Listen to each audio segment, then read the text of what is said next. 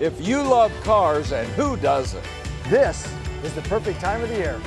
It's January in Scottsdale. And that means it's time for the world's greatest collector car auction. Barrett-Jackson. Over 2,000 amazing vehicles will be crossing over the auction block. And we have some real head turners.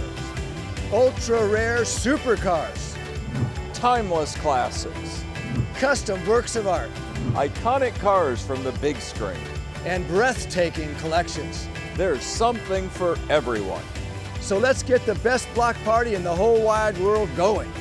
Barrett-Jackson starts right now, live on the History Channel.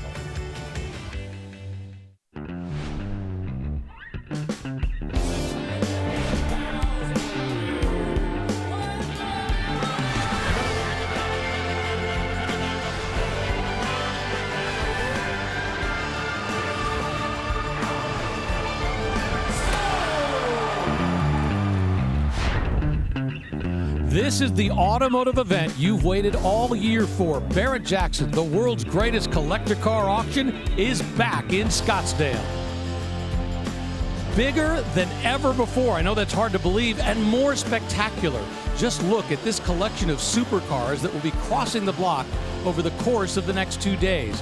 Every single one of those selling at no reserve. Now, this is day 5 of the auction, and each day we've had new surprises, like yesterday's top seller, a practically perfect recreation of Ecto-1, the car from the Ghostbusters. I think you could say that everybody was shocked when it crossed the block and hammered sold at $270,000.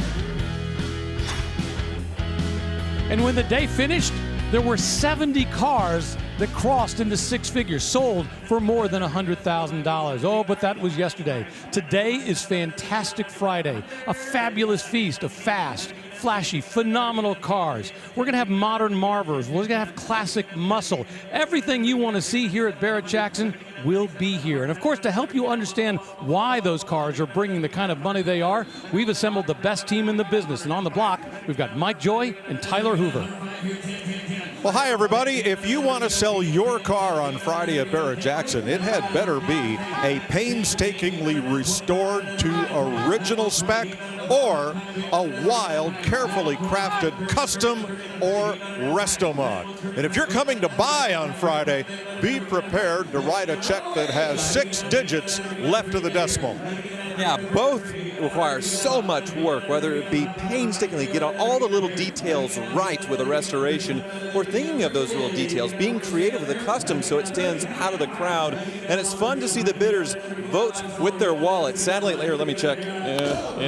Mine's completely empty. So that's why I'm here. So, Mike, can you spot me a few $100,000 to buy something? Well, let's have a look around. Already, Barrett-Jackson has sold a faithfully restored 442 today for $182,000 and a custom Chevy Nova for $180,000. And those numbers are just going to keep going skyward as we look at lot 1033.1, a customized 1969 Ford Bronco. The baby Bronco, and you can see massively upgraded with a Coyote V8 under the hood, but sort of a classic sort of two-tone brown metallic and white finish, something you'd probably see in the 1970s. With a perfect lift on this, off-road tires, and the convertible top. The interior totally custom as well. Beautiful.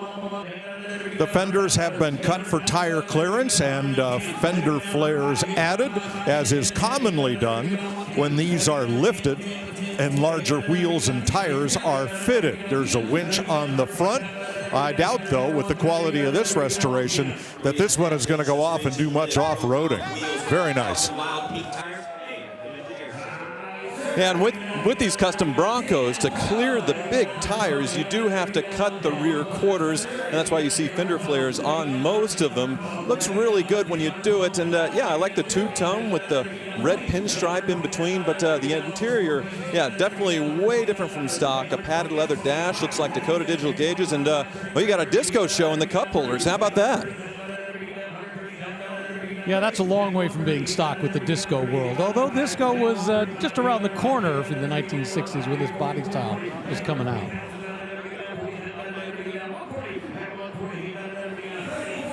Beautiful interior with all the contrast stitching.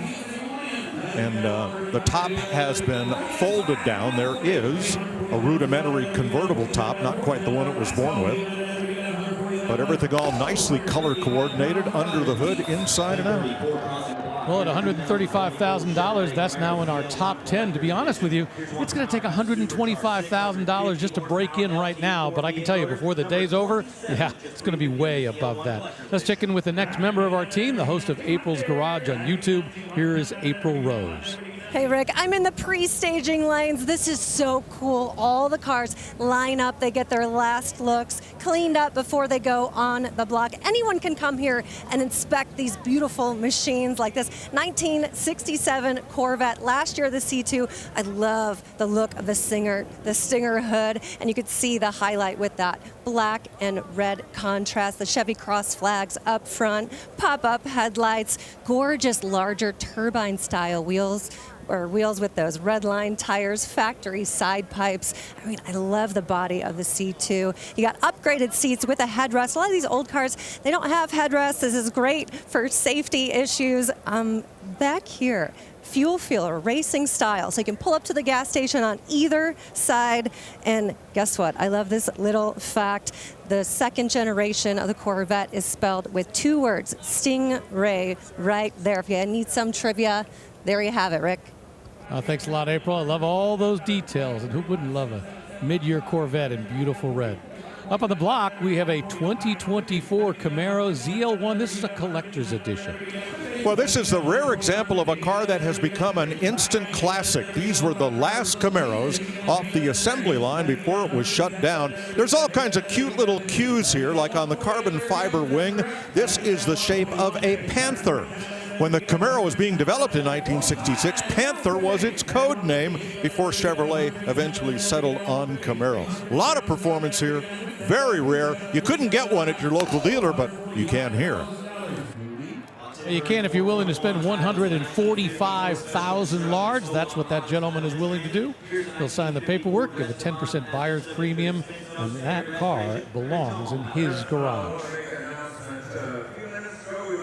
1950 Ford Custom Coupe up on the block right behind it.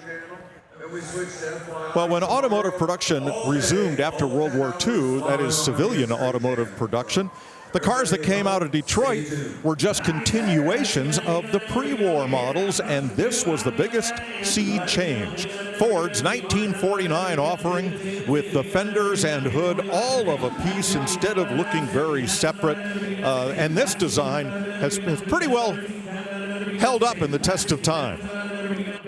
Absolutely. We see a lot of customized shoebox Fords, and this one, wow, they've gone a long ways with this one. You can look at the trim. They sort of did the modern window treatment where it's not the chrome all around it. Also modern door handles you can see integrated into there. And no flathead Ford under the hood of this one. You have a crate motor 351 V8, so big upgrade in power. Got beautiful custom here, alloy wheels, disc brakes, Willwood brakes at all 4 corners. Beautifully done, great metallic blue paint in a base coat, clear coat. So way beyond how this car was born back in 1950. Those are Boyd Coddington wheels, a 2-inch chop to the roof, and Atmos blue metallic paint.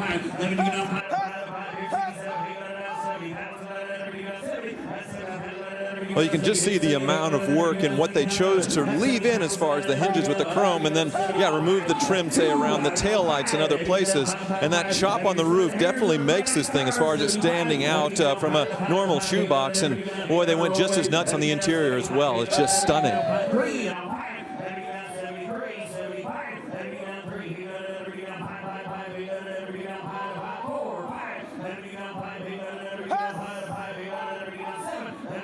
Yeah, the styling on this generation of Ford, so much different than the Chevrolet. The Chevrolet had those big pontoon fenders in the back, and as you talked about, the shoebox, that's the design they went with, much smoother going down the sides for this generation of Ford after World War II.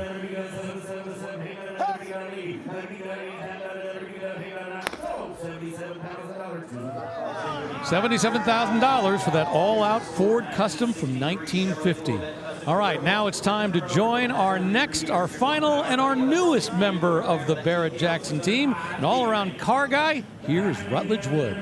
Thanks, Rick. What a pleasure it is to be here with you. And, there's so many amazing cars here at Barrett-Jackson, but there are also some of the rarest cars out there, like this one right here. This is a 1989 Mercedes 190E Evo 1. This was one of 502 built, and this was really to pay homage to Mercedes history in the DTM Racing Series. The aero package is really what jumps out to you at this car, but they put thought into moving the air around this car everywhere. Even on this mirror stanchion here, this is the only thing that's really unique on the mirror section. It wouldn't be on any other Mercedes. Right there, you see the spoiler. This thing's got a 2.5 liter four-cylinder, puts out 195 horsepower. I mean, one of 502, Rick.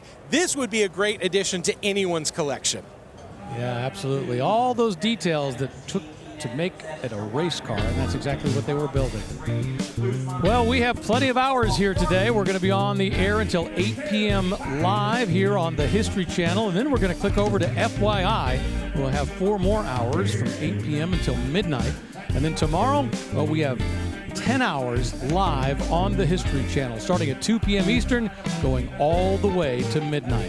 And boy, we're going to need every minute of it to talk about all the great cars, like this one right here, a 1969 Chevy Suburban Custom. Slammed down to the ground, 525 horsepower coming out of an LS3 crate engine and a 6-speed manual.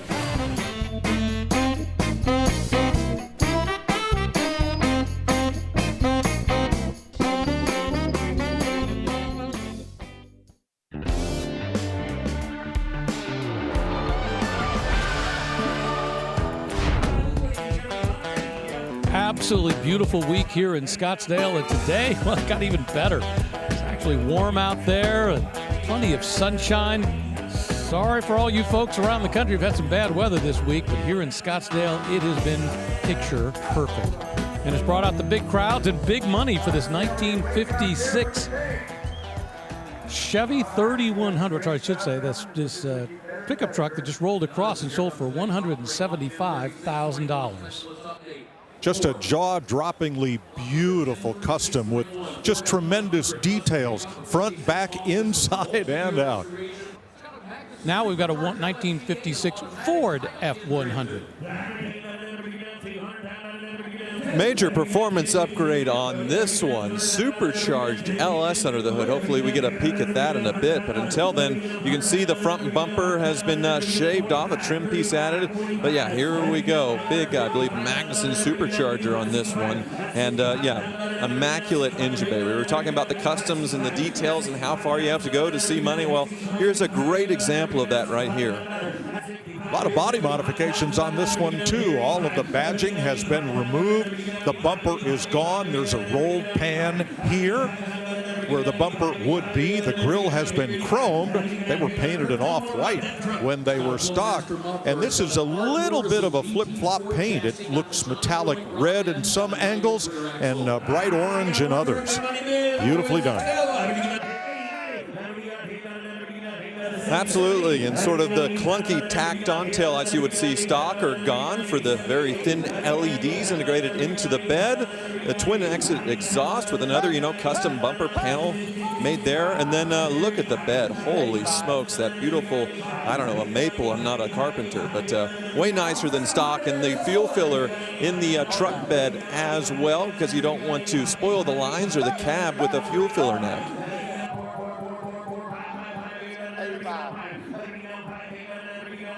And let's take a peek inside with this one as well, because once again, just immaculately done. And you can see bucket seats from something modern in the dash, totally custom on this thing. Leather wrapped, modern stereo and gauges. Look at that steering column, all chromed out. Just all the little details, even the carpets, you can tell, totally custom. Just incredible work here.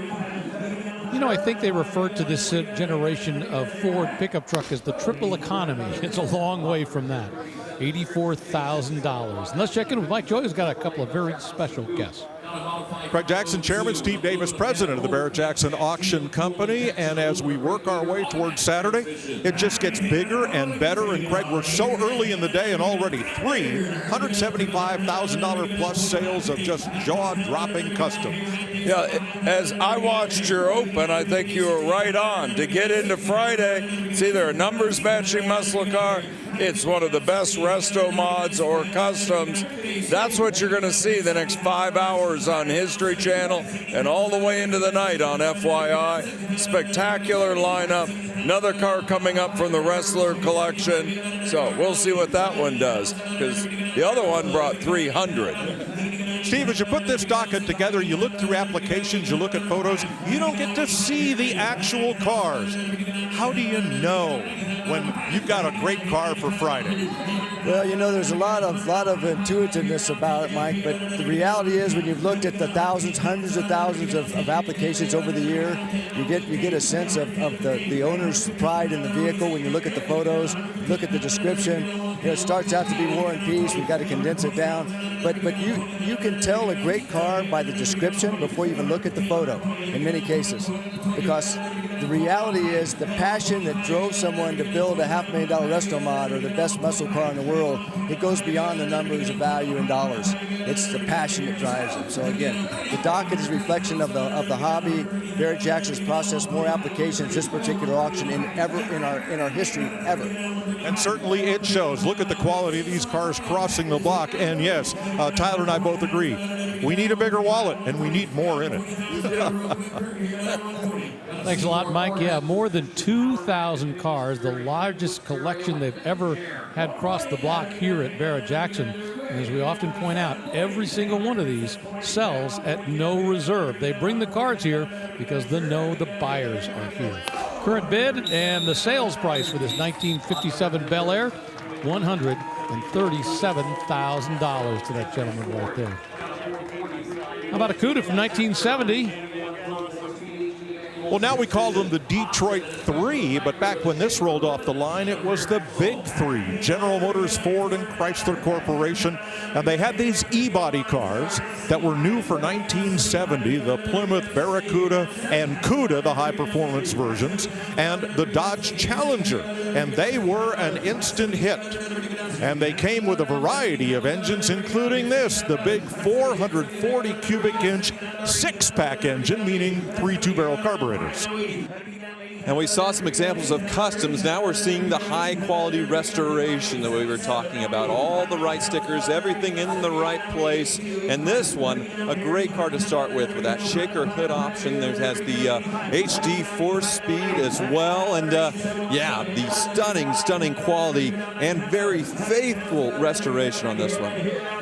Well, note the steel wheels with the little what we call dog dish hubcaps, because after they were used on cars and we might have replaced these with alloys, that's the duty that those hubcaps got. But you have the stripes showing off the displacement here, the blackout taillight panel indicative of the Cuda, and the dual exhausts. So Apostrophe Cuda was its own model line, kind of a subset of Barracuda. Yeah, I'm going to take a quick peek inside just so you can see once again, yeah, the quality of this restoration and that pistol grip shifter, the wood rim steering. Yeah, this one was beautifully optioned when new, so it makes sense to do, you know, a perfect restoration to where it left the factory. And yeah, everything looks right. Well, this is the kind of car in this condition, if you modified it from stock, you would likely devalue it somewhat. Some of them are just meant to be restored and preserved to as-new condition, like this one. And it's been interesting to watch the bidding here, because it slowly but surely marched its way up. It was 75, then 80, then 90. They didn't just jump up into this number. But we've got a couple of committed bidders who've been working on it the whole time, trying to get it there.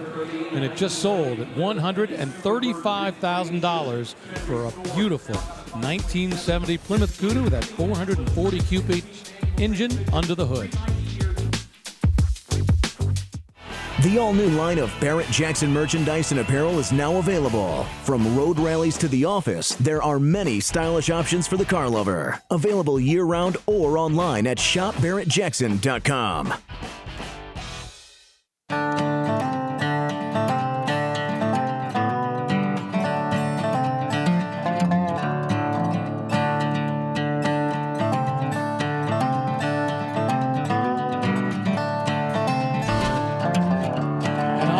That is just a small taste of the cars that we have here at Barrett-Jackson. They're all crossing the block this week. Those are the 10s outside. Some of those cars have already crossed the block. They've got sold stickers on them, but plenty are still going to be crossing the block today. So no shortage of great machinery like this one, a 1976 Cadillac Eldorado convertible. There was a Bicentennial edition in white, this one in black with white interior. Said by General Motors at the time, too, because of increasing federal rollover standards, perhaps going to be the last convertible. Well, we're glad it wasn't. $70,000 for that not end-of-the-line convertible. Right behind it, a 1969 Suburban Custom. This is the one we previewed going to commercial break just a little while ago. Well, and obviously a radically customized Suburban. So if you look down the passenger side, it looks normal. You have 2 doors, but on the driver's side, 1 door. They didn't think to do a 4-door Suburban. They were using these for buses, school buses, transporters, ambulances. They didn't think people would want sort of like a family SUV that we have today. But obviously this one, radically customized with that LS3 under the hood. And then to slam it to the ground with the air ride, they moved up the fenders, the wheel wells way up, and the suspension does articulate. So let's see it dance a little bit here, but before it goes up, look how big the sunroof is here. The giant cloth top spanning the entire roof of the Suburban. A European style fabric rollback sunroof. Never seen one of those on a Chevy Suburban. Looks like 22-inch wheels, front and rear, and of course on airbags with those very low-profile rubber band tires. This one's dropped right to the ground. Certainly built to the taste of the customizer with that matte blue paint and the gray strobe stripes. You will be a hit in carpool pickup line with this one at your local elementary school.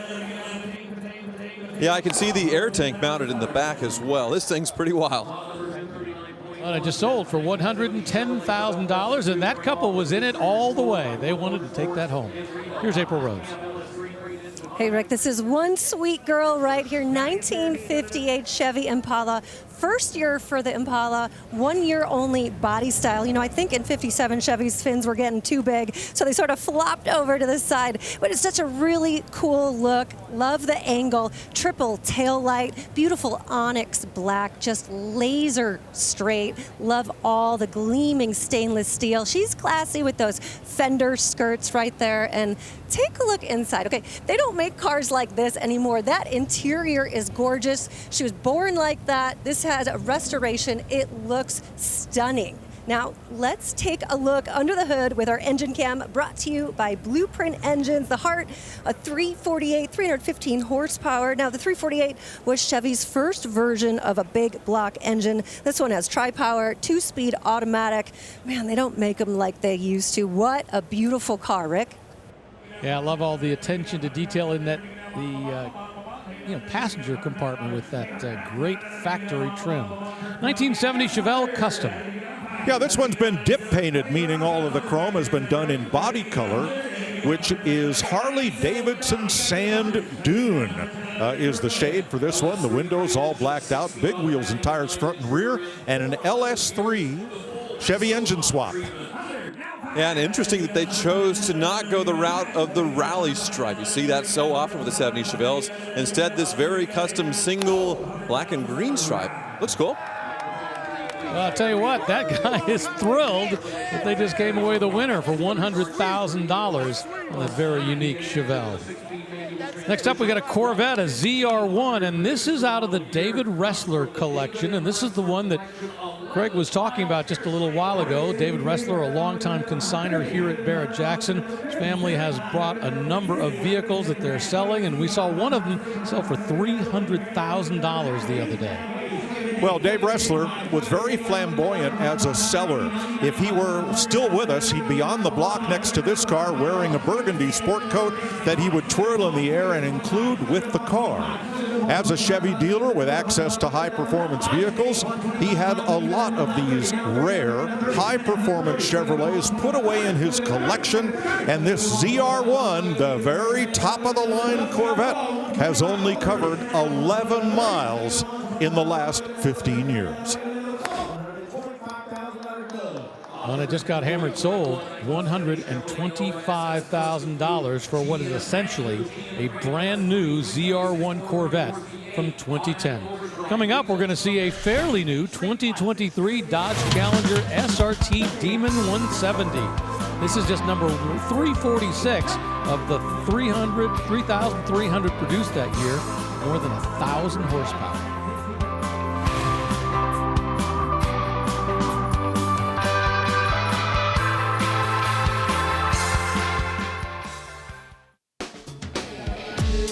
Absolutely amazing collection of supercars. That's what we call the Salon Collection. Every one of those, once again, is going to sell at no reserve over the course of the next 2 days.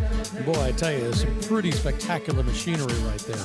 Right now, this 1967 Camaro Custom is up on the block, and it just sold for $90,000. Right behind it, we're going to have a 1967 Eleanor Tribute. So Nicolas Cage, the actor, is quite a car collector. He has a penchant for Ferraris. But Eleanor is the car that he made most famous in the remake of the movie Gone in 60 Seconds. That movie car has spawned lots of replicas, many like this one, licensed. This, however, is a convertible but retains most all of the styling touches of the coupe from the original movie and a lot of Roush and Shelby equipment. Yeah, I don't think it was the cars that got Nicolas Cage in trouble. It was buying the dinosaur skulls and that kind of stuff that got him a little over the top. But yeah, this one, sort of a reverse Eleanor. That pepper gray paint that would be the primary color is now in the stripes. So it's blacked out, but that same body kit. And then obviously, instead of a fastback, it is a convertible with that roll bar or, well, style hoop. And they have the stripe painted on to match. Under the hood, major upgrade with the supercharged 4.6 liter, I believe, 700 horsepower on this thing.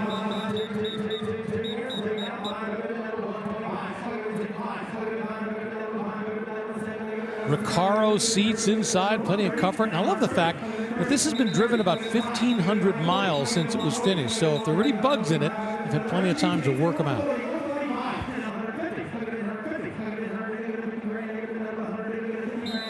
Well, I'm not seeing the go baby go button, which would be the one thing that I would add as far as on the shifter to have that nitrous for the extra boost as you saw in the film.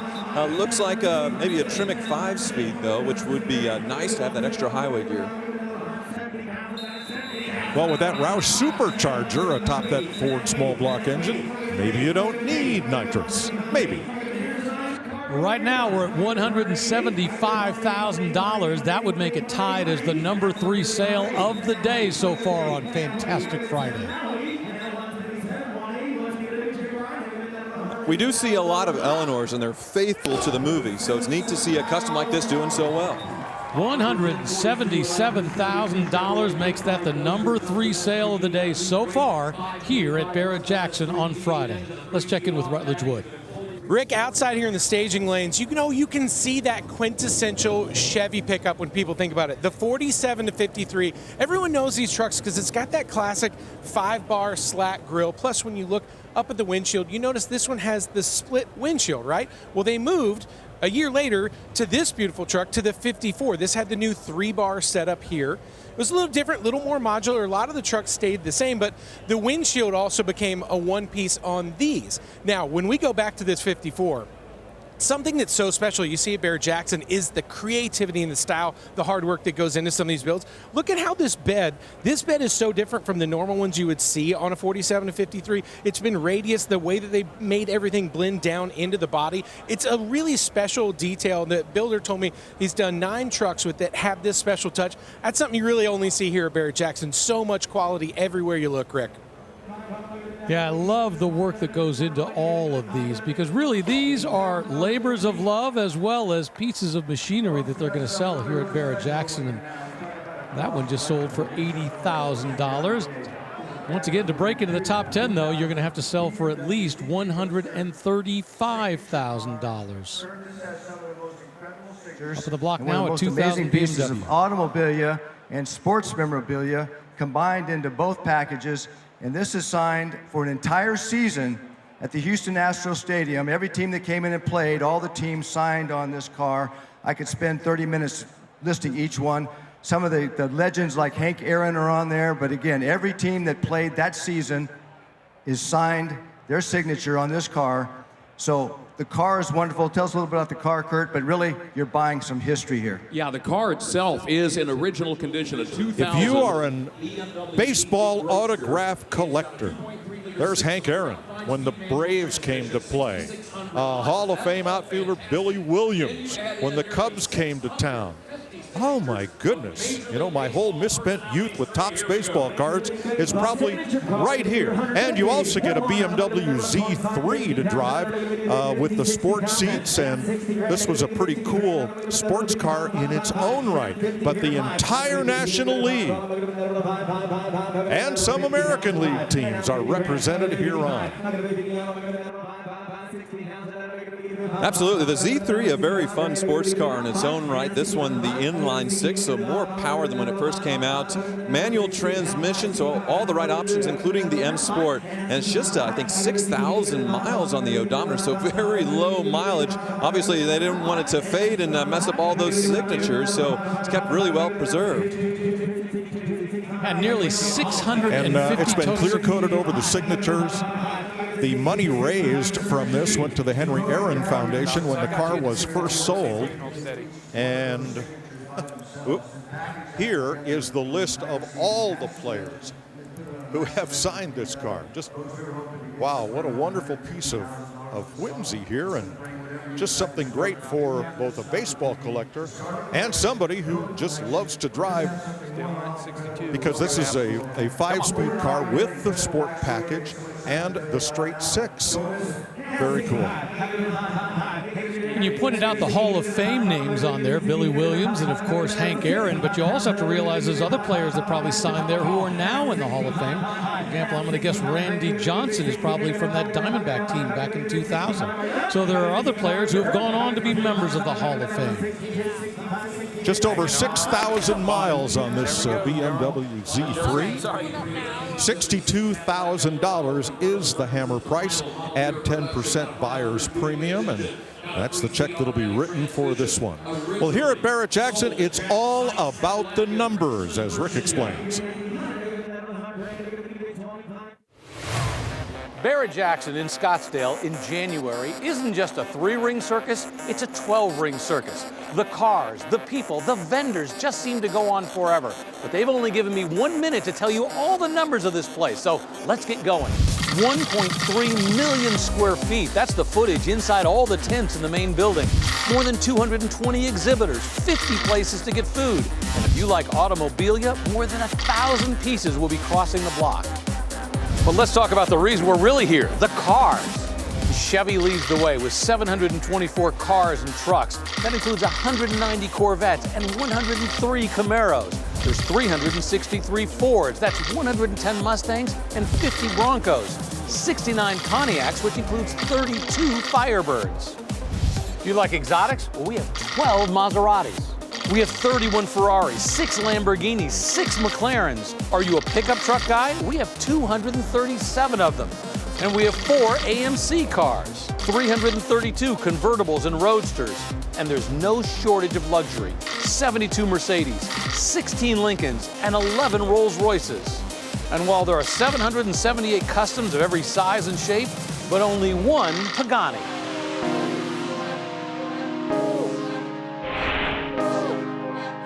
Well, that's the other number, 1. 1 car at a time crosses the auction block, and every one of the 2,000 cars on site will find a new home, because this is a 100% no reserve auction. The bid stops here. Somebody is about to own this Chevrolet K5 Custom Blazer, lot 1043.1. Looks like it's been given about a 6-inch lift. Some beautiful dark gray metallic paint. Black with red stitching interior. Very nice custom Blazer. Yeah, Rutledge previewed this one earlier and did a great job. The soft top definitely, or the canvas over the hard top, is a really neat touch, and all the chrome blacked out. But an interesting choice of engine, going with the 5th generation LT5, not a standard LS. So that's something you'd walk into showrooms today, and a new Suburban or Tahoe would have that engine in. I think about 460 horsepower. I guess the higher trim Denali's, Escalades, and such. So the latest and greatest engine under the hood there. Rare to see a Blazer with no bumper, just a little roll pan here, and that is not a bumper or a hitch, it's just part of the exhaust system.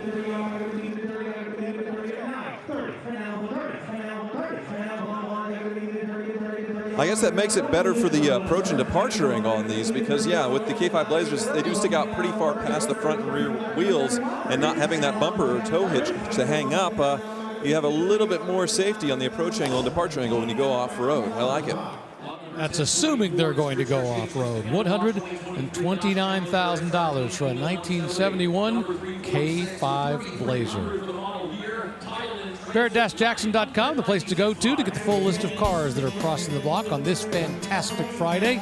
If you want to check out every single one of them, maybe dream about what you'd want to bid on if you were here on site. But remember, you can also do it online or over the telephone. Just have to make an agreement with Barrett-Jackson.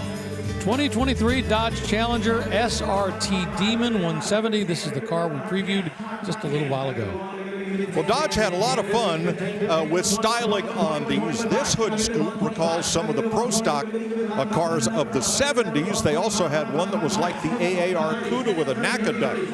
But the 170, boy, this thing is so fast. It went from $0 to $130,000 just like that. Yeah, the spec's pretty unreal on these as far as Dodge going out with the second generation of, the glory days of Mopar with a bang. 1,000 horsepower, the 0 to 60 somewhere around 1.6-ish seconds.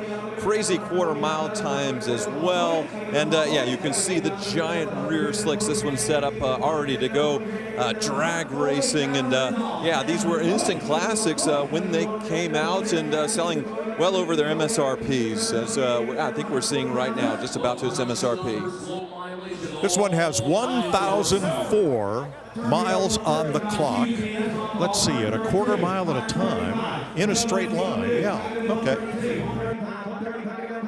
Well, as our good friend Steve Magnante likes to say, the good old days are right now. I mean, you realize this is factory horsepower that, remember in the 1970s, we couldn't have fathomed having a car with this much horsepower coming out of Detroit. $135,000.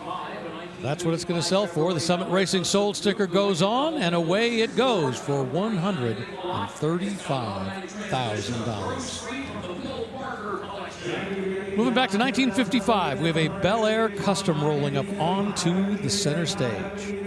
Well, the 55 Chevy was a groundbreaker for a couple of reasons. First, the styling greatly different from the cars that preceded it. It began a 3-year run of shoebox Chevys, 1955, 6, 7, but also for what was under the hood, the first overhead valve V8 for Chevrolet, displacing 265 cubic inches. Now, that is long gone, as we have look under the hood of this wicked double nickel. That is a 489 cubic inch big block engine.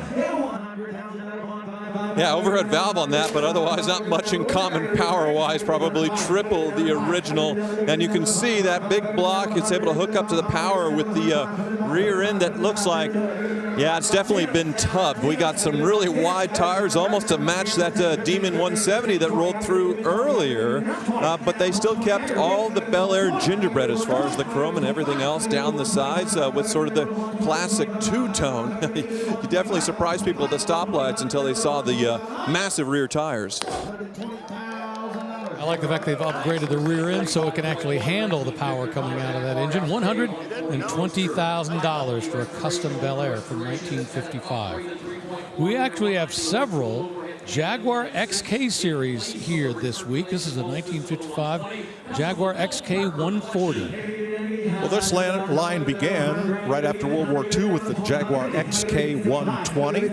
This further development gave it a bit more displacement and a bit more speed. Jaguar very proud of the success that they had in winning Le Mans. There is the Leaper, as it's called, on the hood. Comfortable seating for two, standard transmission, commodious trunk that points out that Jaguar was the winner of the the 24 Hours of Le Mans in 1951 to 53.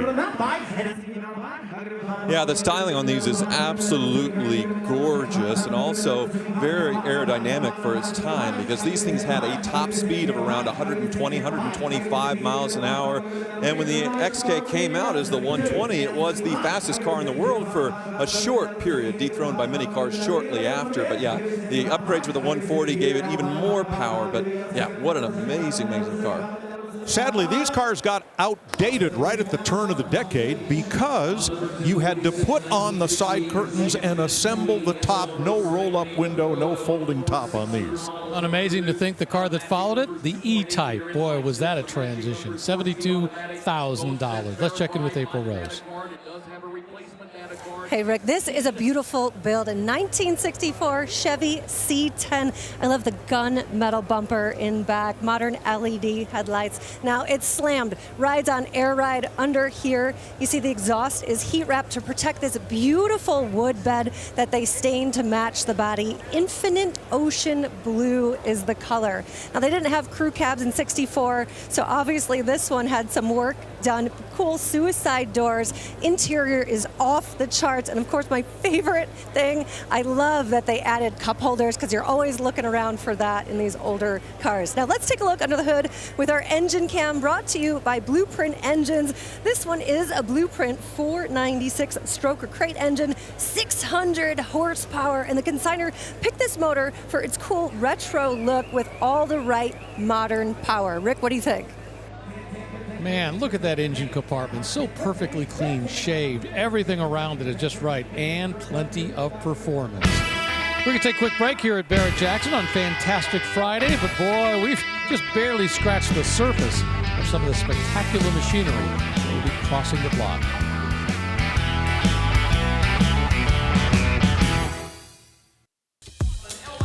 Up on the block right now here in Scottsdale, a 1967 Corvette Custom. This is the one April Rose previewed just a little while ago. And you see the three cars that just crossed the block, including that 2017 Bentley Continental GT that sold for $152,000. Well, this one wears a big block Stinger hood, meaning it would have been born with a 427 under hood. But what we find is a small block modern Chevy LS engine with electronic fuel injection and engine management. So a nice mild custom. And a clean $100,000. That's the hammer price. 1958 Chevrolet 3100 custom pickup truck is rolling up onto the block right behind it. Good grief. Well, this has been given about a 12, maybe a 15-inch lift, 35-inch tires on much larger wheels than it was born. These LED headlights are new, but what they point out is that in 1958, the U.S. government modified their headlight laws, so not only could you have the single 7-inch seal beams, but if you wanted, you could have quad headlights, and they had to be 5 3/4-inch diameter seal beams, and Chevy went for it all the way, even on their trucks. Yeah, this one massively upgraded with that LS under the hood. As you can see, 6.2 liter. The air ride just dropped, as you saw, a couple of inches there. But interestingly, this started life apparently as a Napco four-wheel drive. So it was an aftermarket conversion company that made four-wheel drive pickup trucks because Chevy didn't offer them. So somebody, rather than restoring it to what was a pretty special truck in its day as far as surviving, not many, they decided to go the custom route. And I'm not offended in the slightest. Amazing build. High fives up in the skybox, $80,000. Let's check in with April Rose, who's found a special guest.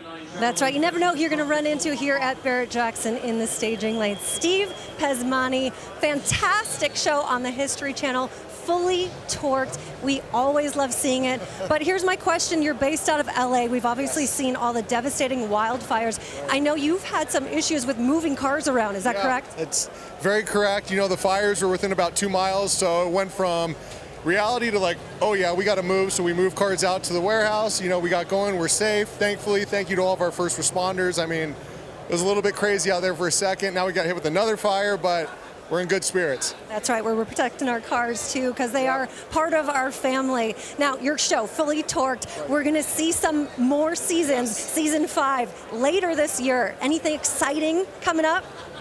we're doing season 5. We got coming out later this year. You know, now that this whole EV initiative has been rolled back, I love it because for us, we're going to be building some street legal NASCARs. Right. We want to go fast. We want to do crazy stuff. And this is the perfect climate too. Patriotism's in. Let's party. That's right. We got naturally aspirated 1.9 right here. That's what we like to see. Now, when you're at Barrett-Jackson, do you walk around and say, oh, I want to fix this, customize this? That's a good idea.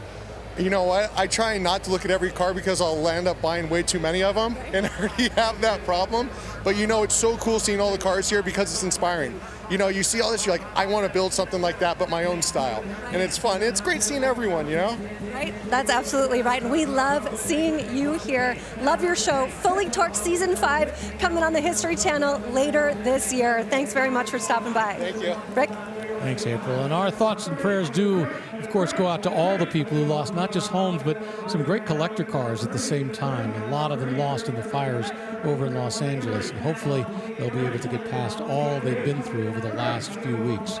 $129,000, the current bid on a 1959 Corvette Custom. LS3 engine swap, 6-speed Tremec transmission, and a little bit of mild customizing, including those American Racing Equipment Torque Thrust D wheels to clear the ditch brakes. Yeah, but they kept all the chrome, all the gingerbread of the Corvette in 1959, but everything upgraded. Even I love the stock clusters when they integrate the modern gauges inside of it. So you just wouldn't know till you power the car up that anything's different. And yeah, that 6-speed Tremec's a great upgrade. $138,000, the final price for that 1959 Corvette with all those custom touches. Those folks right there, congratulations.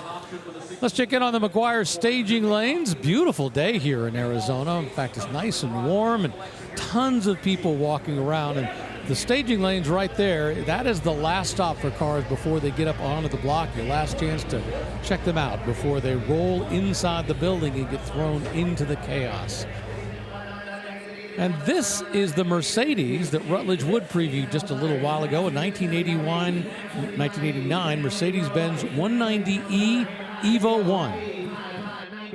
Well, here's a homologation special from Mercedes, similar to the Superbird, say, where they had to build so many to go racing. It's the same with Mercedes in the 1980s, and they threw a lot of tech at this 190E. You can see the wide body kit and the big wing, but under the hood is a seriously upgraded 2.5-liter engine with a Cosworth head, stroked out, and a lot of technology as well, including like an active hydraulic suspension that you can adjust the dampening to stiffen things up.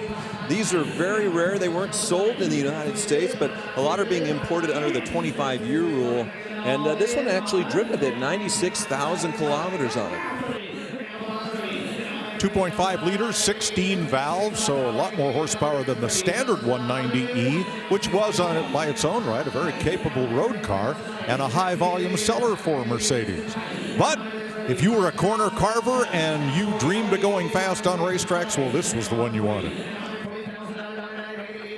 But they were hard to get. I think they made a little over 500 of these. So now that the jig's up as far as how rare these are, they've become a major collectible in the Mercedes world, $138,000.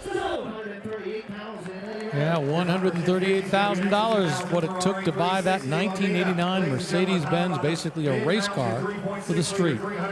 Coming up, a 1956 Ford F100 custom pickup truck will be crossing the block.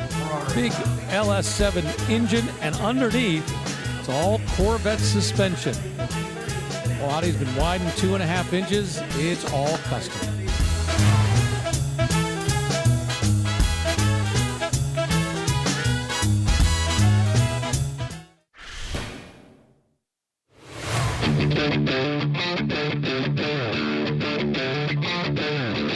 Well, Shirley may have been out of drag racing for a while. You can't say it's done anything to hurt her popularity. Just look at her pit back there behind me. It's the one where you can't see the car because of all the fans.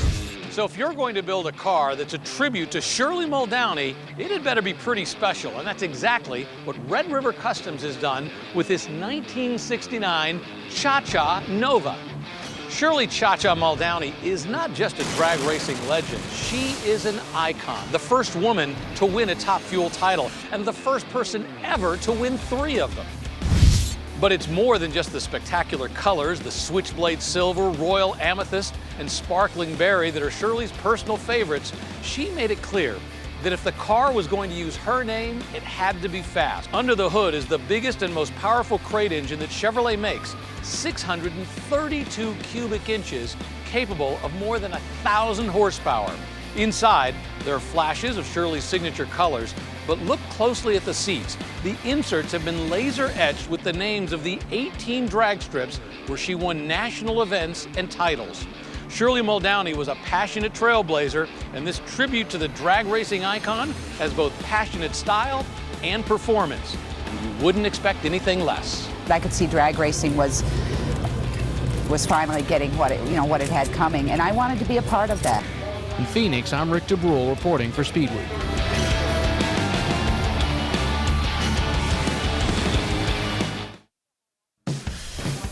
Just moments ago, a 2006 Hummer H1 Alpha truck that's been re-engineered from the last year of the Hummer. It crossed the block and caught everybody's attention when it was hammered sold for $200,000. That is now the #1 sale of the day so far. Fantastic Friday at Barrett-Jackson. Up there right now, 1951 GMC 100 Custom. Very nicely built. Now this retains the original style of Chevy small block V8, not a modern LS swap. We see that the center exhaust ports are nearly Siamese, and when you see this layout, usually you're looking at a small block Chevy, especially with a rectangular valve cover. Edelbrock intake there, 4-barrel carburetor. The C10 Nationals Truck of the Year, built by Why Not Motors. Very attractive root beer looking paint. Love the chrome wheels, but all the bright stainless. And let's take a look at the chassis cam to see if this one's just as clean underneath. I can't imagine it isn't. Oh yeah, the 383 cubic inch stroker V8 there. Got a good little view of the starter. Flywheel spinning there along with the drive shaft and the exhaust coming out the passenger side. And yep, there's that wood bed. See if we could get a peek at some of the custom. Looks like a 5-gallon air ride. I think some tank's hiding in there somewhere. Didn't see it, but it's definitely there. Well, it just sold to the Skybox for 120. Wait a minute, we've got some confusion. You can see the bidder assistant trying to explain what the bid is, and now they've communicated it to the auctioneer. Their job is to figure out who does have the high bid, and most importantly, what the amount is. $120,000. There, they know they've got it. That gentleman signs, and he gets the car. Well, Fantasy Bid is back in 2025. If you'd like to test your collector car knowledge and perhaps grab a great prize in the process, you want to play Fantasy Bid, brought to you by Dodge. Go to promo.barrettjacksonfantasybid.com to register and play.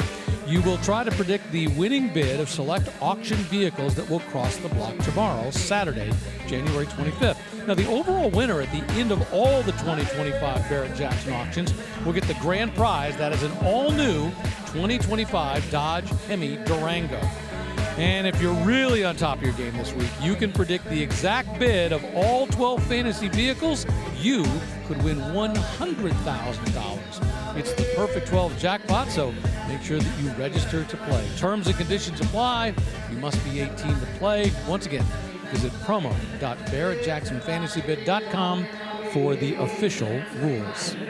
Up on the block right now, a 2021 Ford Shelby GT500 KR. Well, Carroll Shelby is gone, but his company still builds these beautiful high-performance Mustangs, taking them to another level. The KR stands for King of the Road, a lot of exposed carbon fiber, a Whipple supercharger, and less than 150 miles on the clock. Yeah, so from the factory-built GT500, you have 760 horsepower, the dual-clutch transmission. The KR, it's done Shelby in Las Vegas. They do the custom hood, wheels, and then that Whipple supercharger takes it to 900 horsepower. Very limited run of these, and yeah, way over the MSRP as far as these. Started out about $80,000 to $100,000. You pay more for Shelby to do the extras, and look at the result.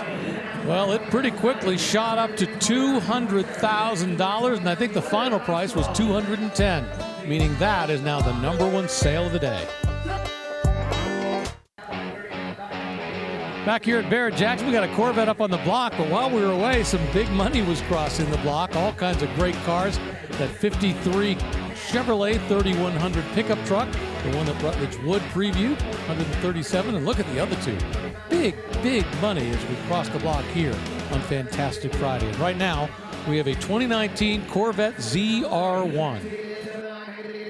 Yeah, this one, 750 horsepower in the front, the last generation of the front engine Corvette. You can see the wild color, the carbon fiber accents on the hood to signify that it's the ZR1. So a lot of body improvements as far as the wide body and such. But yeah, an end of an era right here, unless Corvette decides to go back to front engine, but I don't see why, since the mid-engine has been such a huge success for them.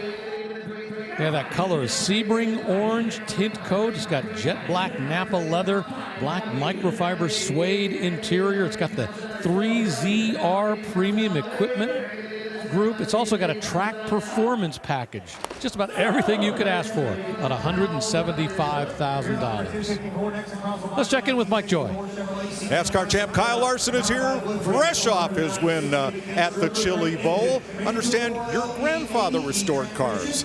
Yeah, my grandpa. I have one of his old 1940 Pontiacs, so I haven't driven in a couple years, but yeah, that's a special piece to our heart. So it's cool to be here at Barrett-Jackson, and I don't know, maybe we'll get to see Rick Hendrick spend some money here later. Yeah, Rick Hendrick, Jeff Gordon, your bosses are here. This is kind of Rick's happy place, isn't it? Yeah, we ran into him a little bit ago, and I told Jeff Gordon, I was like, man, I haven't seen Rick Hendrick move this fast, since I've been a part of Hendrick Motorsports. So, it's really cool to see him, super excited to be here and, bouncing around to look at different cars. So, I'm happy to be here with them, and like I said, look forward to seeing him, spend some of that money here in a little bit. But yeah, excited to get our season going next week at the Clash and on in Daytona 500. Well, how about you? Do you have your eye on anything here? A little bit. I was looking last night, and there was it's like a 1972 Blazer. So I think that'd be fun to drive up and down the road and take it to Hendrick Motorsports for competition meetings on Mondays. Great family car too. All right, glad to have you here. All right, thanks a lot. And up on the block, the #1 sale so far of the day on Fantastic Friday. This 1964 Chevy C10 custom pickup truck, nicknamed the Mistress. It just sold for $250,000. Everybody appreciates great work, and that's exactly what's been done on this particular truck right here. Rolling up behind it, how about a 1954 Chevy 3100 Custom? Yeah, pretty wild with that truck that just sold. They did a custom crew cab on it, which wasn't available in the 60s and not available in the 50s. Only the single cab like this one. 6.2-liter supercharged LS under the hood. Major upgrade. And as you can see, the paint just fantastic on this one. Loaded with just the right stance. But all the chrome that you would have found in a 1954, with the exception, I guess, around the windshield, sort of the modern windshield. But another impeccable custom build. Wow. Whatever apple that Snow White bit into, it did not have as deep or as bright a luster as this candy apple red paint. Unbelievable. Yeah, the name for that is Ethereal Candy Red, taking it to that next ultra world. Well, I love the center exit exhaust here. The little touches, the things that you do that are creative to set your truck apart, that's how you're going to get the big money. So the paint, incredible on this one. Also, if you look at the wood bed, they blacked it all out. So that looks fantastic as well. Yeah, just like Mike said, the paint just unbelievable on this one. Supercharged LSA under the hood. Every bit as gorgeous there. Plaid seats. Beautiful presentation. $150,000, but guess what, guys? That doesn't even make it into the top 10 of the sales so far. Let's check in with Rutledge Wood. Rick, there are some amazing cars coming up. This 1998 Porsche 911, better known as the 993, this one's coming up. Check out that beautiful paint. This one's got the turbo wide body look. It's got the turbo twist wheels on it. Now, this one does have the Tiptronic 4-speed transmission, made it to that 3.6 flat six. So could be a chance for somebody to get a great buy on these. The 6 speeds tend to run a little bit higher, but such a beautiful car that continues to grow in price year after year, Rick. All right, thanks a lot, Rutledge. We appreciate it. By the way, thanks for being a part of our team today. We're going to take a quick break. Beautiful terrain scenery, beautiful machinery here at Barrett-Jackson. It's the perfect combination when you come to Scottsdale in January.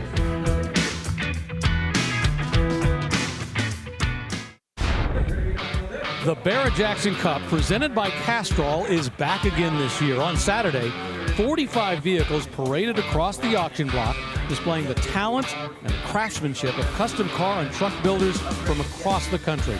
5 finalists are being chosen from this amazing collection of vehicles, with the Barrett-Jackson Cup Ultimate Best in Show winner being announced during our live Super Saturday coverage on the History Channel.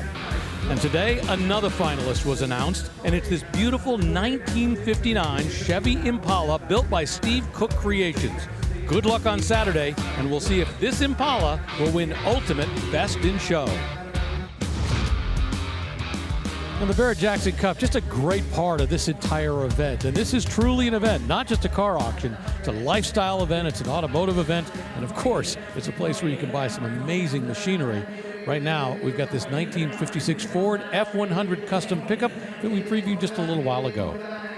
Well, this one is a real wolf in sheep's clothing. It is very much a Ford stock-bodied pickup, but it's a Chevy modern LS7 V8 under the hood and full Corvette independent suspension at both ends. Yeah, and to make that suspension fit, they took the stock body, the fenders, and widened them 2 inches, which you really wouldn't notice unless you're comparing it up against, I'd say, a stock one. Very stealthily done. And you can see they did a side exit exhaust, or I guess it's a rear side exit exhaust on the driver's side, along with a very subtle fuel filler door. So a lot of body modifications with this one to really take it to the next level. Yeah, I like that 2.5-inch stretch in the width because it hides in plain sight. They pretty much kept the stock proportions of this truck, and boy, the inside, billet handles, and the inside is every bit as beautiful as the outside. $160,000 to the folks up in the skybox. Beautifully done on just about every level. Right behind it, a 1961 Mercedes-Benz 190 SL. Well, pretty much the end of the line for Mercedes Junior sports car that debuted in 1955. Built on the floor pan of the 190 sedan and sharing its 1.9-liter single overhead cam engine with Solex carburetors. This was not a hot rod. These had little, if any, success in racing. They were more a boulevard cruiser, setting the stage for all the SLs that followed. Yes, we also have a 300 SL selling on Super Saturday. It may look similar, at least on the skin, but underneath totally different. Yeah, that's a tubular chassis on the 300 SL, basically a race car that was sold to civilians. And this one, based on the sedan, but yeah, a gentle, nice touring car. Definitely not a corner carver, but with the rising tide of the 300 SLs, it's floated the 190 SLs up with prices as well. $150,000. Wow. Really strong money. Once again, not massive performance, but it does have incredible looks. Those folks get to take it home. Barrett-Jackson.com, the place to go to for all the information. In between auctions, you can read plenty of stuff, but more importantly, if you want to see the cars that are crossing today and tomorrow, that is where you want to go. A 1957 Chevy 150. This one is a custom gasser, and this is the first one we're going to see today from the Brian Frank collection. So gasser is kind of a catch-all term, and it's applied to cars that have been modified, lightened in the front. Look at that straight axle front end, very little weight there. The whole idea is weight transfer to the rear to hook up the rear tires for going down the drag strip at a quarter-mile distance just as fast as possible. Love those big, tall injector stacks that you showed. This is a fuel-injected car built on a rather basic 57 Chevy, but to a high standard.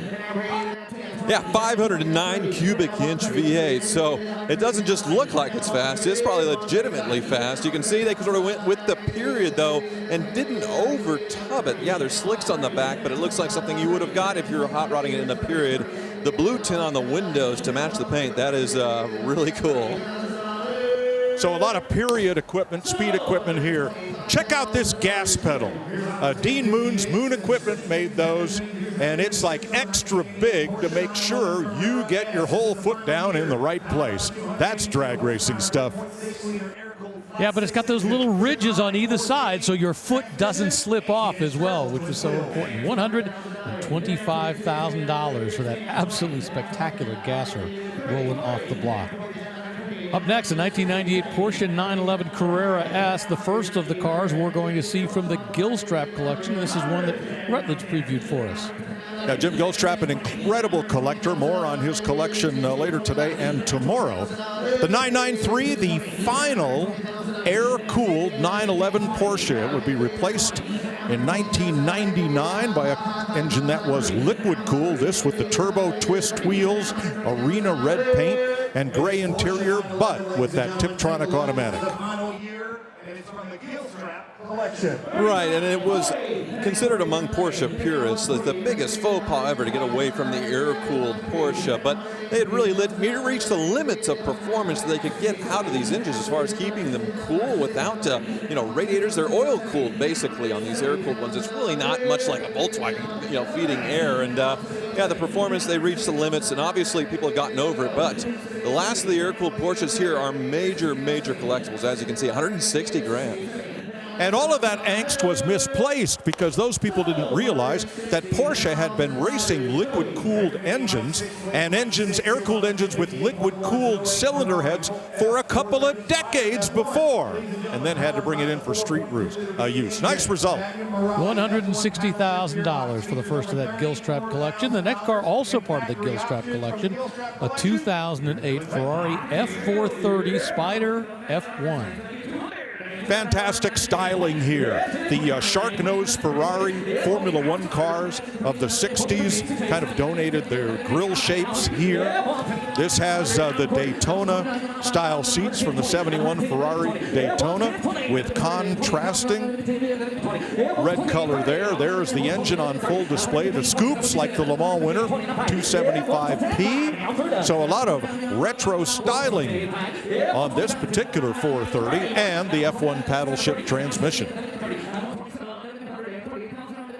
So this one does look brand new and has the mileage on the odometer to show it, just a little over 6,000 miles. So a very low mileage, clean example of one of these. And the nice thing about the 430s, you don't have to do a belt service. They're lower maintenance, but you get all that Ferrari mid-engine glory behind you as far as the exhaust notes, and flipping the transmission with the paddle shifters like you're a Formula One racer.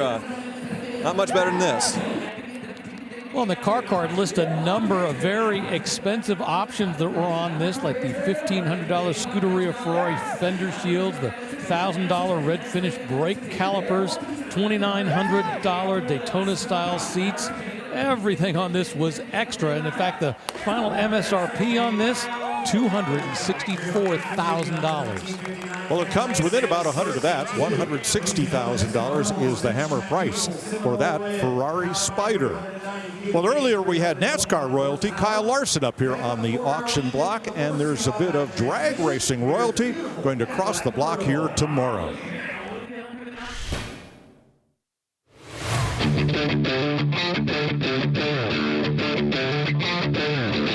Well, Shirley may have been out of drag racing for a while. You can't say it's done anything to hurt her popularity. Just look at her pit back there behind me. It's the one where you can't see the car because of all the fans. So if you're going to build a car that's a tribute to Shirley Muldowney, it had better be pretty special. And that's exactly what Red River Customs has done with this 1969 Cha-Cha Nova. Shirley Cha-Cha Muldowney is not just a drag racing legend. She is an icon, the first woman to win a Top Fuel title, and the first person ever to win 3 of them. But it's more than just the spectacular colors, the switchblade silver, royal amethyst, and sparkling berry that are Shirley's personal favorites. She made it clear that if the car was going to use her name, it had to be fast. Under the hood is the biggest and most powerful crate engine that Chevrolet makes, 632 cubic inches, capable of more than 1,000 horsepower. Inside, there are flashes of Shirley's signature colors, but look closely at the seats. The inserts have been laser etched with the names of the 18 drag strips where she won national events and titles. Shirley Muldowney was a passionate trailblazer, and this tribute to the drag racing icon has both passionate style and performance. You wouldn't expect anything less. I could see drag racing was finally getting what it had coming, and I wanted to be a part of that. In Phoenix, I'm Rick DeBrule reporting for Speedweek. Well, Rick, I've worked on TV for 4.5 decades. I know you are close to that, and too many of those pieces live on YouTube. Is it fair that the cars have held up better over all this time than we have? They have much more shine than we have. But, you know, the great thing about being a part of this in television and racing for so long is having met people like Cha-Cha, Shirley Muldowney, you know, Kyle Larson, all these great people who have become true legends today. I worked a Pro Mod drag race show with Shirley on CBS back in the 1990s, and just what a wonderful person. Yeah, exactly. All right, let's get to the block, because we're going to see Cha-Cha up here on the block tomorrow with that car, Shirley Muldowney. Right now, we have a 1959 Cadillac Series 62 convertible. $175,000, the hammer price for those big, tall fins on that 59. There's a Chevrolet right behind it. First year and only year for this styling cycle, the 1958 Chevy Impala convertible. This one, another immaculate restoration, and it has a very desirable option under the hood. It is a tri-power equipped Impala, so you can see the 3 carburetors underneath the big air cleaner there. And this one, yeah, just a beautiful Concours quality restoration of, an iconic body style as far as the Impala, the most wild, crazy looking, I guess, other than the 59s when it comes to the fins and all the glitz. This was the first year for the Impala as the top-of-the-line Chevrolet. You got all that great fluted, extruded aluminum down the side, extra badging, and most importantly, triple tail lights. Only on the Impala for a decade or so, except for 1959. That was the primary spotting feature that you had bought, the top-of-the-line Chevrolet. The other sign is a $132,000 check that gentleman is going to write for that 1958 Impala that has been beautifully redone and showed up here on the auction block at Barrett-Jackson.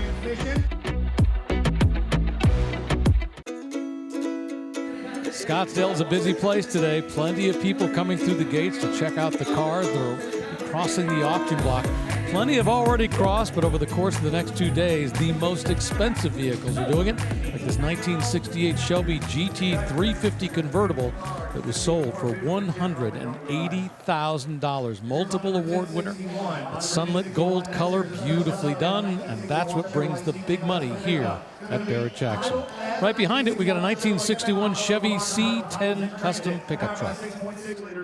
Well, this one has been lower. You see it is on air ride as the air is let out of the bags, and it lays frame here. Very interesting colors. Now, this off-white in the grill, black bumper, well, that's how they came. Those parts weren't chrome.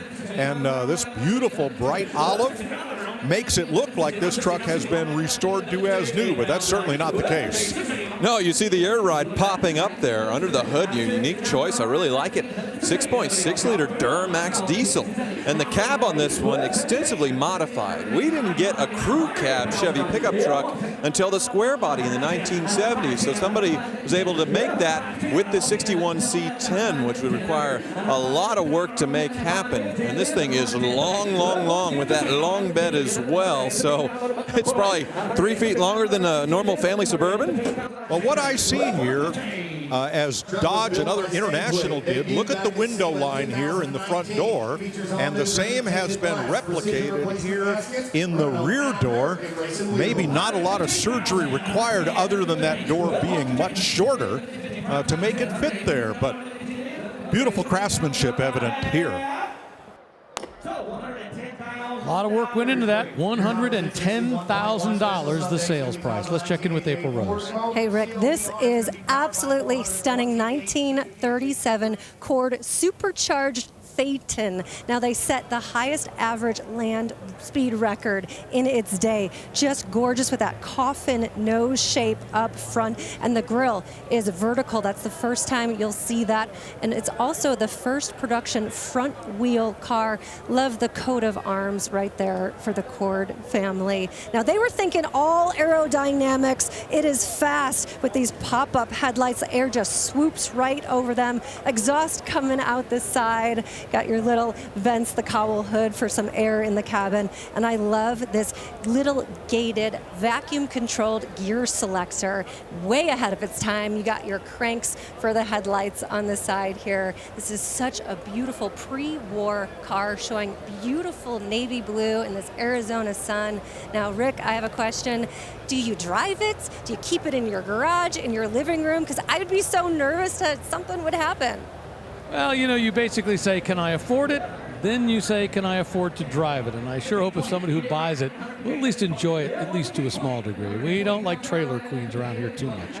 1968 Mustang GT 428 Cobra Jet. So the big high horsepower car, and you won't recognize this color because it is a special order shade.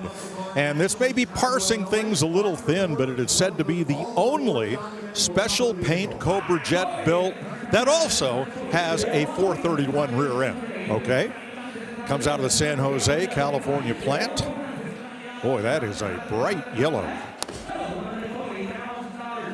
And it just sold here at Barrett-Jackson for $140,000. That 1968 Mustang GT 428 Cobra Jet. That one-of-a-kind color, the only one made that year coming out of the San Jose plant. 1970 Ford F350 Custom up on the block right now. Well, and again, here we have another four-door crew cab conversion. I love the colors because a lot of times you'll see these grills and bumpers chromed, but they came just like this in this off-white color. And I seem to remember about this time, every telephone company truck from the Bell system was painted in this shade of green. So actually, Mike, Ford was way ahead of Chevy when it came to the crew cab. So in the mid-60s, they were selling crew cab pickup trucks, which this one may have been from the factory. Still very rare. Major upgrade under the hood, the 7.3 Godzilla V8. So big horsepower, I think 600 or 700 horsepower out of those crate motors. Once again, this one is the long bed, though. So you got that long crew cab and the long bed. This thing is massive. Yeah, this one was built to work. One great touch, I think, here is in the bed. SEM and other companies now make a tintable bed liner product that can be matte color matched to the exterior and then sprayed in the bed. So you don't know that it has a bed liner spray because it looks just like the outside, but it is very protective. $140,000 for that massive crew cab from 1970 on that Ford F350 chassis. Beautiful day here in Scottsdale, bringing out plenty of people who want to see some spectacular machinery. And boy, I tell you what, there is no shortage here at Westworld.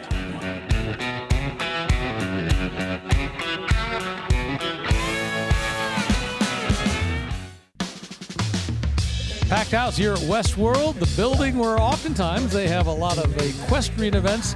And today it's all cars and all the people ready to buy the cars. As Mike mentioned at the top of the broadcast, you better be capable of writing a big check today because look at the numbers we're seeing. We're seeing over six figures on a regular basis, $115,000 for that 63 Corvette. And right now, a little car with a big price, a Chevy 2 Nova Custom from 1963. So why did GM build the Chevy 2? Because compact car shoppers rejected the ugly duckling Plymouth Valiant and the revolutionary rear-engine air-cooled Corvair, and they were buying Ford Falcons, which were conventional. So in '62, Chevy rushed the Chevy 2 into production. The Nova Custom Coupe was the top of the line, and this one has been all resto-modded to a great standard. And it just sold here at Barrett-Jackson for $70,000 for that beautiful work on all that car. Up on the block now, we got a 1964 Corvette Custom.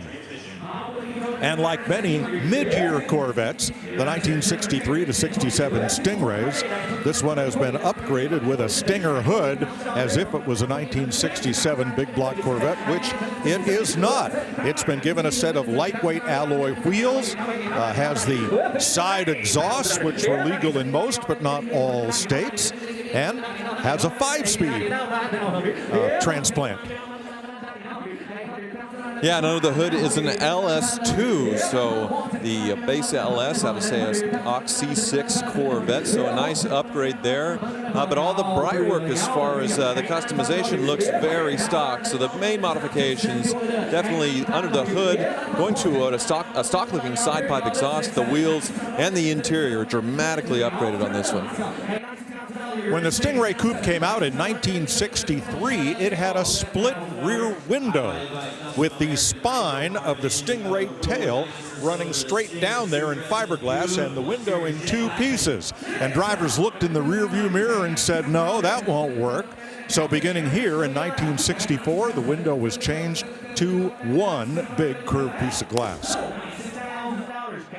The way that one goes, $96,000, close to 6 figures. Now, Craig Jackson has a very special friend to tell you about a very cool car.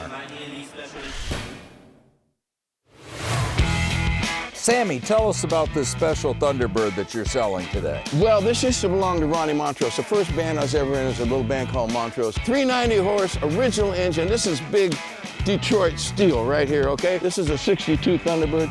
I think it's one of the coolest looking Jetson modern cars of its day. It's a Ford. You gotta have it. Anyway, it's badass. This car, to me, everything's perfect. Red interior.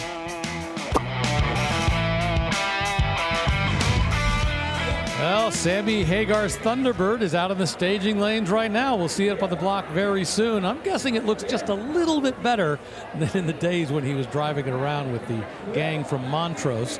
By the way, he had a great concert here on Friday night, a week ago, with his band and Michael Anthony.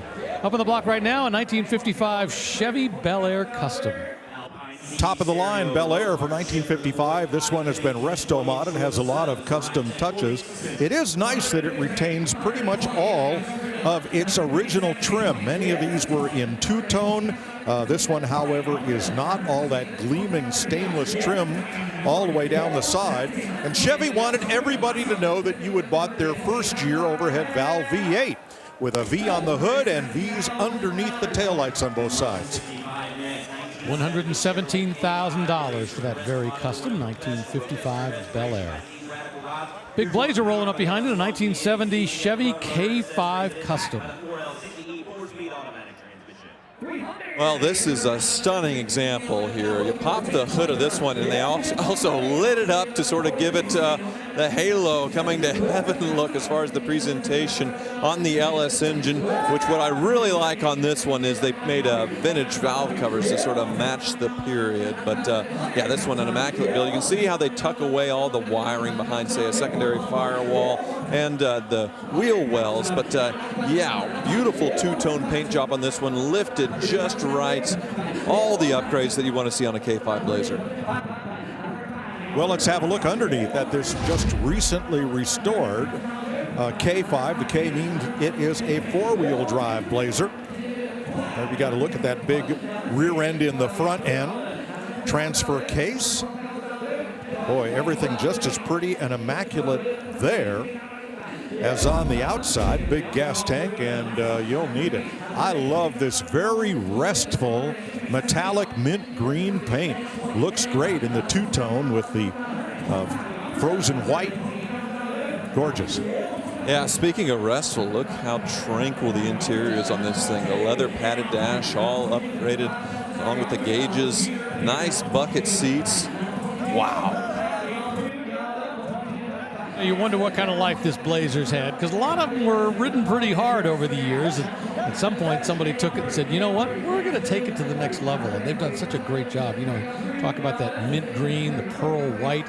And what's really impressive is how they've used that paint scheme all the way underneath. And there's lighting underneath the hood as well. So when that hood lifts, you get a great view of the engine.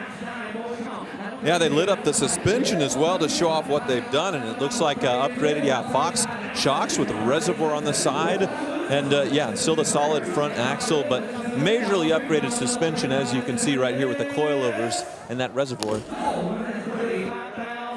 $135,000 for that 1970 K5 Blazer Custom. Boy, Broncos and Blazers both bringing big money. In fact, we've also seen some international scouts this week that have done very well. So all of the classic SUVs bringing in big money. 1964 Lincoln Continental Custom Convertible center stage. Well, now yesterday we had roll across the block a faithful replica of the Deathmobile from the final climactic scene, the parade scene of Faber College Homecoming in Animal House. And it was built from one of these in the movie and across the block. But boy, this one is so much more. Look at this gorgeous upgraded 5.0 liter engine and suicide doors on these Continentals. They are called. They are rear hinge for easy in and out. And I love what the stylists have done here in that the top stack fits completely underneath this solid cover, so there is no sign of it, making this just a great parade float, Animal House or not. Well, we just hit $200,000. Easy to see why, the quality of it. And I like how they backdated while upgrading. So that Coyote engine had the Continental lettering on it, classic wheels as well, but they're oversized as far as the styling, but definitely upgraded. And then the quality of it, just unbelievable. Now $240,000. Holy smokes. We are closing in on $250,000. We got it for this 1964. This is now the #1 seller of the day so far. And guess what? They're not done. They're just clicking them $5,000 at a time. $275, $280. This is every consignor's dream. Well, two committed bidders who refuse to lose. We're closing in on $300. And the bidders are all on the internet, as I understand. No one in the house. We just hit $300,000 for this 64 Lincoln Continental. The question is, are they done?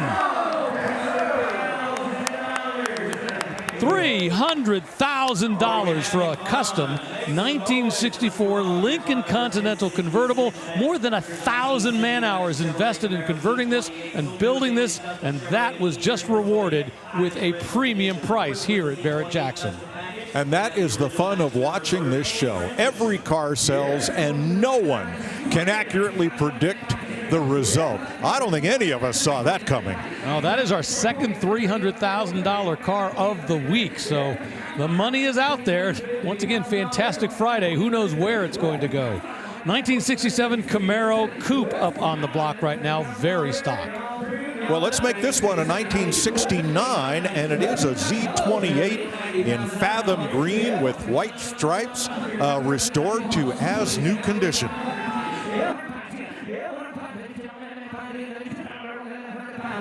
Yeah, nothing custom about this one, and great options. The manual transmission, bucket seats, and yeah, that Fathom Green with the rally stripes. Just a stunning example of a Z28 here.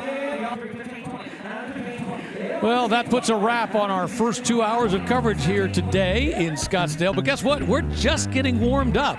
We have 7 more hours of live auction action headed your way. Well, the incredible vehicles continue to cross the block here at Barrett-Jackson in Scottsdale, the world's greatest collector car auction. Right now, this amazing 1969 Camaro Z28, Jerry McNish certified. This is very original, but very valuable. Jerry McNish just describing this car's features to the crowd. It is a very highly optioned car with only 25,000 actual miles, sold new in Erie, Pennsylvania. Original paint, never restored, never modified. And when you have one this rare, you keep it just the way it came. I'm shocked. I thought it was a restoration. Holy smokes. $120,000. That's the price for that 1969 Camaro Z28. Right behind it, another Camaro, another Jerry McNish certified car. This, a 1967 Camaro. And it actually is the first body number assigned to the production line in 1967. Body number 1. It's an L30 327, 275 horsepower, and it's coming from the Mousy collection, which they have some of the nicest cars in the country. So don't miss out on this car. Yeah, very basic V8 Camaro like you might have found in your Chevy dealership had you gone car shopping in the fall of 1966 when the Camaro debuted. 327, 4-barrel carburetor, 275 horsepower, white with red interior, bucket seats and console optional, standard steel wheels with hubcaps, restored to as new. Well, and the significance is what Jerry McNish was talking about. This was the 16th Camaro made for the 1967 year. Remember, they were a little late to the game. The Mustang had already been on the market for well over 2 years. But boy, when they finally made it, they delivered, building on a chassis that was really more forward-looking than the Falcon was for the Mustang. Camaros in 67 were built in 2 GM plants, Norwood, Ohio, and Van Nuys, California. There are very minor differences between the two, but looking at the serial number can tell you where your Camaro was born. Yeah, so not only a very early Camaro, pretty incredible, but yeah, great options as far as the L30, the 327 cubic inch engine, 275 horsepower, 2-speed power glide on this one, and yeah, showing only 18,000 miles, so well preserved to begin with before the restoration. Well, it looks like Rick Hendrick is the man who just came away with that one, a big admirer of great Chevrolets, and apparently he decided he wanted to take that and put it into his collection. And the Summit Racing Soul sticker goes on, and away it goes. Beautifully done. And Mike, I got to tell you, that Van Nuys plant, when I was in 6th grade, that was our field trip from school, going to the Fisher Body plant and watching those cars getting built. Yep, that was a great field trip. A 1967 Mustang, currently bid at $80,000. This one's a custom. I love what they've done here because these stacks have the look of Weber carburetors. However, they are modern fuel injectors. Sharp. Yeah, 427 V8 there with all the dress-up kits, and you can see the bracing as far as the structure for better handling and rigidity with the body. But yeah, beautiful, iconic 67 fastback body here, given the full custom treatment, and the bids are matching the quality of this one, already $175,000. Campbell Auto Restoration north of San Francisco is responsible for this one. They have done some great show cars and vintage race cars, one of the top restoration shops in the country. And I like the fact that this one's been driven a little bit, almost 3,000 miles, and it's nice to see a Mustang in this condition bringing big money. We're closing in on $200,000. We're getting really close. Yeah, comfy bucket seats, 5-speed manual transmission, upgraded. Oh, man, we just hit $200,000. Wow.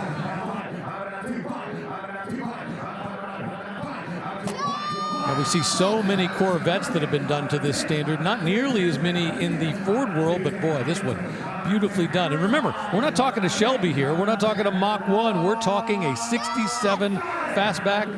Right now, we're at $210,000.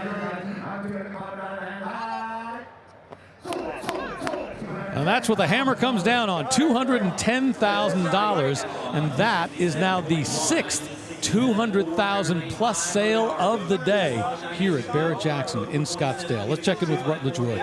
You know, Rick, we are seeing a lot of cool 4x4s, but we're not seeing a lot of Blazers that have been dumped on the ground like this 72 K5 built by JP's Custom. Look under the hood. We got an LS3 with a big Whipple supercharger on top of it. It's all about the stance on here. You got shot wheels with Willwood brakes. There's 20s up front, 22s in the rear.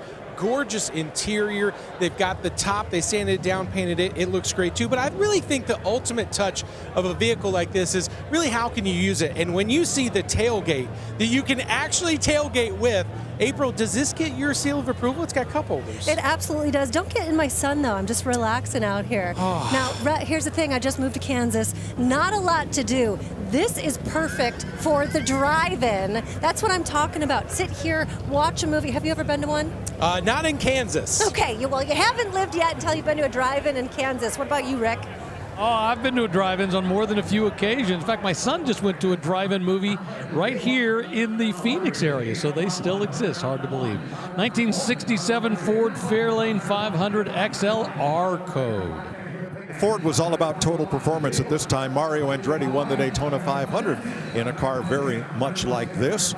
That one later sold to Darrell Waltrip, rebadged as a Mercury. But here, the R code means the 427 cubic inch with dual 4-barrel carburetors. It's a side oiler, and this has all 3 original VIN stampings and restored to as or better than new.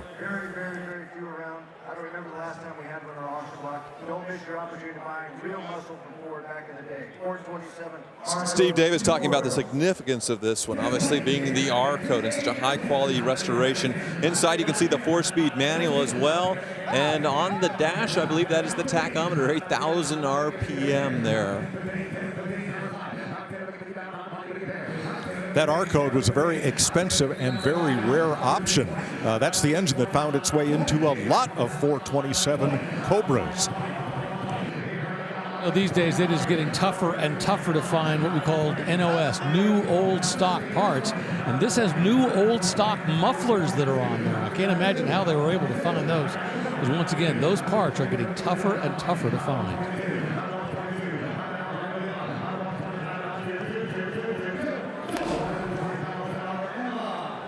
Well, that R code, Fairlane 500 XL, just sold here at Barrett-Jackson for $120,000. Coming up, yep, it's that 1962 Ford Thunderbird that belongs to Sammy Hagar. Yeah, it's had a 2-year cosmetic restoration. It's got that 390 cubic inch V8 engine under the hood. And this is the one he drove around with the Montrose band.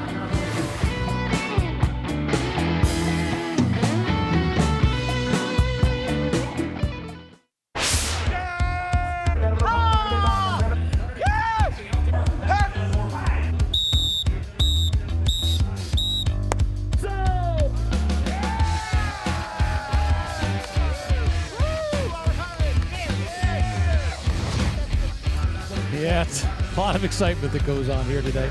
Barrett-Jackson, the place to go to for the complete list of cars that are crossing the block on this fantastic Friday. And of course, looking at the cars ahead on what will be Super Saturday.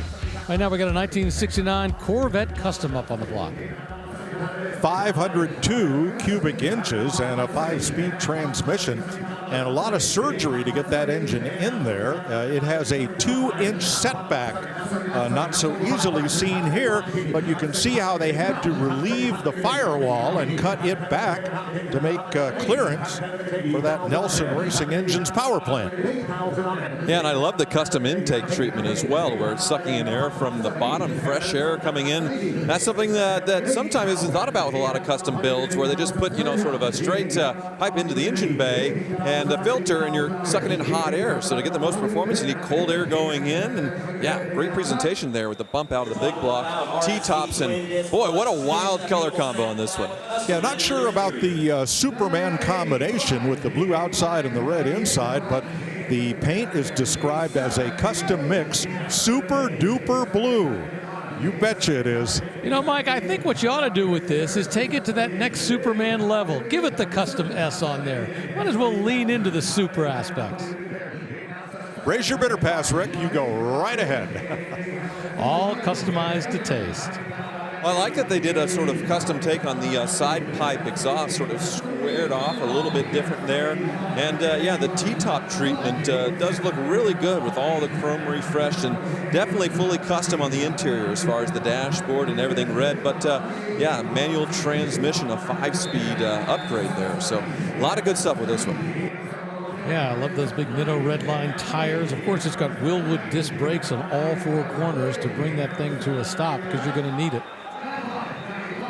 I thought they were going to close it, but they got another bid that came in, working our way towards $100,000. $92,000 the final bid for a 1969 Corvette Custom Super Duper Blue. A 1957 Ford Thunderbird E-Code convertible is up on the block.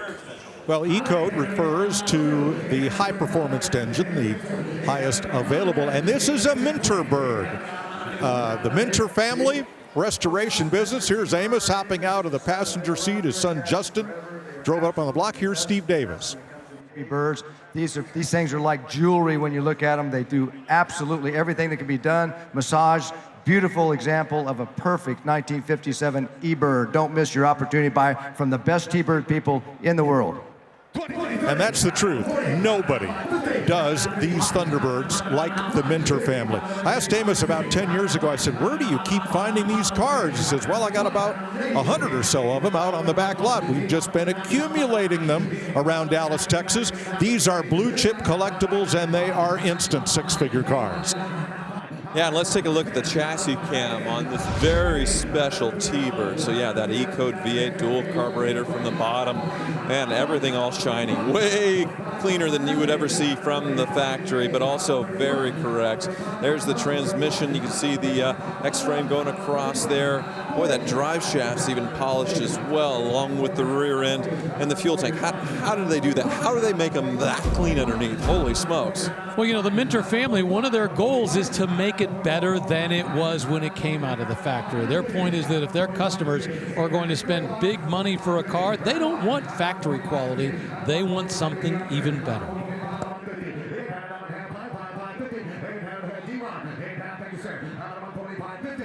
Now, this is a two-top car. The folding convertible top is on the car. The hard top with the porthole side windows is on a stand and now just being rolled away. Just hammered sold here at Barrett-Jackson, $145,000 for an E-Code Thunderbird from 1957, one of less than 1,500 that were made that year.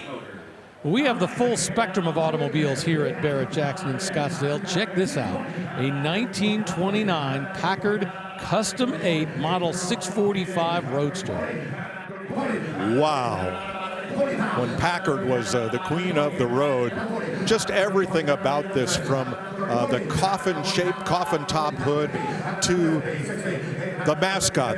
Packard called this the goddess of speed. Well, some called it the donut chaser, but these are just such elegant, long wheelbase touring cars built at a time when America's roads were not really all that great. But yeah, this is the car that more than made up for that. Wow. Yeah, no car is alike because each one had custom coachwork as far as how they were finished out. So yeah, this one, a long wheelbase, but they opted to make it sort of a two-seat roadster. Very beautifully done, obviously, and the colors of the period, a very expensive thing to do back in the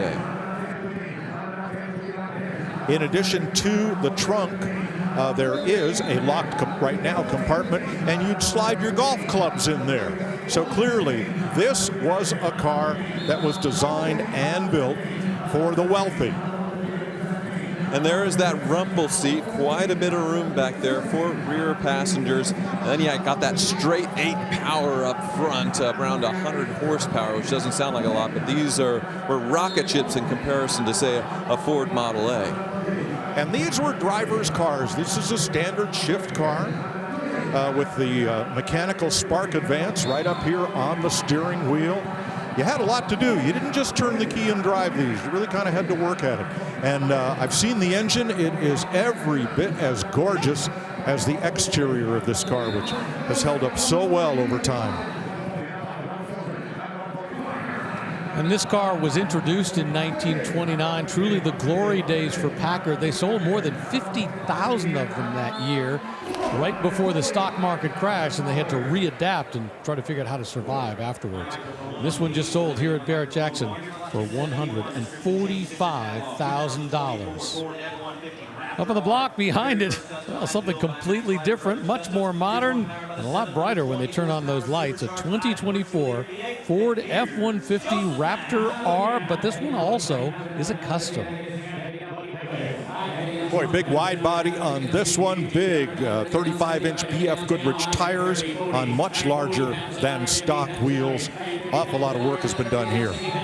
Yeah, absolutely. And the Raptor R was something Ford fans were begging for in the first place because they had done away with the V8 in the Raptor. You could only get the EcoBoost V6. So when they brought it back, it was with the GT500 engine. So 700 horsepower or more out of a supercharged V8 under the hood. They were already wide-body Raptors from the factory, but I feel like this one's been taken to the next level with the custom bumpers. The flares thing it out even further. And yeah, this thing looks sinister. An instant collectible. And here we are at $140,000 bid.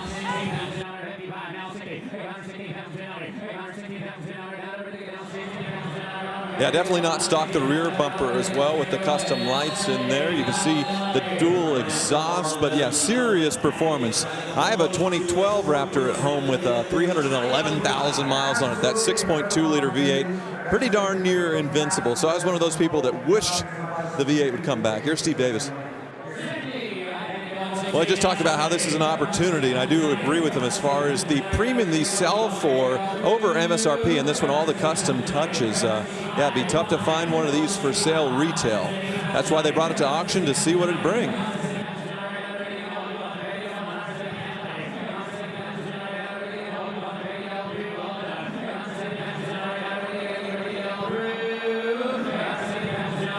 Great combination, 720 horsepower, 10-speed transmission, the perfect way to get all of that down onto the ground. And boy, I tell you what, you got the looks, you got the style, you got the performance.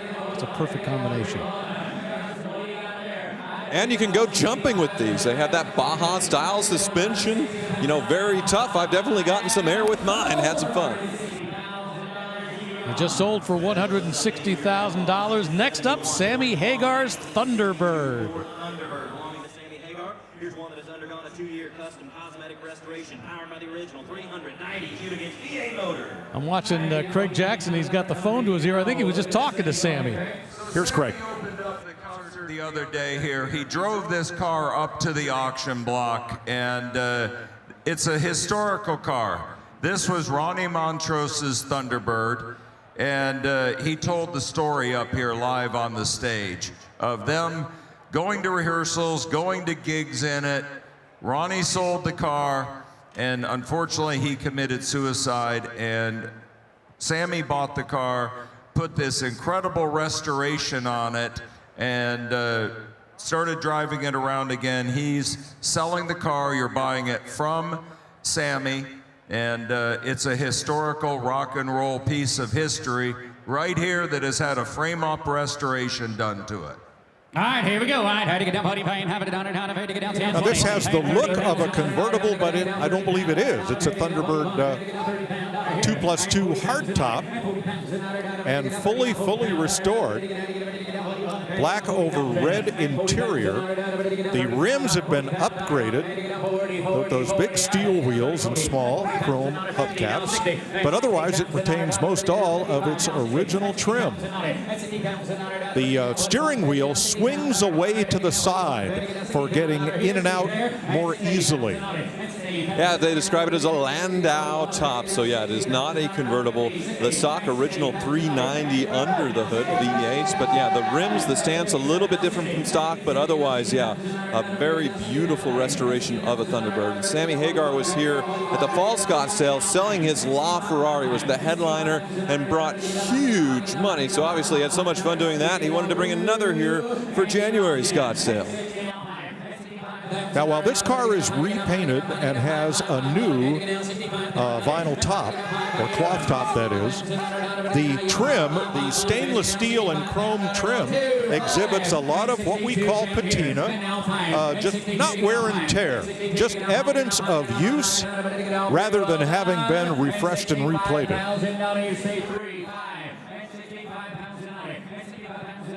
Yeah, think about it, that Amos Minter Eco Thunderbird that crossed the block just a little while ago, 1957, just 5 years later, well into the four-seaters, and they were selling a lot more.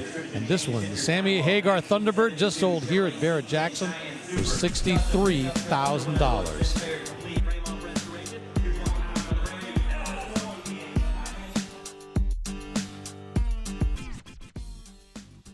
The all-new line of Barrett-Jackson merchandise and apparel is now available. From road rallies to the office, there are many stylish options for the car lover. Available year-round or online at shopbarrettjackson.com.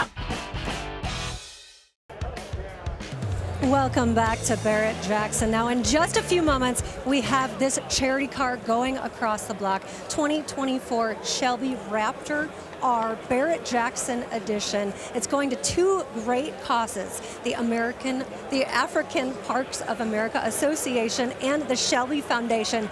Aaron Shelby, just grandson of Aaron Shelby, of Carroll Shelby. Now tell me about the foundation and what this money is going to mean for it. Sure, the Carroll Shelby Foundation started after Carroll had his heart transplant, and he was trying to find a way to help families with children going through transplant care. So that's the genesis of what we do today. In addition to auto tech education for kids coming out of high school, we finance a lot of scholarships for kids going into auto tech programs into community college. Right, very important cause. Now, Rob Walton, chairman of the African Parks of America Association, tell me about your foundation. Well, African Parks Foundation is the U.S. fundraising arm for African parks based in Johannesburg. They manage 23 national parks and protected areas across Africa, 50,000 acres, employ 6,000 people, provide security in very insecure places sometimes, and a lot of biodiversity preservation, a lot of jobs. Right, absolutely. Two fantastic causes, Craig. Now, over the years, Barrett-Jackson has raised over $156 million for charity. It's very important for Barrett-Jackson. It is, but our partnership with Shelby goes way back. This truck that we're selling isn't just a charity car. It's a Barrett-Jackson edition Raptor. Another one of one, done with Shelby. Another partnership for a great charity for two great causes. So let's go hit the auction block as lightning should strike here. Let's raise a lot of money for two great causes. For a one-off car, you can still bid from home. That's right. It's going to sell in just a few moments, so stick with us, Rick. All right, thanks a lot. Yeah, we'll see that very soon up on the auction block. Right now, a 1968 Mercedes-Benz 280 SL. Well, this one's been upgraded. It has its original 180 horsepower, 2.8-liter overhead cam 6-cylinder engine. Now, all of these that came to America had automatic transmissions. This one has been upgraded with a 6-speed manual. So a lot more fun to be had here. Man, what a great upgrade there, because, yeah, only the 4-cylinder you get with the manual in the U.S. So this one, beautiful restoration as well. $110,000 for that upgraded 1968 280 SL. How about some serious luxury? Let's move forward to 2015, a Rolls-Royce Wrath. So this one's just 9 years old. It had an MSRP of over $350,000 and only, less than 7,000 miles has been put on the odometer. The Spirit of Ecstasy on the Rolls-Royce. On later models, they do retract suicide doors for the coupe. The only difficulty buying one of these today is when you go to the Rolls-Royce parts department, they think it's still a $350,000 car. However, this one's just barely broken in. Well, you can see if you look up at that beautiful Starlight headliner, that was an expensive option from Rolls-Royce. Little fiber optic lights in the headliner, and yeah, this one all blacked out, piano black trim, and yeah, the suicide doors. Beautiful Wraith here. The whole car gives the appearance of having been carved out of one piece of solid billet steel. And again, highly optioned, just under 7,000 miles, $350,000 new.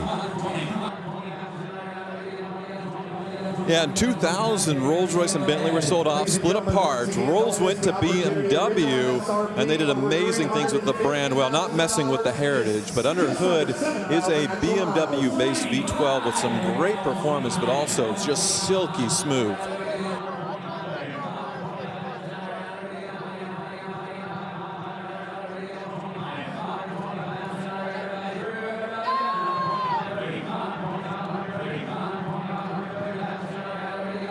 Yeah, 6.6-liter twin turbocharged, 625 horsepower, 590 pound-feet of torque. So forget the luxurious nature of this car. That is some serious horsepower, serious performance with these.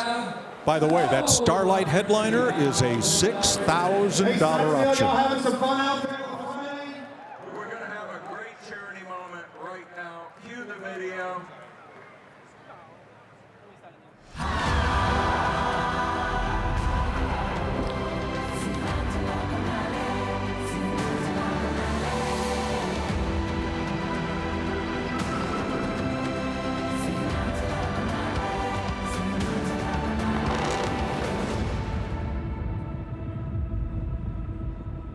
Well, that is one of the charities, African Parks. Here we have a 2024 Shelby F-150 Raptor Barrett-Jackson edition. This is a one-off, and the funds from this will go directly to African Parks Foundation of America and the Carroll Shelby Foundation. To tell you about African Parks is Chairman of the Board of African Parks Foundation, Rob Walton. Great car collector. Give Rob Walton a hand here. Turn it on, just slide it up. There we go. Good afternoon, everybody. Great to be here, Carroll. It's a real honor to present this truck. Shelby has provided it. Shelby Foundation shares in half the proceeds in African Parks. African Parks has 50 million acres under management and 23 different parks in 13 countries. Craig, you and Carolyn, we thank you for letting us be involved in it. It's our honor. Great charity. It is just an extraordinary operation. 5,000 jobs they're providing all across Africa. Provide security in a lot of insecure places. It's important for the United States, and I think important for the world that we manage these special places. Well, thank you, Rob. Aaron, tell us about your grandfather's foundation. Thank you, Craig. So Carroll started the Carroll Shelby Foundation after he had his heart transplant in 1990. And one of our main focuses is helping families with children going through transplant care. We support pediatric transplant hospitals around the country and work closely with the Children's Organ Transplant Association. Secondarily, we focus on auto tech education. Carroll recognized over 20 years ago that kids need an option other than four-year university, and auto tech is a highly desirable field to get into. We support a number of schools around the country and work closely with dealerships in getting scholarships in the hands of kids to get a better life. And what we're going to do, you're going to write the check right to both of these charities, no buy fee here at Barrett-Jackson. Joseph, let's get after it. Before we do that, not only does the winning bidder get the truck, Honda Safari package for two. So keep that in mind, just an incredible bonus. Well,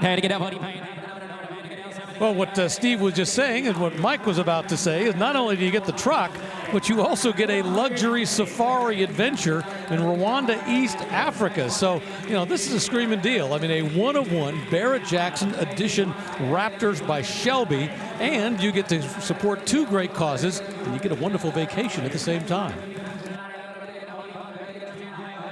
Yeah, majorly upgraded Raptor pickup truck, not only with the Barrett-Jackson graphics in the black and red, but under hood it's been breathed on quite a bit. So a transplant itself with the GT500 V8 under the hood, which would have been a little over 700 horsepower, but this one's been tuned to 900 horsepower, and you can see custom bumpers, roll bar, two extra full-size 37-inch tires and wheels in the back.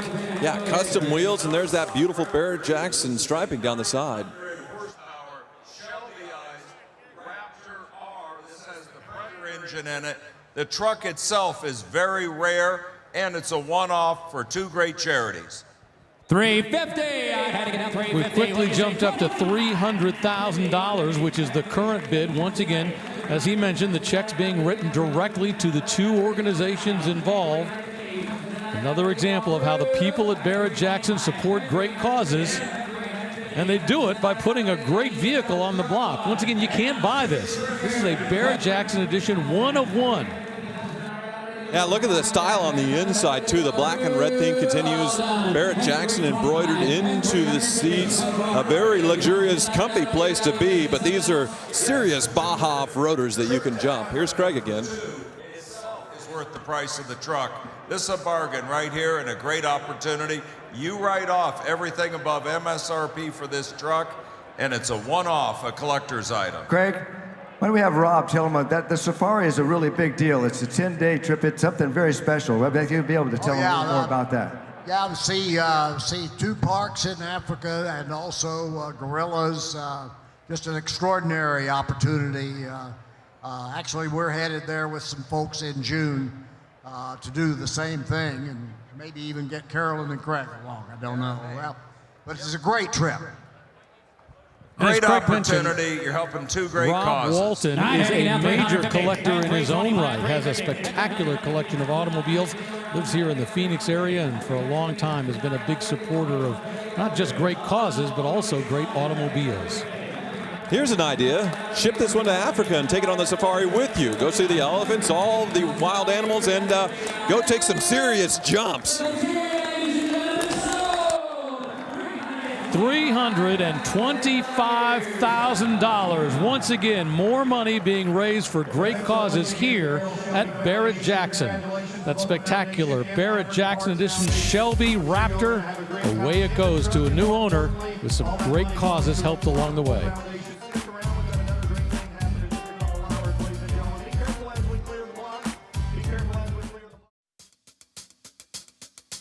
Back here at Barrett-Jackson, big money on the block right now for a 1970 Plymouth Hemi Cuda. Yeah, a real deal Hemi, numbers matching, 426 horsepower, 4-speed. So, yeah, holy grail of muscle cars right here. Yeah, just sold at $210,000, and the Summit Racing sold sticker goes on, and away it goes. Look at that number, $210,000. The interesting thing was, it looked like they almost had it sold at $195. A hammer was in the air, and somebody jumped in at the last second and kept the bid going. Right behind it, a 1957 Ford Thunderbird convertible, and this is another one that was restored by Amos and Justin Minter. Yeah, another 312 cubic inch V8 with the dual carburetors under the hood, as you can see. And once again, the Minter restorations are just out of this world with the quality, looking better than new, but everything correct. Yeah, the double bump there for the dual carburetors, and then everything just kind of polished up, but better than new as far as the radiator, as far as the fan. And then you go to the inside here, and the interior, this one is a 3-speed manual with an overdrive, so fun to row your own gears with this one. And that beautiful dashboard there as far as the machine turn finish in the baby blue. Star Mist Blue is the official name of that color. You know, everybody loves the baby birds, 55, 56, 57. And they'll talk about these. Now, they forget that in 1958, when we went to the 4-seater Thunderbirds, the square birds, the sales jumped tremendously.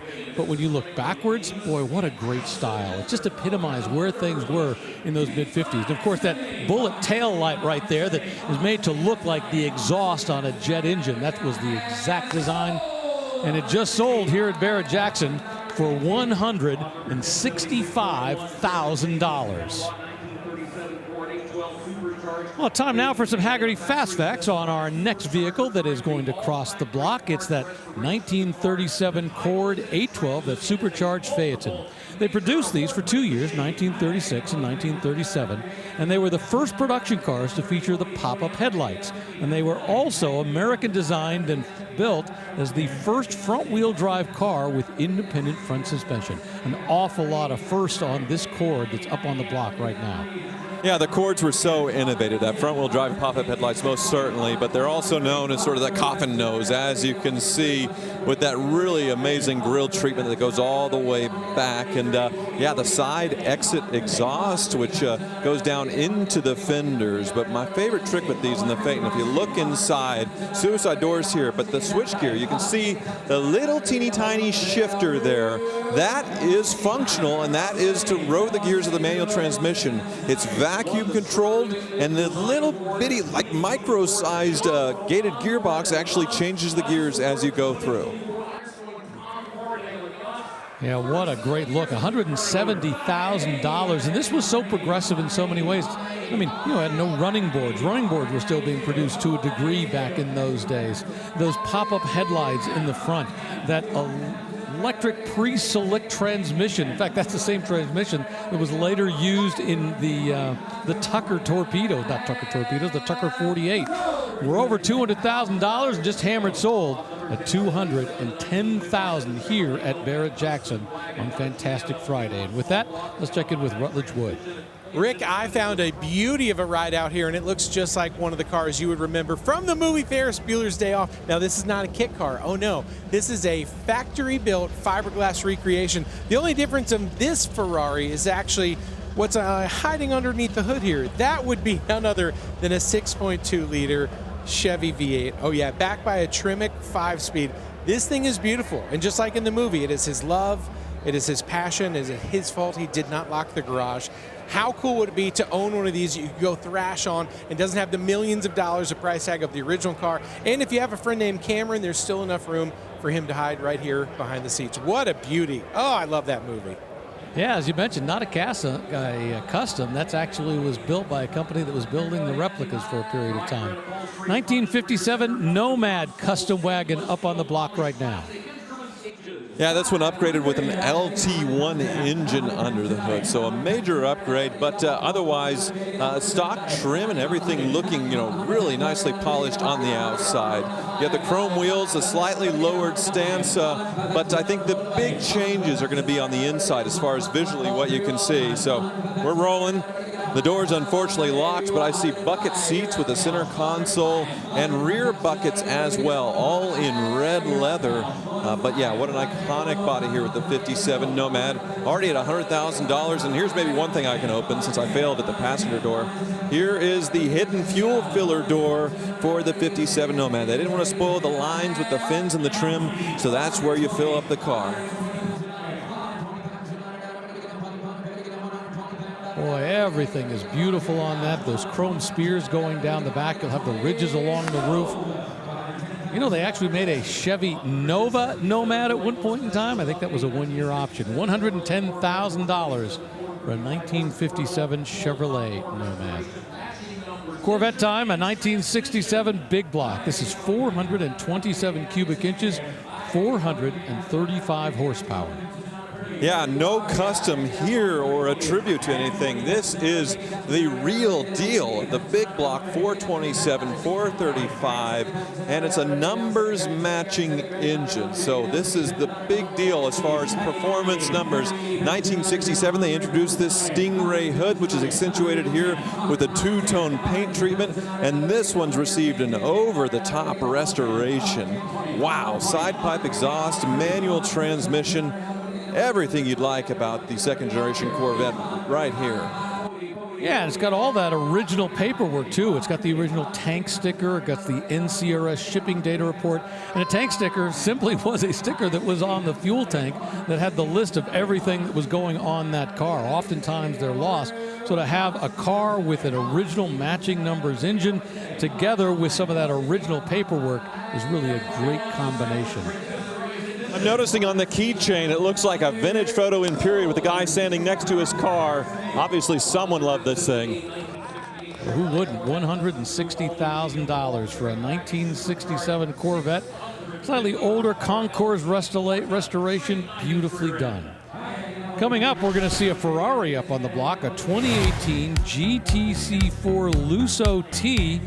It's got more than $70,000 in factory options, including carbon fiber and that panoramic roof, and 602 horsepower.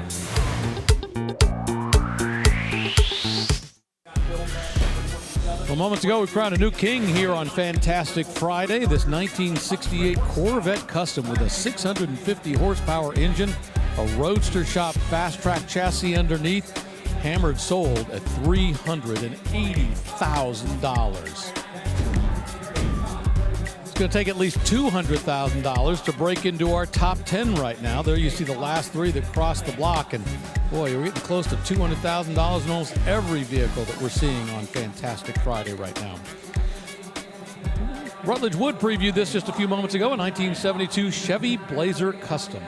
Yeah, now Rut's joined us on the block to see what it sells for, because I know Rut has one of these at home. He went a different direction, though. He went high, but this one's low, huh? Yeah, this thing is on the ground, Tyler. It's a beautiful setup, 20s up front, 22s in the rear. You saw that amazing tailgate setup they had in there. Plus, when you got that LS3 with the Whipple supercharger, you also know this is going to be a party everywhere it goes.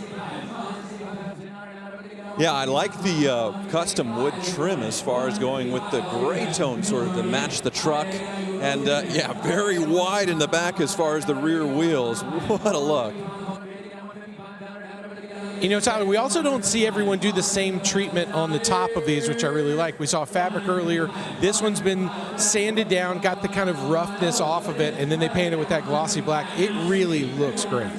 Remember correctly, yours has sort of a patina finish to it or whatever, right? The original paint? Yeah, mine I decided to keep the outside looking rough. I redid the top, everything underneath, and the interior is beautiful TMI with plaid. But I just decided to leave the patina, let people talk about it, because also I don't know if I could lay a paint job this good down on it. This thing's incredible. JP's Customs out of Salt Lake City built this, and they should be really proud of what they did.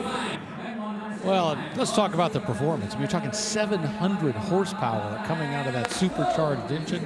Get you up and going, but only if you have $162,000, which is the sales price here at Barrett-Jackson for that 1972 Chevrolet Blazer. A 1959 Corvette Custom rolling up right behind it.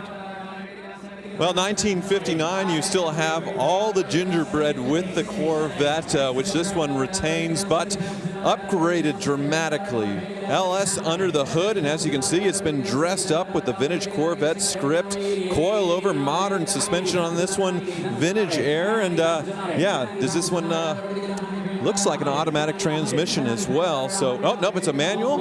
Okay, so you're still able to roll your own gears with this one. Very nice build. Yeah, powder-coated chassis. It's got a 4-link suspension, 9-inch rear end. And, of course, it's got bare brakes all the way around, so it's got plenty of stopping power.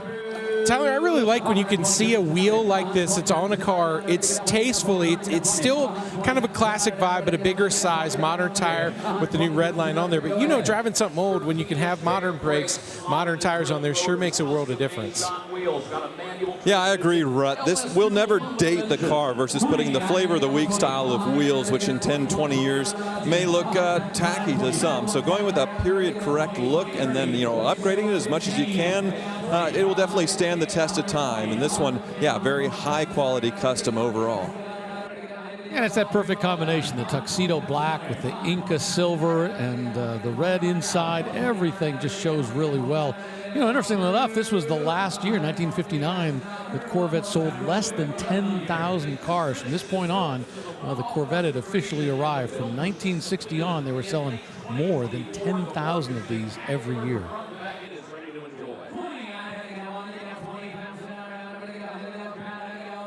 Working the room for some extra bids here, but yeah, you can see the twin set taillights, which came out in 1958. That very toothy grille and the Pearl Corvette logo in the front. So everything correct as far as the trim and looking all vintage, but underneath dramatically customized, modernized to give you that you know, modern driving and comfort experience. Yeah, the body on this 59 almost identical to the 58. What you're lacking, though, are those chrome spears, the tusks, as some people call them, or suspenders that would have been going down the back of them, and, of course, the different type of hood. And $120,000, that's the hammer price on this 1959 Corvette Custom. We'll call it a Resto Mod. Going up behind it, a 1970 GMC C1500 Custom pickup truck. This is out of the Brian Frank collection. Well, so this would have started life as a two-wheel drive, being the C1500 instead of the K, the four-wheel drive. But you see the differences in 1970 in Chevy versus GMC, nicely accentuated with this grille and that GMC logo. But the power plant dramatically upgraded here. LS engine that has been supercharged, but also been given the vintage valve cover treatment. And you can see how nicely they tucked in as far as all the wiring and everything else with the fender covers and the second firewall, to where the presentation is pretty incredible. And I like how they went with a third tone as far as the color under the hood. So white on the outside, brown in the interior, and they made the firewall to match the interior. It has Mustang 2 front suspension. It's interesting. You know, the Mustang 2, not one of the most loved Mustangs of all time, but everybody loved that Mustang 2 front suspension. And when I say Mustang 2, it's really in the style of Mustang, because an awful lot of aftermarket companies have taken that design that it was so easy to move to different cars and used it and reproduced it. Now we see it in lots and lots of customs and hot rods. Rick, it's also got some really nice touches with some Ring Brothers goodies, especially those door handles. It really changes the use of the handle without changing the style too much. The button kind of presses in, but they smooth the whole thing out. I actually run those same ones on my 72 K5, and it's a really nice touch. Everything works better with the Ring Brothers. Those guys know what they're doing, but some really nice touches on this truck overall. Yeah, the aftermarket has really come into play with building these customs and making it, well, as easy as possible, but then also the styling and the choice options endless when it comes to customization. I really like the interior of this one. You can come up and get one more look at that dashboard. Once again, that brown interior, brown leather dash there. $110,000 for that 1970 GMC C1500 Custom that came out of the Brian Frank collection. One of the great truck resto mod customs that we're seeing crossing the block here in Arizona. Great scenery, great machinery. It's a perfect week to be here to enjoy just about everything.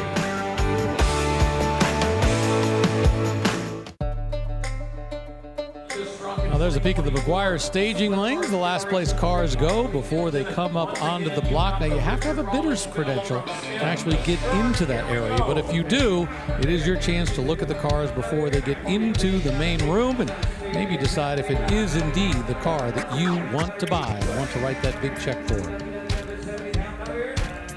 Up on the block right now, we got a 1979 Ford F100 custom pickup truck. So there is an aspect of the hobby that are called patina rods, and that's what this is. Cars that have not been restored, or have they? So, yeah, this looks pretty rough, as it should, but under hood, there is a brand new supercharged engine. And the chassis work and everything, all is new, but look at the body. Rust and dust and detritus. And I guess you could park it anywhere and nobody would want to run off with it. That's because they don't know what lies beneath. Yeah, and it's not just the engine. I mean, they've reworked the suspension. They've got brand new disc brakes all the way around. It's got modern wheels. Everything about this has been reworked except for the body. Now look at this bed, folks. This is genuine through rust. Here and at the back. You can't fake that. You can't. No, that's the real deal. It's hiding that Ride Tech suspension underneath. It's interesting that they've actually got the rust in there, though. But still, you know, I like the fact that they have not tried to clear coat over the patina and the rust, because that's the one thing we sometimes see, which I think is a little overdone, when you clear coat over rust.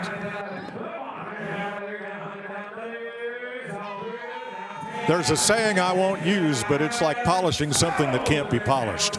Right. $100,000 for the Patina Mobile, a 1979 Ford F100 with all that modern equipment hiding underneath. Very modern and no rust, I hope, behind it. A 2024 Ford Shelby Super Snake. And again, an instant collectible. These cars were built in limited numbers from Mustangs that rolled off the factory assembly line and then went to Shelby in Las Vegas. They built 250 of these. This one is serial number 66. 830 supercharged horsepower.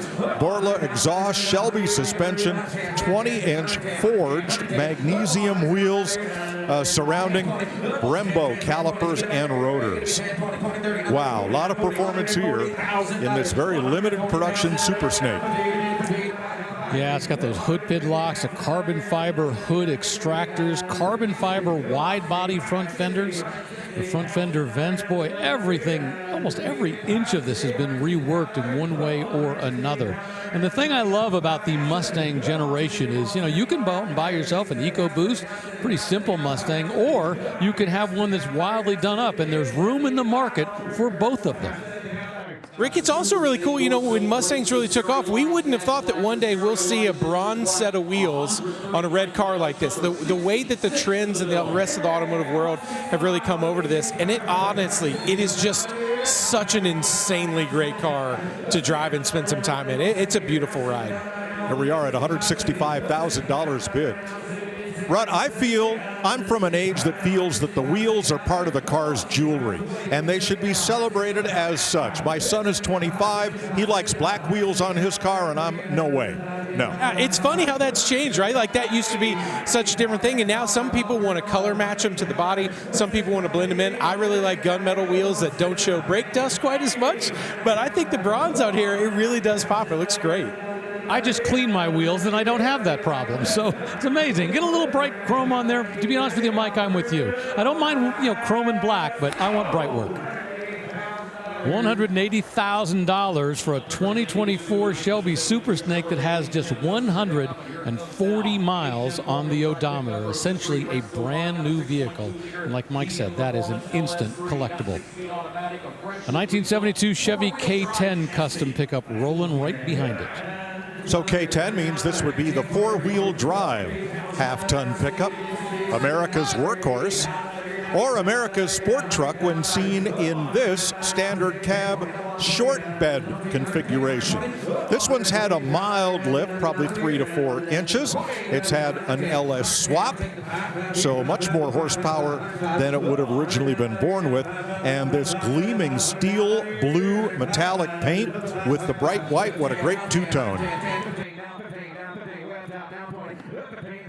Mike, I really like that the way that the lift and the 35-inch tires play on this one, it's a little more of a subtle lift. Feels like how it should have kind of come from the factory. But you can see a lot of detail was paid to things like the wheel wells, making sure everything looked just right. Again, a more modern wheel, kind of a simulated bead locker on the tire, but it doesn't look so modern that it looks out of place.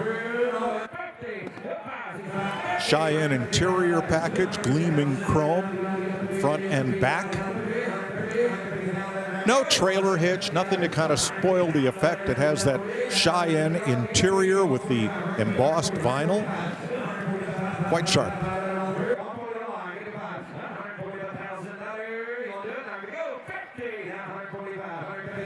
Yeah, and once again, they look like a nice-looking truck on the outside, but it's when you go underneath and you look at all the suspension work that's been done to that.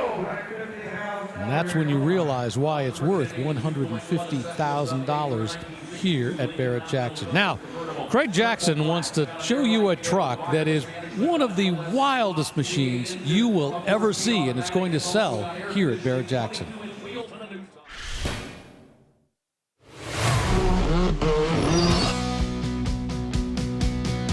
Nicknamed Huna Truck, this 1977 Ford F-150 custom drift truck was built by Ken Block, who is arguably the most iconic motorsports driver and filmmaker of the last 2 decades. The Hoonigan team collaborated with Detroit Speed and built Huna Truck for the viral Gymkhana Drift video series, a build that took 2 years from idea to reality. The 914 horsepower twin-turbo 3.5-liter EcoBoost V6 puts the power to the ground through a custom all-wheel drive system. The engine even has a bespoke 3D printed intake manifold designed by Ford Performance popping out through the center of the hood and flanked by these 2 turbochargers. Block said he was inspired to build a 1977 F-150 specifically because he first learned to drive and likely did his first burnouts with that truck. A one-of-a-kind motorsports icon selling at no reserve.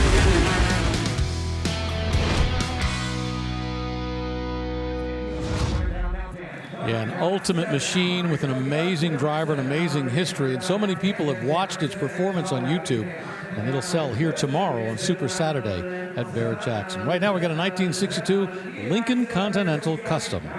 Yeah, another convertible. This one's been given a full-on air ride treatment and a small bit of modification to the interior. Otherwise stock, but for those big steel wheels.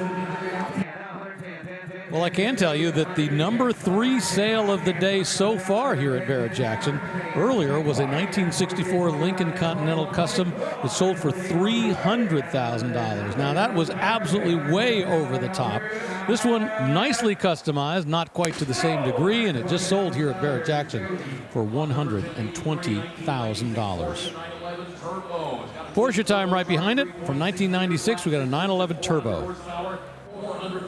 I'm a big Porsche fan. Air-cooled, liquid-cooled, you know, they're just beautifully built cars. And we're going to see some outlaws during this weekend. Porsches that have been customized. Resto mod is not a term in the Porsche vocabulary.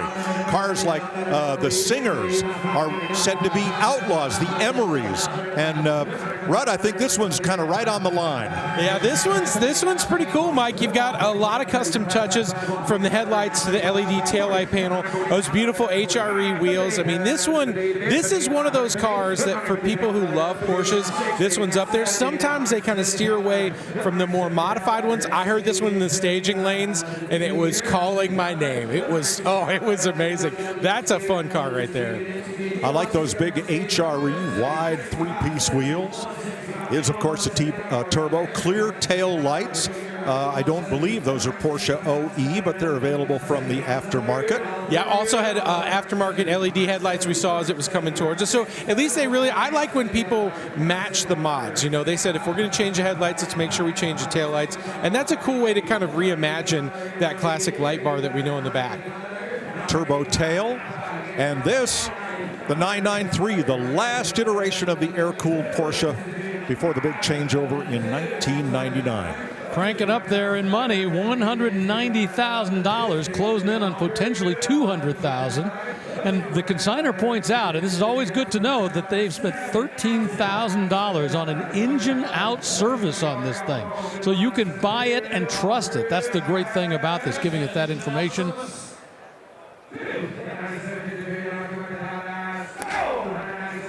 And they just sold it here at Barrett-Jackson for $197,000. That 1996 Porsche 911 Turbo. And if you want to know what all the cars have been selling for here at Barrett-Jackson this week, just go to barrett-jackson.com. That's where you can see the full list of cars and any of the ones that have already sold. Once you register and sign in, you can see what the price was that it sold for. Now, this is a Ferrari we previewed just a little bit earlier from 2018. It's a GTC4 Lusso T. Well, this is Ferrari bringing back a storied name. I had a 250 Lusso, a 1963 beautiful V12 touring car. The most beautiful Ferrari ever built, say many of the Ferrari writers. Well, they brought it back when they wanted to build a 2+2. You can call it the family Ferrari, you know, but don't. Those jump seats are room for more than just the kids. But this is going to have a V12. It's going to have the F1 paddle shifter transmission. It just has 2 extra seats in the back. It's got such a unique style. This car really, when they brought it back, I thought, is Ferrari making a hatchback? But the fact that we could be here and learn that not only, Mike, are you the car guy of all car guys and the voice of NASCAR for Fox, but you had your own Ferrari Lusso. Oh, I love this. I'm learning something every minute here.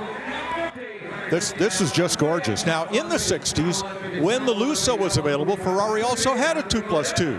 They had the 250 GTE, which became the 4-headlight 330 2+2, and then the single headlight version. And the 4-seaters never sold as well as the 2-seaters. They were practical, but desirable, not so much. Same thing today. Yeah, but I'll be honest with you. I loved what we call the shooting brake style. You know, this particular look. And tomorrow here at Barrett-Jackson, we have an Aston Martin Zagato shooting brake that's going to be crossing the block. Maybe it's because I love station wagons. Hard to say, but for what it's worth, I love this body style. And this Ferrari just sold here at Barrett-Jackson for $150,000. High fives, hugs up in the skybox where it was just sold. And look at that. We got Corvettes, we got Camaros, we got Blazers. They're all getting ready to come on the block. And look at the crowd, the people that's gathered here to watch all of our auction action. The all-new line of Barrett-Jackson merchandise and apparel is now available. From road rallies to the office, there are many stylish options for the car lover. Available year-round or online at shopbarrettjackson.com. There are more than 2,000 trucks, cars, vehicles of all sorts here on the grounds at Westworld in Scottsdale. All of them crossing the block this week at Barrett-Jackson, selling for no reserve. And let's check in with April Rose, who's outside. That's right. The selection is endless. You can spend the entire week here and still not see everything. Now, check this out. 1970 Cuda. Cuda was its own model. Beautiful rally red. It's got the luggage rack in the back. Beautiful parchment bucket seats. And it has the original build sheet, that broadcast sheet, which is so important because you know exactly what you're getting. I love the Hurst shifter pistol grip right there. And you see that little carb air tap. You pull it. It activates the shaker, which is the important part. That's what you want to see. It's got its matching numbers, 383 V8 with a 4-barrel carburetor, 4-speed manual. Rick, I know you know some people in high places here. I need the keys. I should be able to test drive these puppies. What do you think? Yeah, test driving's easy. Buying, that's tougher. Big money on the block right now, though, for something very different. A 1935 Ford Custom Roadster. Current bid, $185,000. Well, this was originally commissioned as a build for, Rick, you'll remember, Bruce Levin, Bayside Disposal, the IMSA Porsche team in the 1980s up there in the Pacific Northwest. This was built to order for Bruce and just done to a beautiful high standard. They resisted the temptation to upgrade the engine to something more modern. Still has the flathead under the hood, but built up, including a supercharger. So cool, old school performance to match the beautiful body of this thing. Navarro heads and a supercharger on a flathead V8. Awesome. $200,000, and I really appreciate the fact that this 1935 Roadster with that flathead engine brought big, big money. That's now tied as the number 10 sale of the day here at Barrett-Jackson. Yet another $200,000 car. 1969 Camaro Z28 RS, Jerry McNish certified. Well, now as we go along, the quality of restoration keeps going up and the provenance of these cars keeps increasing. This has its matching numbers, DZ302 V8 engine, which means it's the one it was born with. Same with the Muncie wide ratio transmission and the 373 ratio 12-bolt positive traction rear. They were all original to this car when it rolled off the assembly line in 1969. Yeah, and the high quality restoration really shows as far as the stamping on the block. That is definitely correct. You can see the air cleaner, the Can-Am 302 for the staggered carburetors there with the unique intake on these. But yeah, just incredible quality here. This was a Norwood, Ohio build, as we said. Norwood and Van Nuys, California were the two assembly plants for these Z28s. Vinyl top, very hideaway headlights, very high option car. The amazing thing is that it was sold new in Syracuse, New York, and yet somewhere along the line it must have been taken out of the elements, either moved quickly or kept indoors, because this doesn't show any sign of the elements that it would have faced in New York.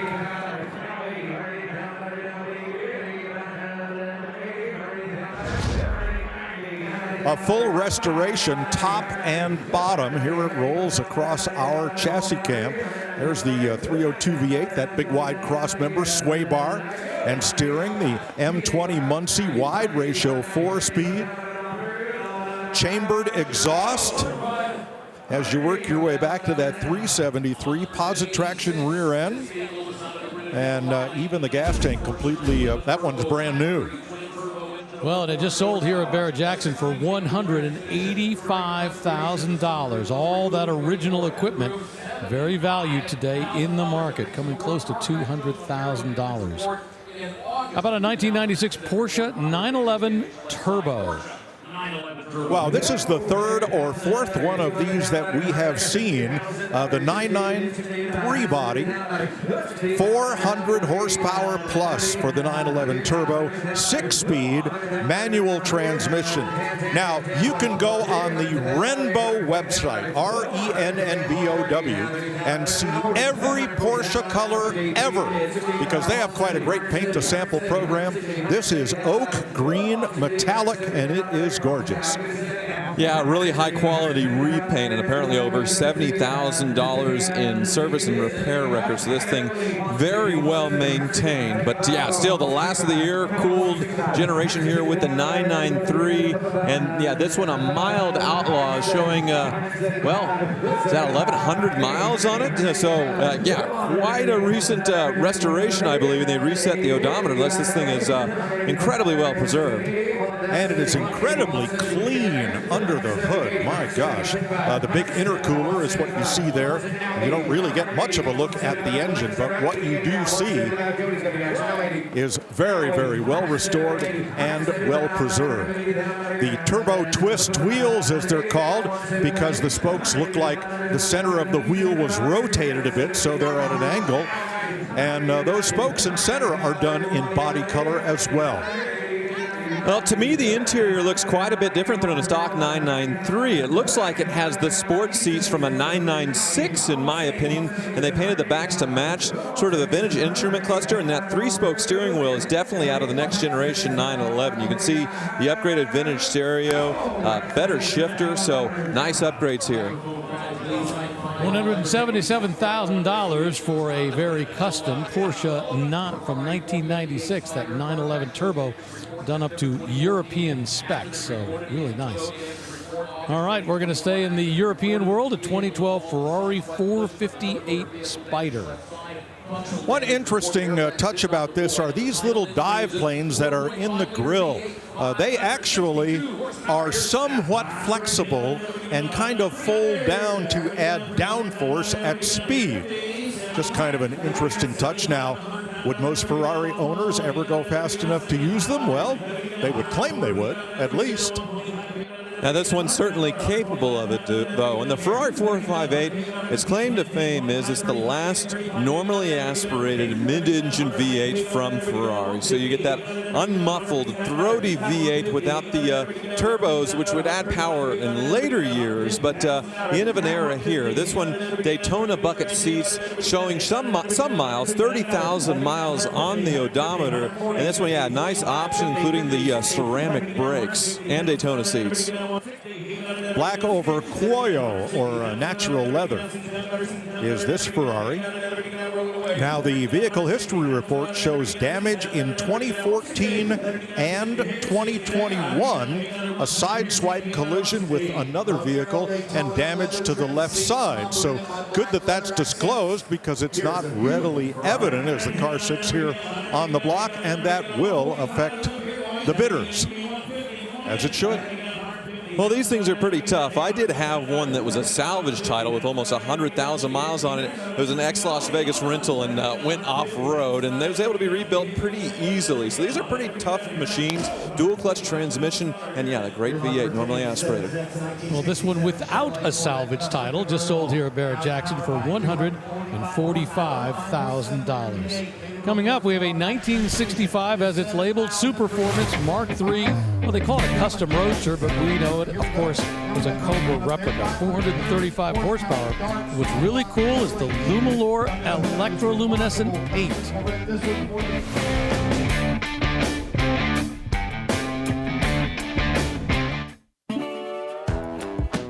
In addition to 2,000 cars, more than that, they have more than 1,000 pieces of automobilia. And if you're sitting up in the skybox, well, you can look over one side and check out the automobilia you might buy, or you can look over the other side and check out the cars as they're crossing the block. Plenty of ways to enjoy everything here at Barrett-Jackson. Fantastic Friday. Boy, what a day it's been so far. 1955 Chevrolet 3100 custom pickup up on the block right now.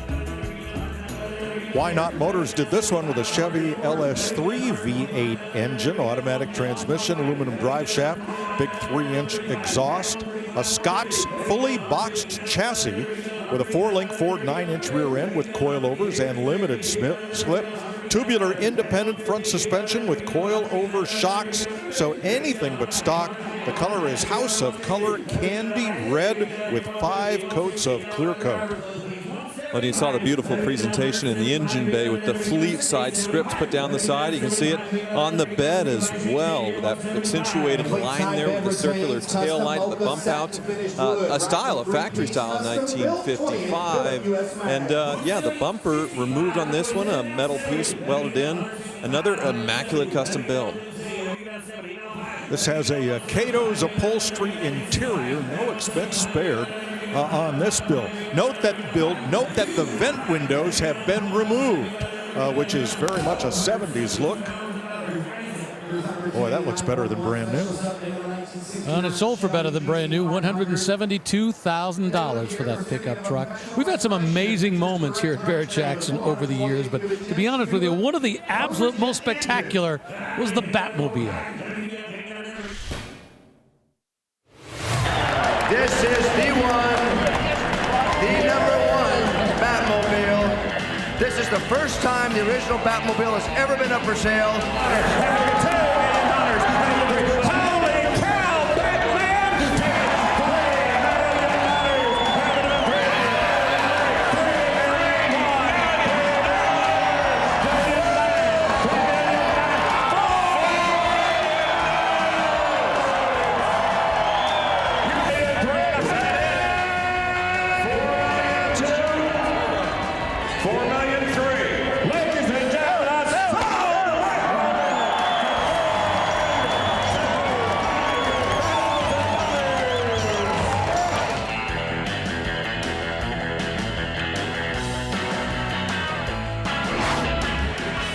The hammer price for that Batmobile was $4.2 million. Those two guys actually flipped a coin to decide who was going to get it. Now, that was Batmobile number 1 that George Barris was here to sell. This is Batmobile number 3. They actually made multiple Batmobiles for the show, for the movie, and this one, which is a real deal George Barris built Batmobile, not a clone, not a replica that we see. This is going to be crossing the block tomorrow, a spectacular piece of memorabilia from the Batmobile show. Up on the block right now, a 1969 Shelby GT500 that just hammered sold. We've seen a number of these cross the block. This one, $157,000. And there's no shortage of great Novas here this week, and some of these little Novas have been bringing big money, like this 1966 Chevy Nova Custom. Well, what was the little Chevy 2 grew up for 1966 and 7 into this beautiful Nova 2-door hardtop. Really came into its own at a lower price point than the larger intermediate size Chevelle. This was just the right size for a lot of single people or small families. Now, some of these came with 4 cylinders, some 6s, some small V8s, but nothing like what's seen here, Tyler. Oh, pretty wild upgrade there. You got the LS7, the 7-liter, or the 427, however you want to do the math in metric or US. But yeah, what you would find in a C6 Z06 Corvette back in the day. So major upgrade in power. And you can see the customization as far as the body. The door handles blended into the doors themselves. And yeah, a beautiful custom build paint job here. Those are American Racing stiletto wheels, 18x9s in the front, even larger in the rear. So a bit of a pro touring vibe going on here.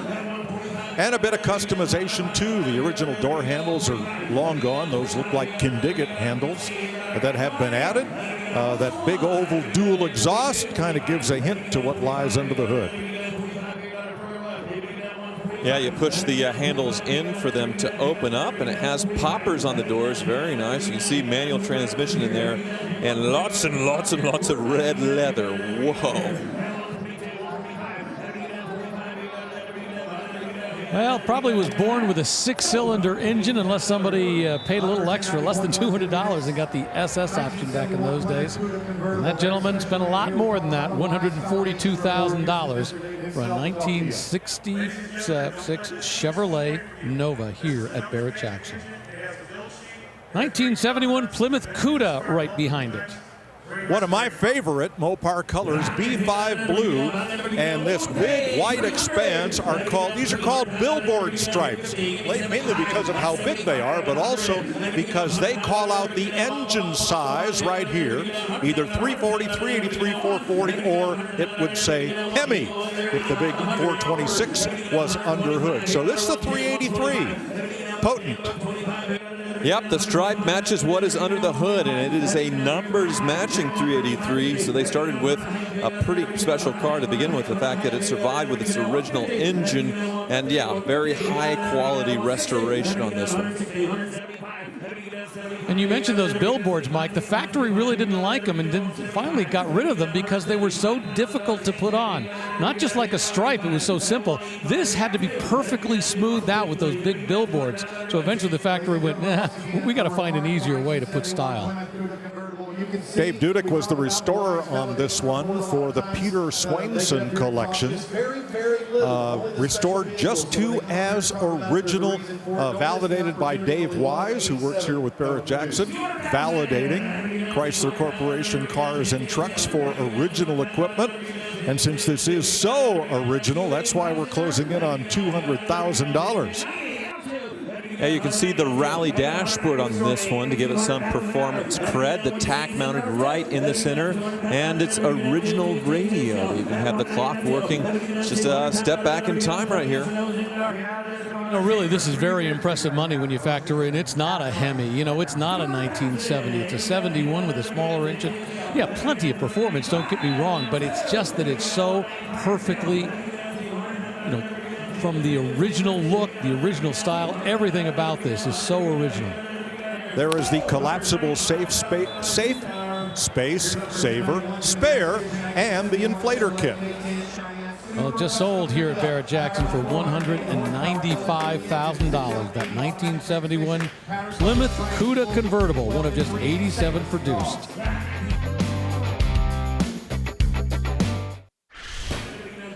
Moments ago, a 1971 Chevy K10 Cheyenne Super, but very custom, rolled across the block, 480 horsepower, coming out of an LS3 engine. Every single inch of this touched and customized, and it's sold for $215,000. That works its way in as number 6 on our top 10 of the day. Right now up in the block, we got a 1972 K5 Blazer Custom. Here's on number 1092. It's going to be description changes. Here's an updated description of the 1932 Ford. All right, right behind it, how about a 1932 Ford 75th anniversary Dearborn Deuce Roadster? Well, a bunch of these Dearborn Deuces were produced to celebrate the 75th anniversary of the 1932 Ford Model B. Continuation on from the Model A, but with a whole lot more modern touches. Most of these ended up getting engine transplants and more, as this one did. Got quite a bit going on there with the Boss 302 racing engine, it appears. Yeah, single carburetor, and definitely all exposed with the headers going out into the back. Two-tone paint treatment on this one, inside and out. Looks like vintage air added, and yeah, really nice tribute here.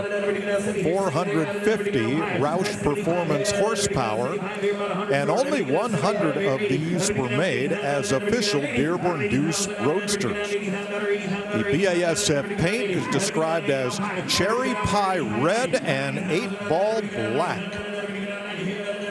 An all-Ford steel branded grill shell. Ford Racing headers, valve covers, and auto rad aluminum radiator. Hart's cloth top. A lot of high-quality aftermarket parts going into this Dearborn Deuce. Yeah, I'm looking at the rear end, and that's way upgraded from, say, a period Deuce hot rod there. You see the modern coil-over suspension there with the solid rear axle, dual exhaust, but yeah, the fuel tank still in the original spot, mounted quite far back. Wouldn't want to get rear-ended in this thing, but that's how they were back then. Well, I love the way this is titled. This title is a 1932 Ford Roadster Unknown. So they're kind of saying sort of that, but not really, and we're not quite sure what it is, so just accept it for what it is. Main thing is you can get it titled, and I love the fact that they went with this old school look to commemorate the 75th anniversary of the 1932 Deuce Coupe, the Deuce Roadster. Boy, what a great looking car.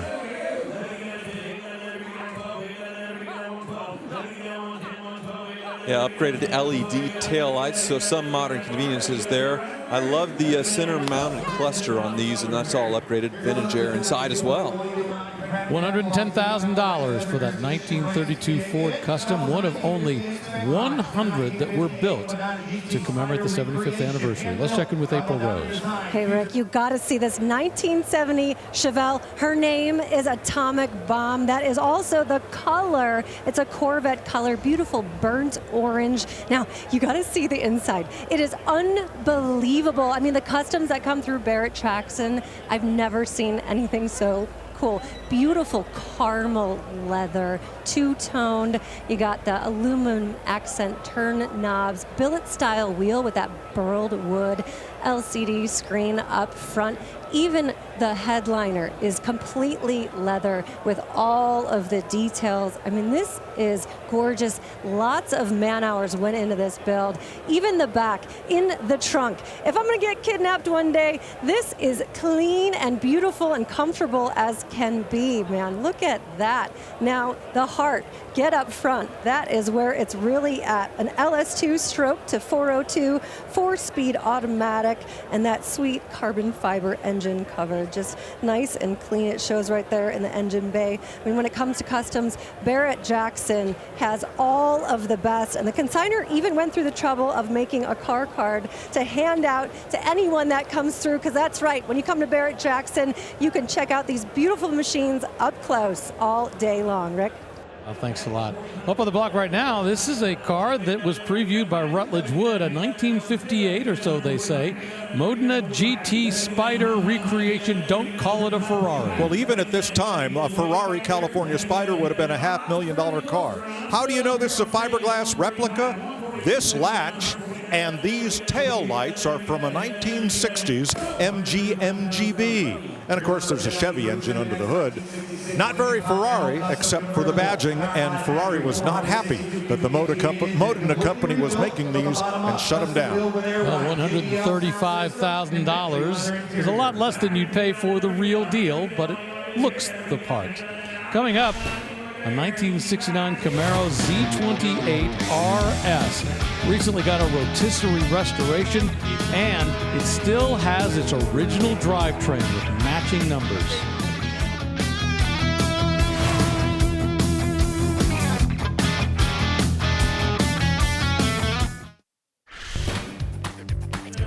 Moments ago, a 1968 Dodge Charger Custom rolled across the block. Had that engine swapped out for a Hellcat with 870 horsepower. Made it to a modern 8-speed transmission. Everybody in the room loved it.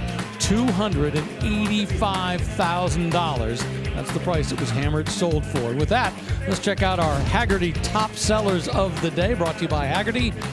Boy, you start off with $380,000 for a 1968 Corvette that sold earlier today.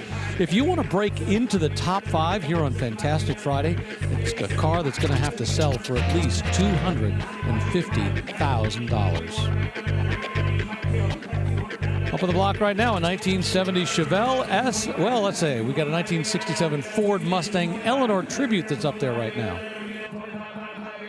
Well, this one is pretty close to a screen-accurate Eleanor Tribute from the Gone in 60 Seconds Nicolas Cage film.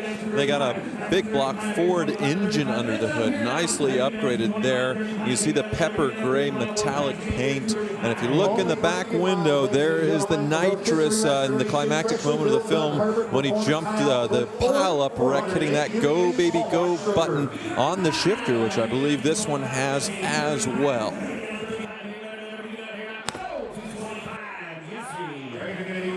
Well, that one's now worked its way into our top 10 as the number 8 sale at $225,000. We've seen these Eleanor Tributes bring big money, and that trend is obviously going to continue for some time. Behind it, a 1970 Mustang 428 Cobra Jet convertible. Well, most of these were sports roofs or fastbacks, if you will. Here it is in convertible with the shaker hood. 1970. A highly optioned and nicely restored machine. It comes with a copy of the original window sticker and the deluxe Marty report, which certifies what options came on this car when it rolled off the assembly line. So as we said at the very top of the show, cars like this that are restored exactly to original and to the high standard, that's what's going to ring the bell here at Barrett-Jackson. Ford, when they made the CJs and the Super Cobra Jets. Very rare car, so. And a fantastic restoration, as you just saw on the chassis cam. Craig Jackson was talking about the fact that this is a car that was in a Texas collection for more than 30 years in a climate-controlled area. Once again, great consignor who kept it in perfect condition. It's a rare car, very unusual. Magnum 500 wheels as built, and those Goodyear Polyglass GT tires, which are available reproduction. That's what that would have been born with.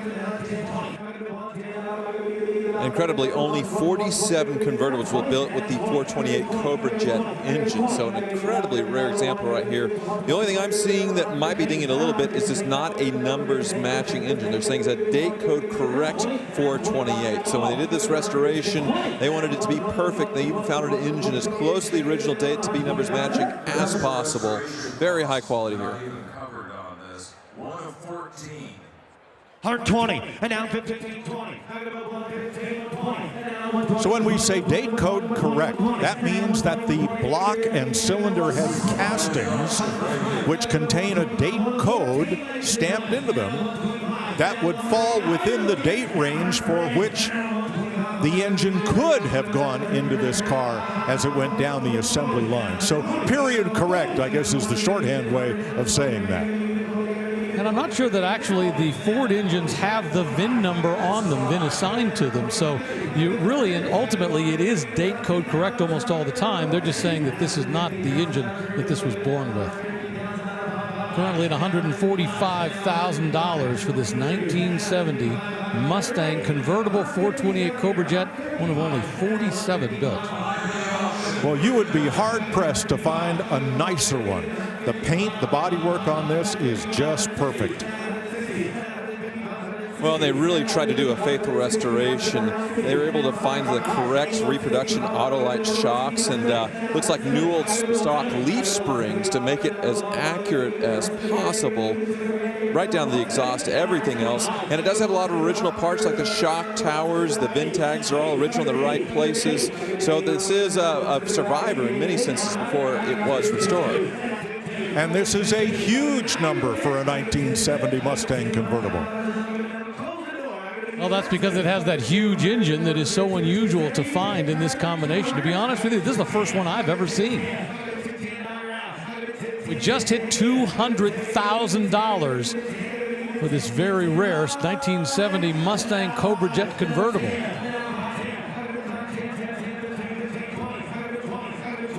We got two bidders on the floor. We got another one up the skybox. And they all seem to be thinking about it, but they're not quite sure. We're now up to 220, 225. 47 convertibles of the 428s, 14 Q codes, only 3 painted red, and 2 which had the black deluxe interior. And only one this example had factory air conditioning. So you're looking at a 1 of 1 right here. Well, Mike, you've talked about it. Desirability, rarity, when those things start to collide, you get money right here, and that's what we've got. Still going. We're 260, 265.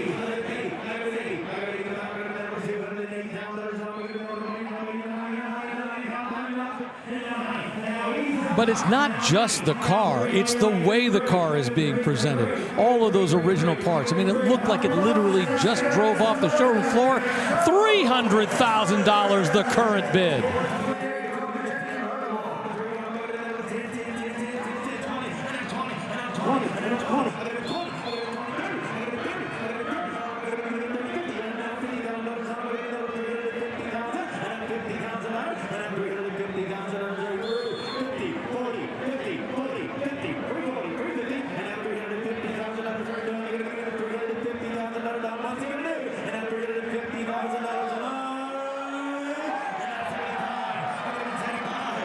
Tell you what, that guy in the upper right, he would just flinch his lip to get the bid in. Now he said no, and then he said yes again. $360,000. This has to be a world record for this car.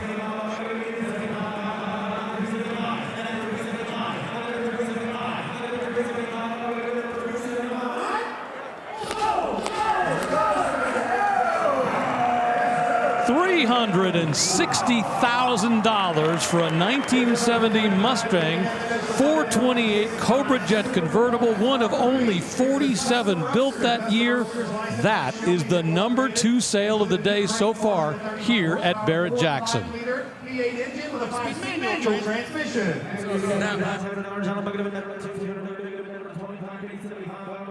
Well, let's talk about the fact on the block right now. We got a 1965 Superformance right now. Hopefully you can see it.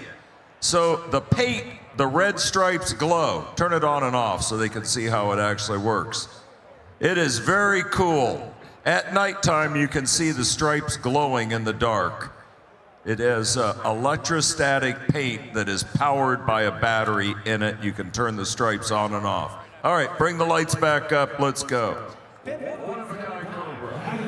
Well, never have I ever at Barrett-Jackson seen electroluminescent paint, as are the red stripes on this Superformance Cobra Tribute Roadster. This has a 435 horse Ford Racing 5-liter Coyote V8, a 5-speed Tremec transmission.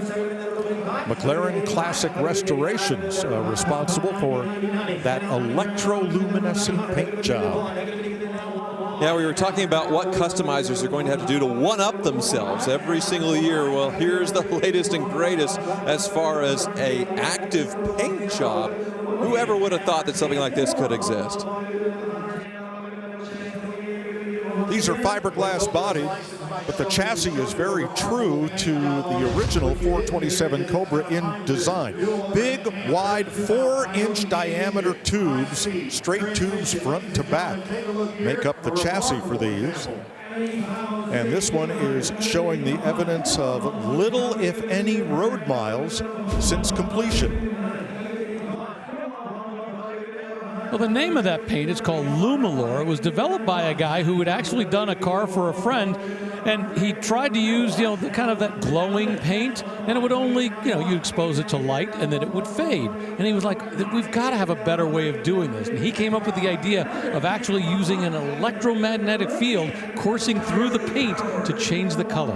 Oh, Rick, I remember on your YouTube channel, you did a video about a car that had illuminated tires, some sort of concept, right? Yeah, it was called the Golden Sahara 2, and if you go to Rick DeBrule Cars, you can see the video about it, but it's all about the fact that they built this show car. Goodyear had the idea of creating glowing tires. They thought it was going to be a safety element that people would be able to see when you were coming, or if you hit the brakes, they would glow. Yeah, it didn't quite work out for everybody.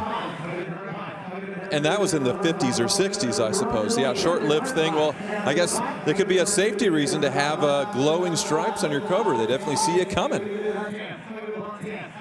Well, and unfortunately, I think up here we have still a lot of light in the room, so I don't think you really got the full effect of how that red would actually change. Yeah, even without the paint, the Coyote engine, definitely the engine of choice with the modern Super Performance, the Cobra aftermarket. So, great car. $107,000 for that 1965 Superformance Cobra replica with that Lumalor glowing paint. Very unusual. Like Mike said, never have I ever, but I have a feeling we will again before too long. 1964 Corvette Custom. This is a split window. Well, then this one has had a lot of work if it's a 64, because the split rear window only appeared in 1963. And that Stinger hood only in 1967. It is electrically operated. And there is the fuel injection modern GM LS motor that now lives under the hood of this 64 Corvette. Yeah, this is sort of like the greatest hits album of Corvettes. You get the split window, the 63, You get the Stinger hood of the 67. You get the modern LS from modern Corvettes, the side pipes, larger wheels, Wilwood brakes, and interesting touch with the front bumper, sort of a brushed metal look rather than chrome. I like these wheels, but I like them, say, on a modern BMW or Audi. Now, the bidders apparently like them on this Corvette because we're at $240,000. Well, I think to Tyler's point, you've got the greatest hits. The things everybody loves on Corvettes are all together in one car. And it just sold here at Barrett-Jackson for $245,000. Thumbs up from that gentleman.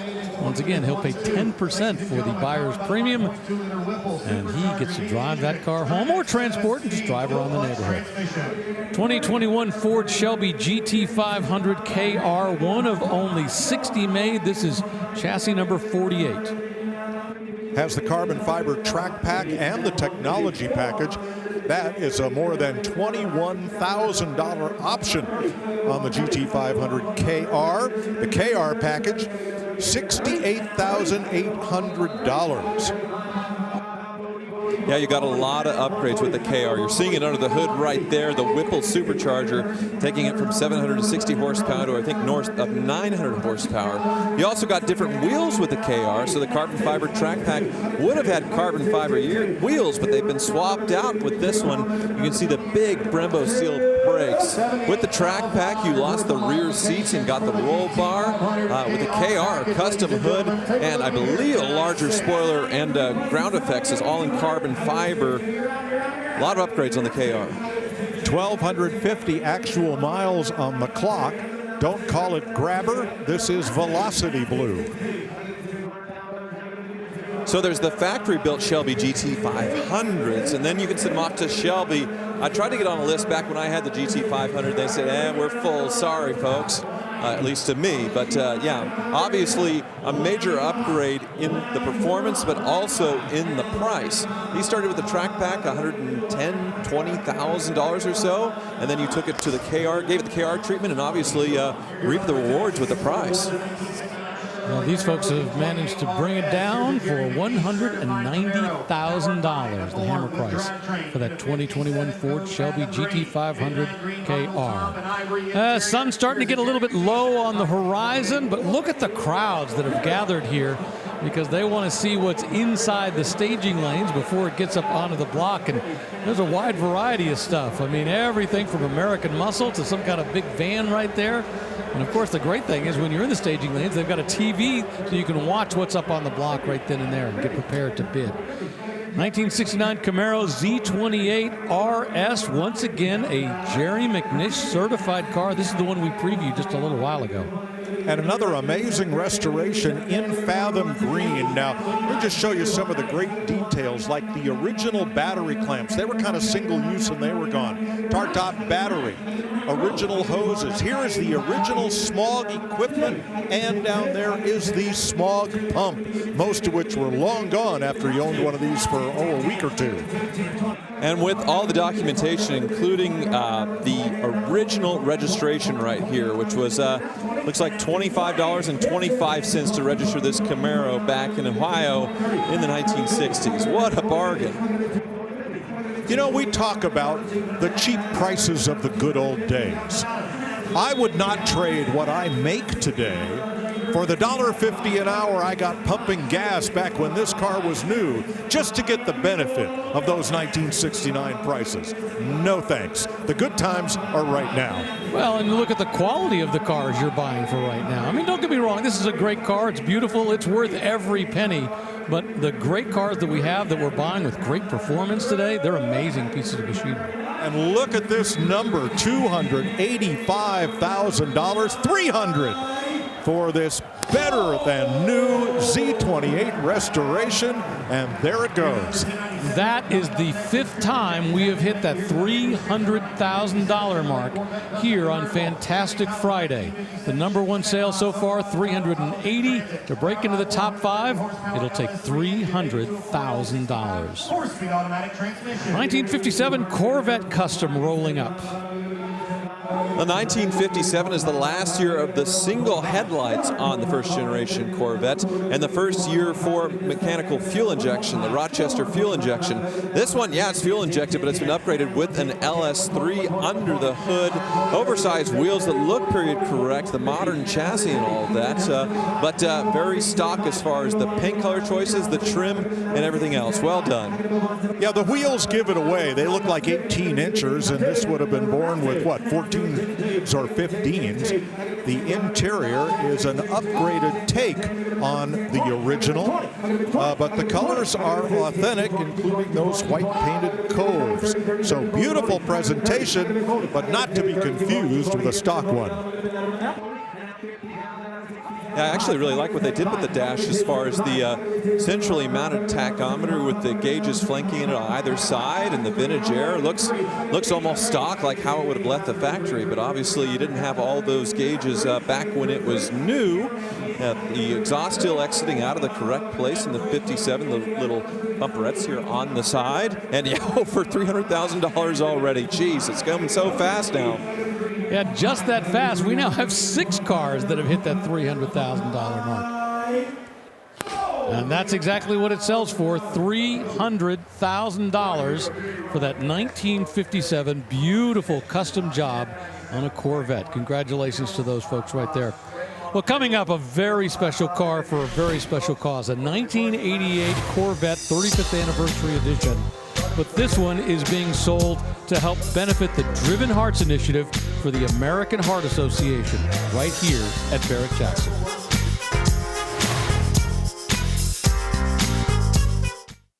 The all-new line of Barrett-Jackson merchandise and apparel is now available. From road rallies to the office, there are many stylish options for the car lover. Available year-round or online at shopbarrettjackson.com.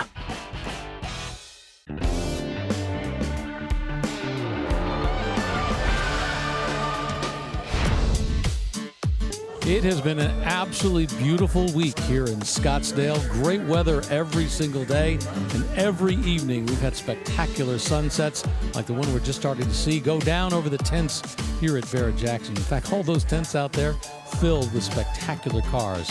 And up on the block right now, we got a 1968 Camaro Z28 RS. Well, in 1968, driving a Sunoco Blue Camaro, Mark Donohue won the Trans Am Championship for car owner Roger Penske. The car was shaped just like this one, and that exact car is owned by Tom McIntyre of Los Angeles and was here in Scottsdale this weekend and took first place in the historic Trans Am class at the annual Scottsdale Concours. So congratulations to Tom. And if you went to your Chevy dealer, you could buy its street-going counterpart, which is this, highly optioned with the RS package, but the Z28 meant the high-revving 5-liter V8, and you could pretend you were Mark Donohue. Race on Sunday, sell on Monday, of course. And yeah, this one, an over-the-top, insane restoration like we've been seeing throughout the day with, yeah, the high-horsepower engine, 4-speed manual, rally stripes, perfectly optioned out, and an unusual color choice that they chose to retain. Looks fantastic.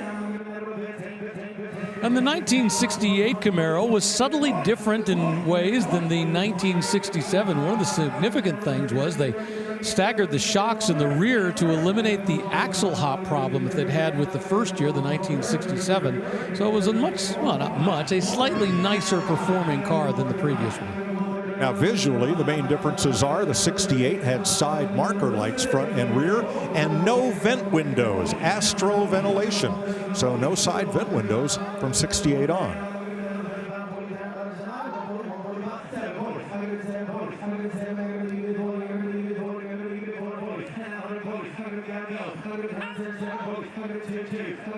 Yeah, it's interesting to think for how long those ventilation windows had existed in cars. It was the main way of getting air through, and then one day they went, hey, we don't have to do that. We have other ways. $140,000 for that 1968 Camaro Z28 RS. Living in the Camaro world in 1969, but this one, well, very, very custom, rolling up onto the block right now. Yeah, they've added air dam dive plane there to the front. This has a 68 style hood with the ice cube trays And the firewall and fender wells have all been changed around to accommodate the LS engine swap. Yeah, LS7, so the big 7-liter on this one, and you can see, yeah, nicely machined up and polished there, including the fuel rails. But yeah, radically different on this one. Gone are the rally stripes instead of single one down the side. Look at the carbon fiber mirrors on this one, pretty unusual, and tubbed in the rear. Yeah, monster wheels, deep dish in the back, and look at this rear spoiler. If this was the standard D80 spoiler, it would stand up at about a 45-degree angle. But obviously this one was built for top speed with that spoiler laid flat. Nice touch. And we saw that chrome trim earlier around the windows of the 68, and this one missing all of it, sort of the modern style insert with the glass on this one. And interesting, looks like the ice cube trays on the hood are milled out and textured of some kind of different material, like it's been CNC'd. Wow.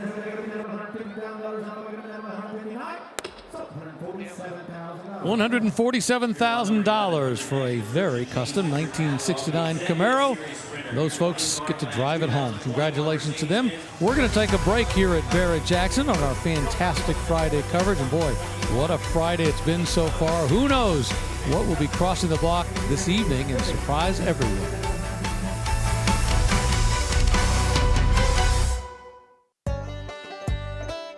Well, that is the collection of supercars and exotics that will be crossing the block mostly tomorrow.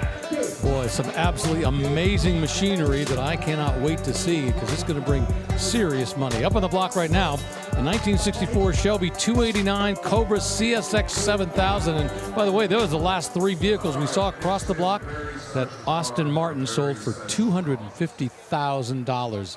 And I think that Cobra replica sold for $122,000. The first ZR1 for $1 million. He also bought some great Corvettes over the years. One of the best moments was when he gave a car to my mother and myself up on the auction block. It's a 35th Corvette anniversary car. It's a 1988, and it's all yours. Dave was a class act, and he will be missed greatly.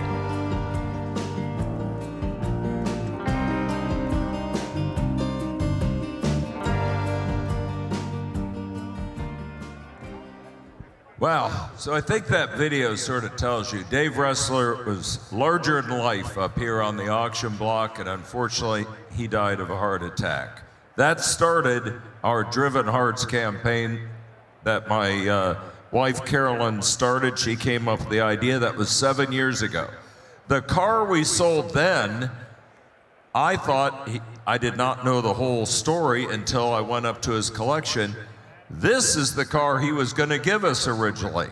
And he couldn't get it down here in time, so he went out and bought another one, gave it to us. We donated it for Driven Hearts. It got bought and sold several times, made over $1 million with that car. I ended up buying it back at the end because I wanted to keep it. This car is being donated from the Ressler family, and I just can't say enough about Dave Ressler and how much he helped our charities. The American Heart Association has raised $5 billion to try to come up with cures and treatments for heart attacks and strokes. You know, 1 out of every 3 of us are going to die of heart disease. It is the #1 killer of Americans, and that's what this cause is all about. It's a 1988 35th anniversary. Let's go, Joseph. Ladies and gentlemen, well, the car itself has just less than 7,400 miles on it, a 245 horsepower, 5.7-liter engine. But what's really important, number one, is it came out of that Ressler collection, and more importantly, that all the money is going for Driven Hearts for the American Heart Association. Only 2,050 of these 35th anniversary cars were built, and the premium was quite high. The option was $5,000 over and above the standard car's $30,000 price tag. Great cause. You're getting a wonderful car here, and let's all remember Dave Ressler, but let's do something for ourselves and help cure heart disease. 7,000 miles on this one. Yeah, the 35th anniversary was, of course, 1953, the first year of the Corvette. We're 35 years in, and they made them all white. White interior, white exterior, white wheels, and wow, $200,000 for charity. Well, and as we've mentioned before, that the fact that the check is written directly to the charity, Barrett-Jackson doesn't take any money out. You're basically making a major donation and getting a free car because you're well above what it costs. But that's what's been so great about Barrett-Jackson over the years, the way they've used this automotive car collecting community to do great things for great causes.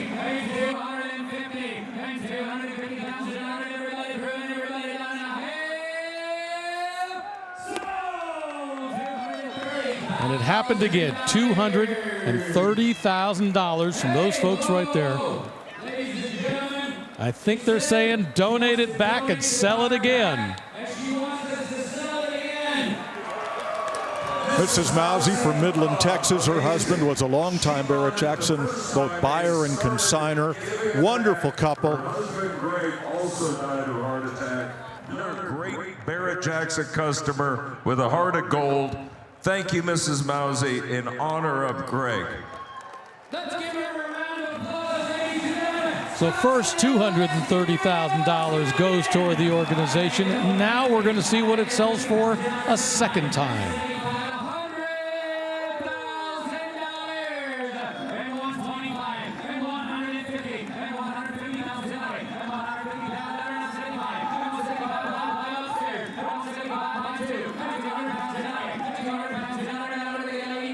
Not too often the first time around. And yeah, these Corvettes, they did get a big performance boost from the original C4 in 1984 with a Crossfire fuel injection. There we go, $200,000. This one, tune port injection, automatic transmission, low miles, and here we go again. 200 grand. Sold not once, but twice. Total raise for the Driven Hearts Initiative, $430,000, all going to the American Heart Association to work to fight a disease. As Craig Jackson mentioned, it's had such a big impact on people across the country. Every single dollar going directly to the American Heart Association. Wow. Away that Corvette will go, and guess what? After that, we still have more cars to sell. And once again, just a simple Corvette in many ways. I mean, yeah, it's got less than 7,000 miles, one of only 2,000 built. But really, it's the significance of what they've been able to do with it, what it represents, and how they were able to use it to go ahead and make more money. Joseph Mass telling the crowd that he just got a $100,000 donation from someone up on the block, meaning they've now raised a total of $530,000. And Rick, I believe that was the Ressler family participating in this great initiative, in addition to bringing this great car. More than $150 million raised by Barrett-Jackson over the years. They've sold something in the range of 500 cars for great causes, and each time it grabs everybody's attention, and they do such great work. 1970 Buick GSX Stage 1. Now that is center stage and selling here at the auction. Well, there is that unique intake with these Buick Stage 1s that are actually functional in the hood. You can see the foam pad to catch that fresh air going into the intake of the V8 there. And yeah, this one, a beautiful restoration right here. Weren't these available in any color you wanted, as long as it was white? Of course, much later we'd have the Grand National, the GNX, available only in black. Well, no, they built 668 of these in total in the model year. 187 of them were Apollo white, like this one.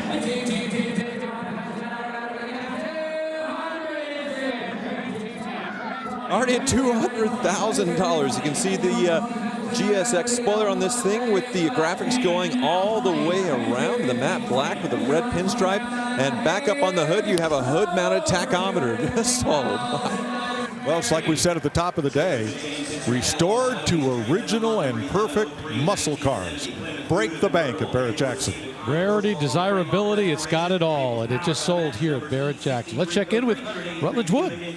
You know, outside you can see some really cool classic rides, but they're also loaded with technology and innovation, like this 1964 Scout 800. Take a look at this grille. Do you ever think you'd see a 3D printed grille on a 64 Scout here? This was built at Fuller Moto in Atlanta, and there's tons of goodies on this thing that were actually 3D printed. From the suspension points, it's got a Fox long travel suspension on here. From the inside too, that real inspiration for this Scout 8K was to be part Range Rover, part Bronco. You look at that beautiful interior. They just did such a nice job with this. And really, front to back, you can see the idea was to build something that had the sort of flex of a Baja truck, but it wasn't way up in the air.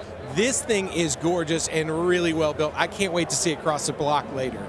Yeah, I think in 1964, Rut, they didn't have any concept of 3D and what they were going to be doing in the automotive world with it decades and decades later. 1970 Plymouth Cuda convertible up on the block. First year for the revised E-body, as this is for the Cuda and the Challenger, which had a slightly longer wheelbase. We're at 120,000. This has a 383 with a shaker hood, 4-speed transmission, pistol grip shifter, and a 355 Sure Grip limited slip rear end. $120,000 for that 1970 Plymouth Cuda convertible. Well, coming up, something pretty similar. From 1970, we'll move all the way to 1971. Powered by a rebuilt 340 cubic inch V8, that shaker hood, 4-speed manual transmission, pistol grip shifter. It'll be here soon.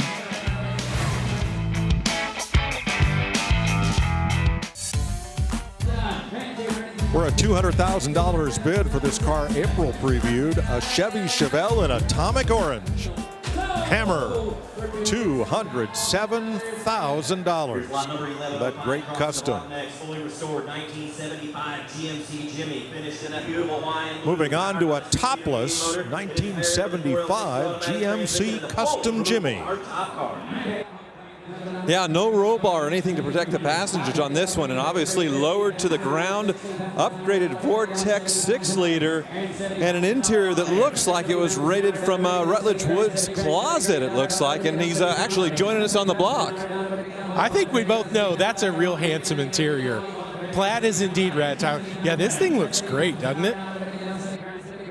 Yeah, most definitely. It's the second lowered K5, or I guess this one a GMC Jimmy that we've seen on the block. And this one, I like the wheel treatment, something that looks sort of period correct, but oversized, as we've talked about before, how it won't age. And then I guess since it's lowered, you don't have to worry about rolling it with the center of gravity, so you can go without the roll bar and have that sort of roadster look.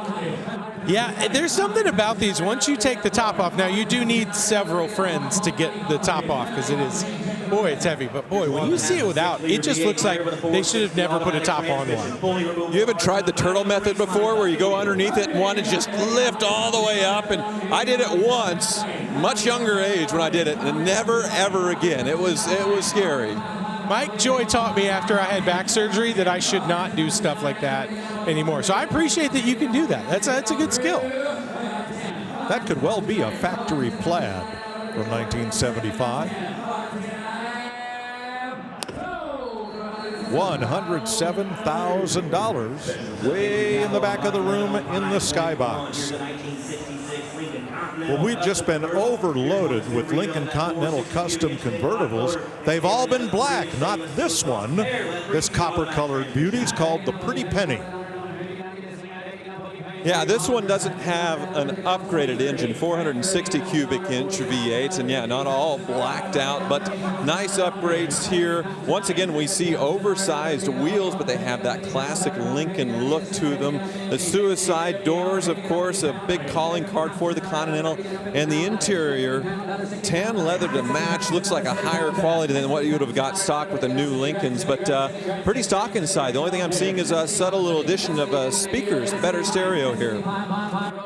Boy, the color really pops on here. That copper looks so good. And I like all the LED touches. We can see kind of the underglow LEDs, but also the emblems as it's going across the block here. And again, I like the tasteful job they did with those wheels, because sometimes we've seen ones that are a little too wild, but that's a great setup.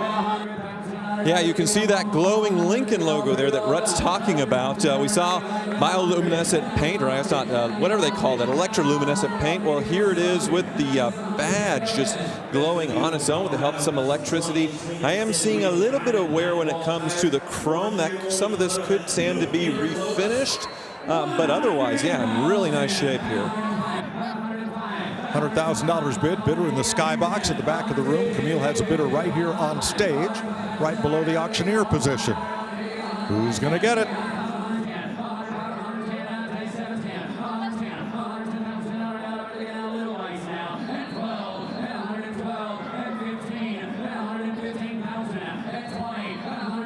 I'm not sure if this one is stance, if it's air ride or not, but the stock drivetrain under the hood is one big difference between the other ones we saw that sold for a lot more earlier with Coyote engines. High fives all around in the skybox. That's where the successful bidder is at $115,000. In the early 60s, a young GM stylist made a sketch that became the Corvette Stingray. Here's Craig Jackson.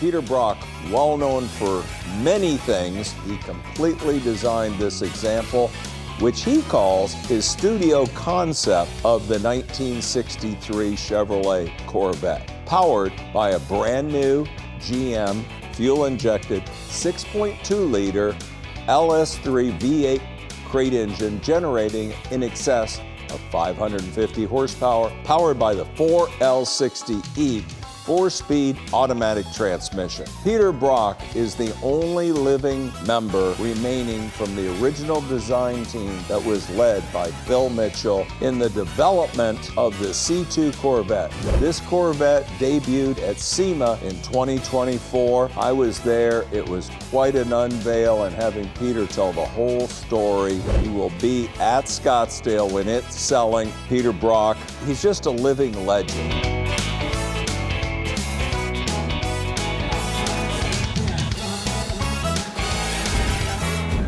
Boy, that he is. He sketched the Stingray. He went on to work for Shelby and designed the Cobra Daytona Coupe, and then moved to Datsun, where his BRE racing team won championships with driver John Morton in the SCCA and Trans Am. Here in bright yellow is a 71 Plymouth Barracuda convertible in high impact lemon twist yellow. Yeah, this most certainly makes a statement. 340 cubic inch under the hood, but it's definitely been upgraded. You have the high performance 340, and yeah, a lot of great options on this one. The shaker hood, the 4-speed manual, the pistol grip, and yeah, lemon twist, that high impact yellow exterior on this. What a wild ride. And what a solid setup. You know, sometimes we see people modify these cars in a way where they want to stick close to the original, but the wheels and tires on here, to have the sort of skinnier and a little bit wider setup in the back, it really just makes you draw your eye to that billboard panel that Mike was telling us about earlier. And it matches on this car too, right? 340 and 340. Great looking. Ladies and gentlemen, look in here. Don't miss this opportunity. Yeah, I imagine the top is black underneath, so it all definitely works. The high impact color with the black graphics, the black interior. Not a 383 or a 440. Of course, a Hemi would be an unbelievable amount of money, but yes, you have high quality restoration here on the 344 barrel car. Magnum 500 wheels, BF Goodrich radial TA tires, just as it was born.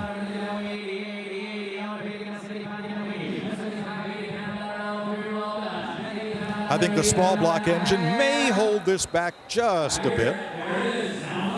Well, I thought it was going to be hammered sold at 75. Joseph Mast, Barrett Jackson's lead auctioneer, has the gavel in hand. There's a bidder on the internet. We're at $80,000.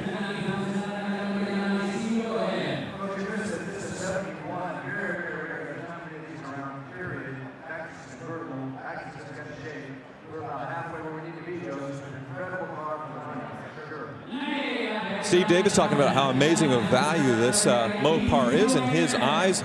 And it's great with the second coming of Mopar recently that a lot of these high-impact colors came back, but I don't think any lemon twist came back. And the Challengers are, you know, we had a lot of the purples and the other high-impact colors, but I don't think lemon twist would have been nice. $82,000, and that Cuda convertible has a new home.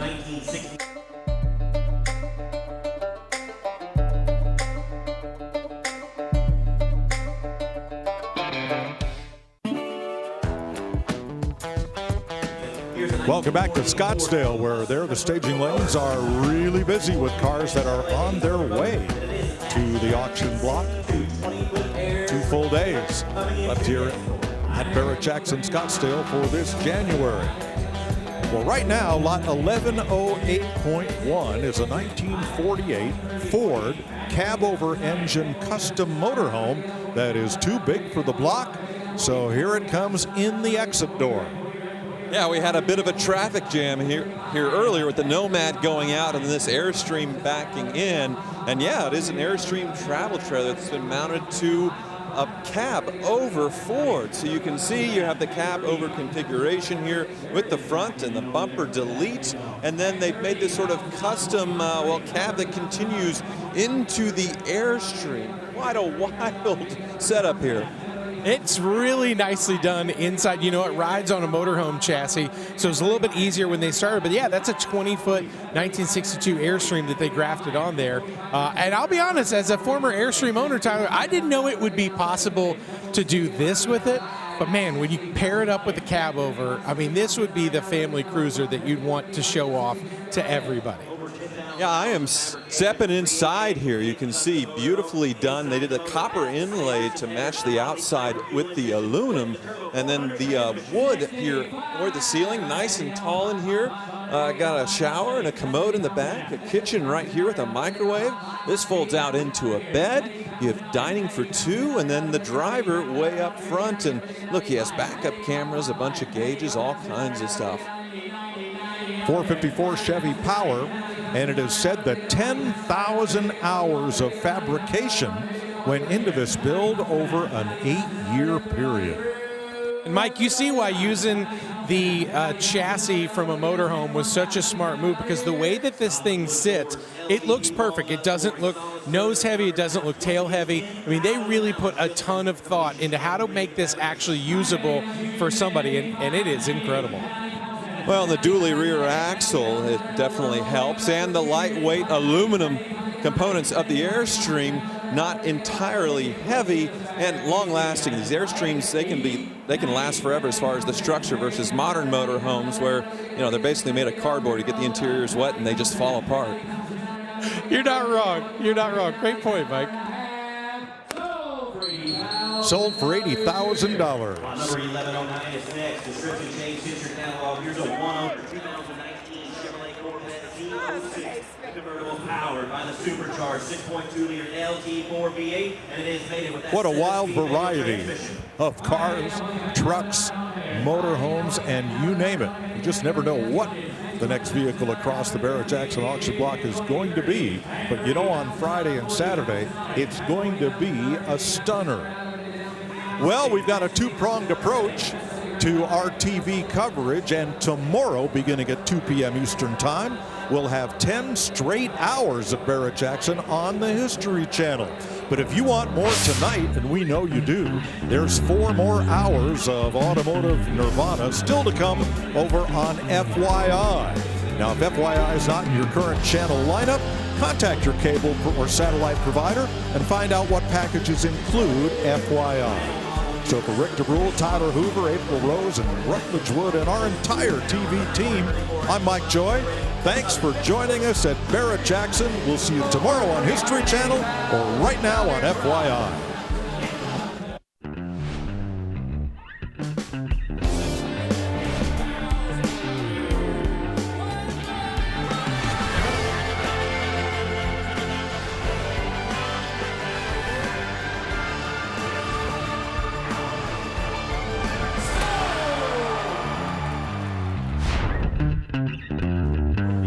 Welcome to the Valley of the Sun, where this week it's Car Week in Scottsdale. That means it's the Barrett-Jackson Collector Car Auction, the granddaddy of classic and modern classic car auctions in Scottsdale each January. And this huge building at Westworld on the northeast side of Scottsdale has been just packed with 2,000 rides, all going to have new homes by the time this auction is over. And the place has been packed to see beautiful cars like this 1969 Chevy Camaro Custom Coupe. Well, if there is a star in Scottsdale, first off, it's Chevrolets, more than 700 of them crossing the block this week. And of those, an awful lot are Camaros, and of those, an awful lot are 1969. This is absolutely the most desirable body style, not just to buy as an original restored car, but to use as a platform for customization, which is what you have here. 440 cubic inch V8, an automatic transmission, all billet internals, and I love the Arctic white on the outside. Already today, we've had a dozen cars exceed sale prices of $250,000 or more. Beautifully restored muscle cars, incredible customs, and just jaw-dropping resto mods have all crossed the block. And oh, by the way, we've got a lot of movie and TV cars yet to come tonight and tomorrow here at Barrett-Jackson. Just a wild array, and I guarantee you something for everybody. Well, this Camaro is a pretty wild custom here. In addition to the drivetrain improvements, you can see the bumpers color matched when it comes to the paint.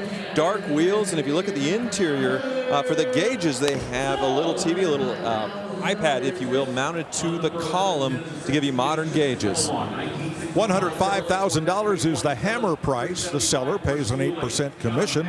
The buyer pays a 10% buyer's premium atop the hammer price. You've heard from Tyler Hoover and Rick DeGrule there on the block. I'm Mike Joy. Rutledge Wood is with us, and so is April Rose to preview the cars that will be joining us here on the block, and they will all find new owners, as this is a 100% no reserve auction. Here's a 1965 Chevy Corvette with a 327, 375 horse fuel-injected V8.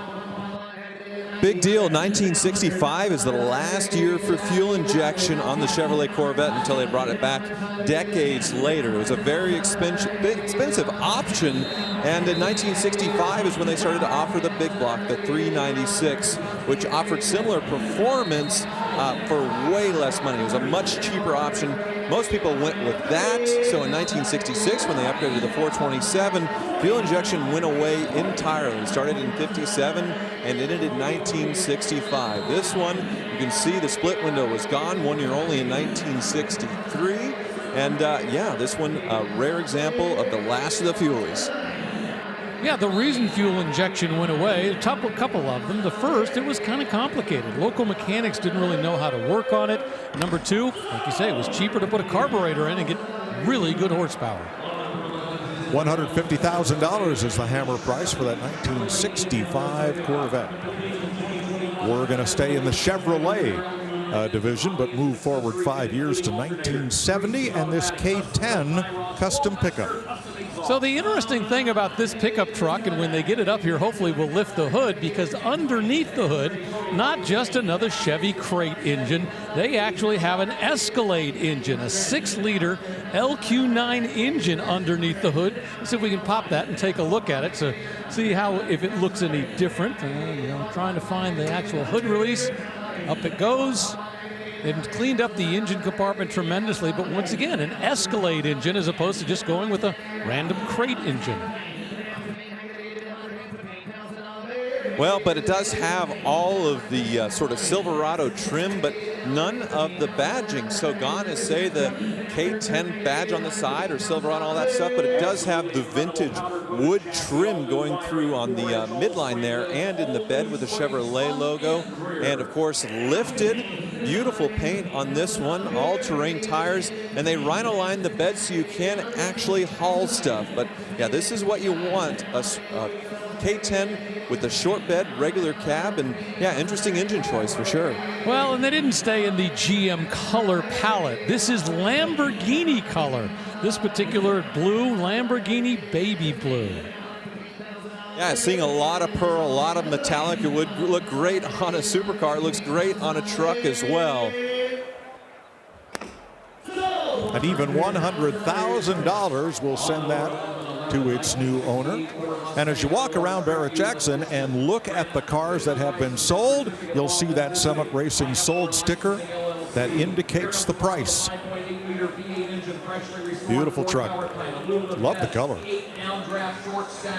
We've seen a number of Eleanor Tribute Mustangs paying homage to the remake of Gone in 60 Seconds starring Nicolas Cage. Here's another one built on a 68 Ford Mustang.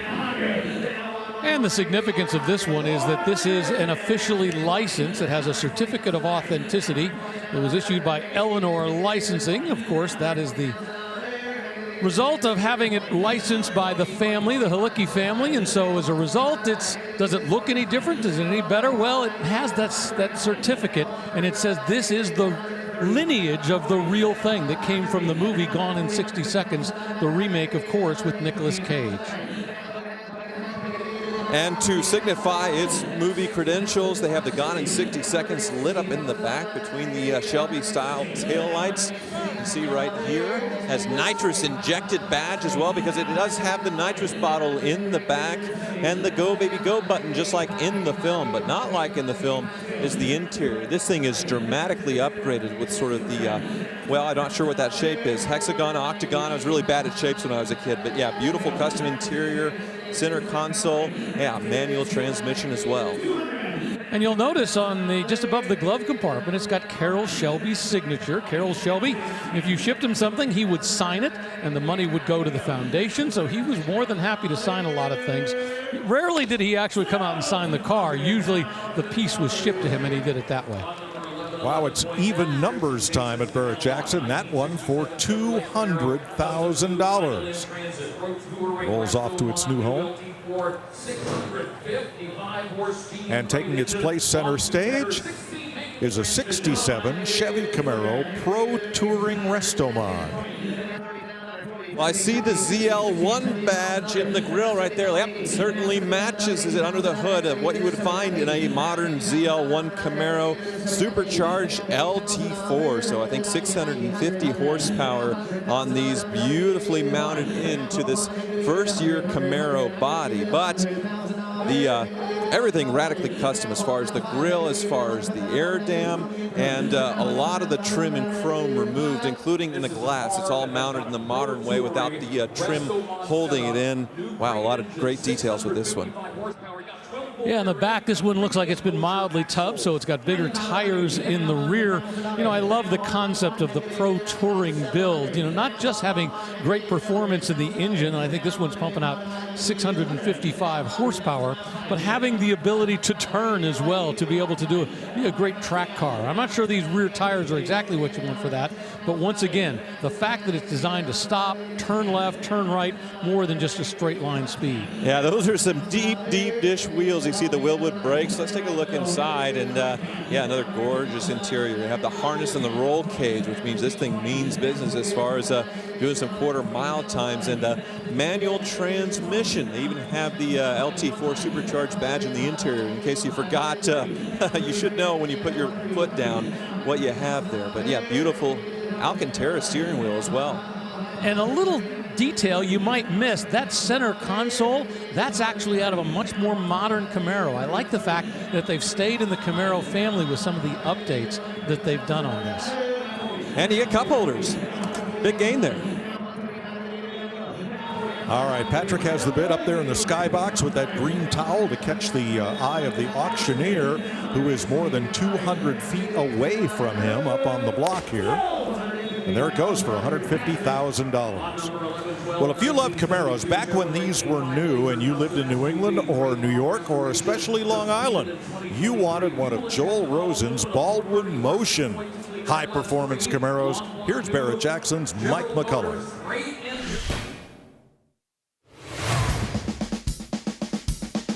This custom 1969 Chevrolet Camaro RS SS Baldwin Motion Phase 3 Coupe is number 2 of a very limited edition build.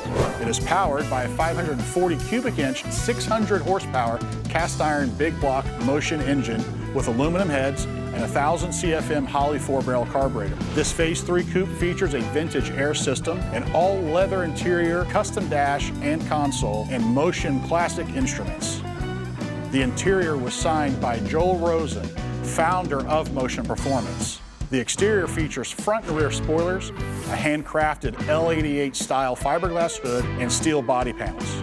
This Baldwin Motion Camaro has just 400 miles since the build completion. And the best part about it, it's selling with no reserve. And we'll see that Baldwin Motion Camaro tomorrow during our 10 hours of coverage over on the History Channel. 1972 Chevrolet K5 Blazer Custom bid to $145,000. Yeah, kind of a resto mod look. Fairly stock from the outside, except for the lift, but underneath that hood, a very modern 430 horsepower engine. $145 is the hammer price. Add 3 zeros to that, and the buyer's premium. And it's off to a new home. There's some of the automobilia that sells here before they begin auctioning cars each day at Barrett-Jackson. Fill your garage, top to bottom.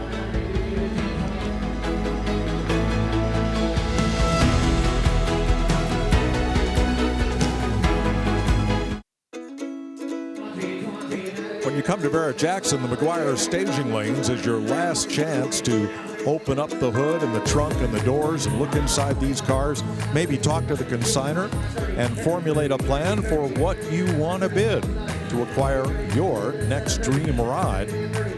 Then they roll past these folks, get a quick wipe down and polish, and there they go, up onto the auction block for a Ford F-100 custom pickup. Just about hammered sold for $130,000, and there it goes. Now, Chevrolet went to Le Mans with the Garage 56 Special Edition. It was a NASCAR Cup car to race in the 24 hours. And Chevrolet built only 56 commemorative cars in 2024, and here's one of them. Well, Garage 56, of course, refers to the garage at Le Mans, the extra car. Technically, this won its division, although it was the only one in its division. But the idea was taking some of that NASCAR technology and seeing what they could do in terms of building a car and then taking it to Le Mans. Now, this is not the exact car. Of course, that was a much more sophisticated racing machine. But this is a tribute to that car that was raced there. And, of course, they've only built, as you said, a handful of these, just 56. And this is about midway through the build. Well, the car that raced at Le Mans was a full-on NASCAR Cup car provided by Chevrolet and Hendrick Motorsports. And my son said, "Dad, they're going to make 56 of these for the road. We need to get one." Too late. They were all gone and spoken for. And now they're starting to appear at auction at a multiple of the original sticker price. So we missed out on that one. Yeah, this one brand new in the wrapper. Another big deal, the end of the line for the Camaro. Who knows when or if it will ever come back and how it will come back. So they went out with a bang. I think on these they had a horsepower bump because the normal ZL one was 650. I think there was a 20 or 30 horsepower bump on these. And this one does have a manual transmission. So great to go out with an old clutch. And just 10 miles on the odometer. $130,000 plus buyer's premium for that Garage 56 Special Edition Camaro. April? Hey, Mike, I'm out here with his 1937 custom Woody wagon. I love 37 Fords with this beautiful sloping grille. You got the teardrop headlights. This one's finished in Tacoma cream. Nice that they have a Ford in a Ford. And all of this beautiful wood paneling. This is the original wood, still kept, preserved, just beautifully canvas top. Now, check out that dash. That is actually painted to look like wood. The rest of it's wood, old school, original banjo style steering wheel right there. I mean, the craftsmanship of this is off the charts. Just that slight angle, that slight bend in the wood. Beautiful craftsmanship. But there's more. It comes with a teardrop trailer. This is a full grill for your cookouts. Come on inside. Let's see who's in here. Bed, TV. Looks like a recreation of our very own Rutledge Wood right there with some handlebar mustache. I think Rhett would look good with that. There's more. Oh, baby, come on back. We've got a party. It's a full bar back here. You have an ice chest under there, decanters, a sink. Here's your reservoir to fill the water, knives for the cutting board when you're slicing your lemons and your limes. You know, maybe that Rutgers recreation is sleeping because he drank all the liquor. There's nothing to see here, Mike. It's all gone. Party on, April. I almost don't want to go back to the block, but it's occupied by a 54 Chevy 3100 Custom. And I like the build on this, at least from the outside. I like the fact that they've kind of made it a simple build in terms of the red on top, the black fenders. And if we go all the way to the front, they have not chromed the grille. Normally, what you see so often are people that are going to chrome the grille. Well, most of these, when they were built, would not have had a chrome grille. They would have had an argent-colored grille, a gray grille, or a cream-colored grille. So the fact that they've retained this grille up front, I like that.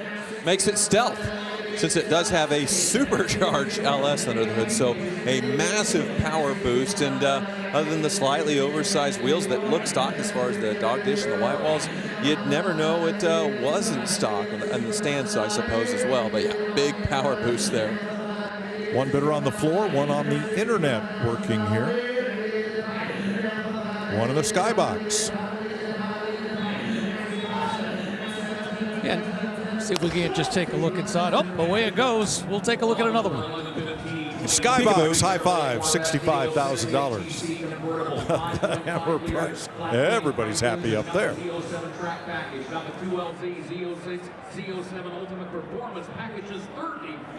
Here's a 2023 Chevrolet Corvette with the Z06 Performance Package and the Z07 Track Pack and the 2LZ. The ultimate performance package, over $30,000 in options. Yeah, they clicked all the buttons with this one. Now, this was reverse engineered reportedly to take on Ferrari, that flat plane crank V8 engine, 670 horsepower, dual clutch automatic transmission. And yeah, the Z07 track pack was hard to get. The Z06 already hard enough to get with those options. Yeah, brings it up to a $153,000 sticker. I see carbon ceramic brakes as well. And I imagine a 2LZ or 3LZ interior. So yeah, the boxes were checked. So this is a 70th anniversary edition right here. Think about this. In 1953, they made 300 Corvettes. They had no idea if they were going to make a pack 54 and 55. Fortunately, things started to click, but who would have guessed in 53 this would happen 70 years later? New in the wrapper with just 34 actual miles. $140,000 is the winning bid. The auction clerk has him sign the receipt for that, and he'll go to the office, settle up, and then arrange transport to wherever its new home will be. Well, let's go back not quite to 1953, the first year of the Corvette, but to 1955 for this customized Chevy Bel Air.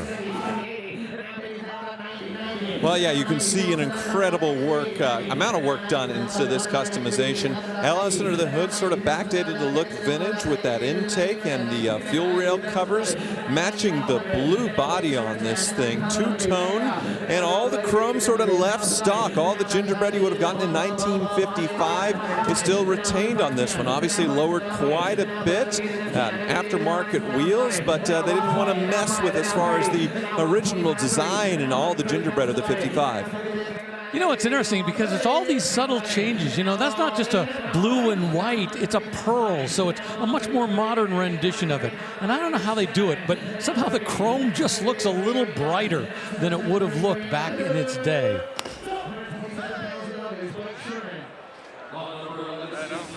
$127,000 for that Bel Air.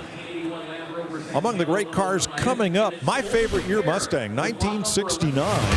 This is a Mustang Mach 1, and it's got the big motor. It's a 428 Super Cobra Jet paired with a 4-speed manual transmission.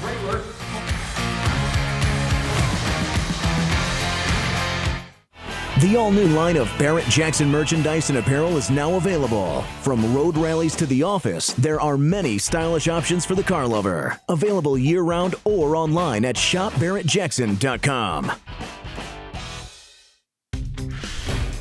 You never know what's going to be an exciting moment here at Barrett-Jackson.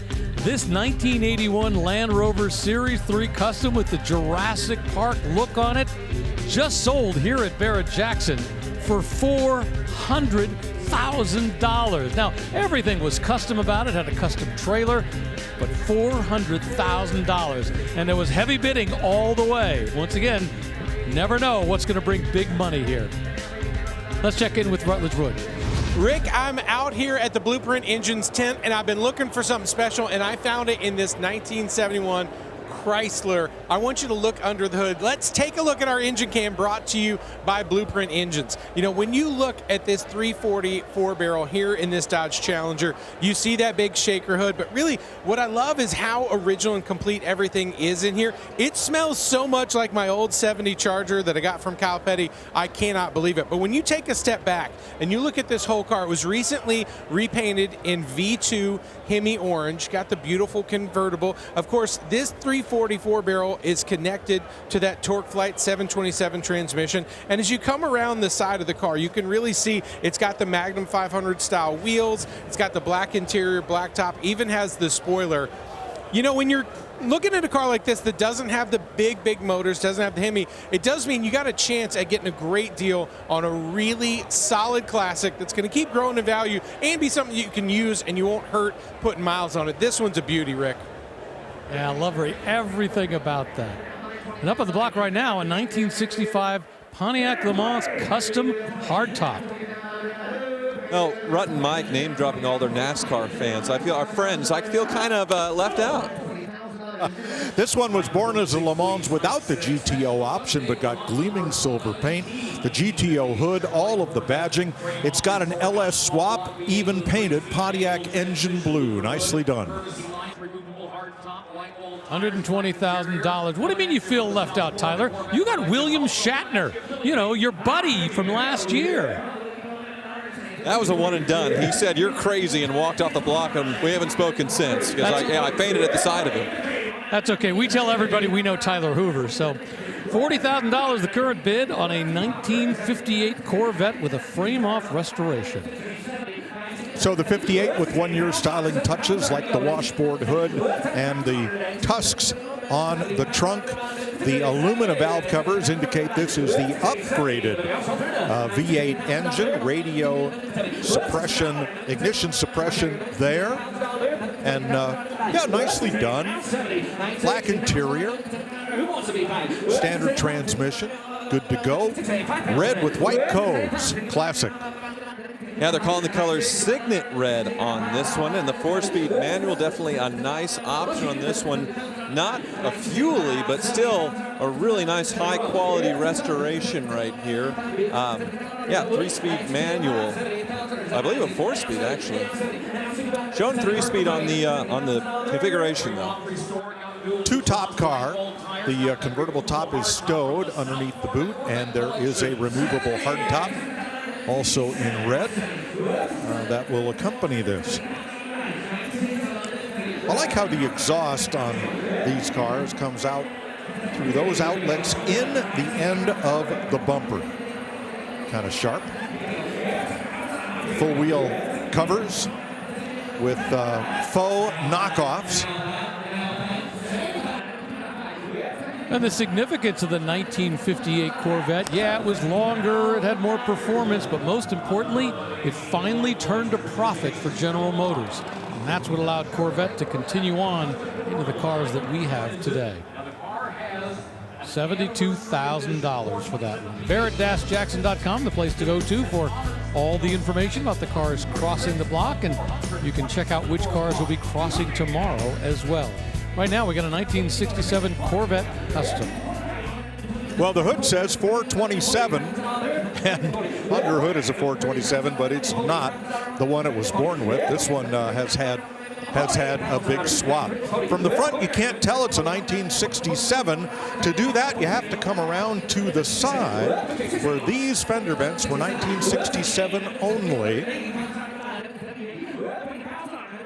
Yeah, so the engine under the hood is a tribute to the high-performance ZL1 engine, a big deal at the time. They routed it to the side pipe exhaust, as you can see, and yeah, very well done. It's a 4-speed car that will help the value. Now check out the seats.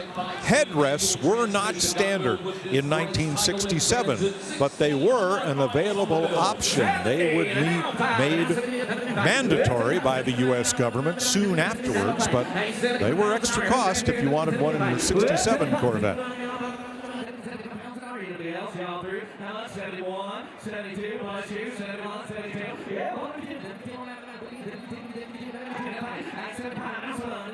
So why do you want or need a headrest? It was because crash testing research showed that whiplash injuries were common, especially in rear-end collisions, so the headrest would kind of help mitigate that. And it's one of those small safety things that we have in cars that people don't know and appreciate today, but the significance of that is huge. And if you do have a headrest from one of those older cars, make sure you pull it up, use it, get rear-ended. Trust me, you're going to notice.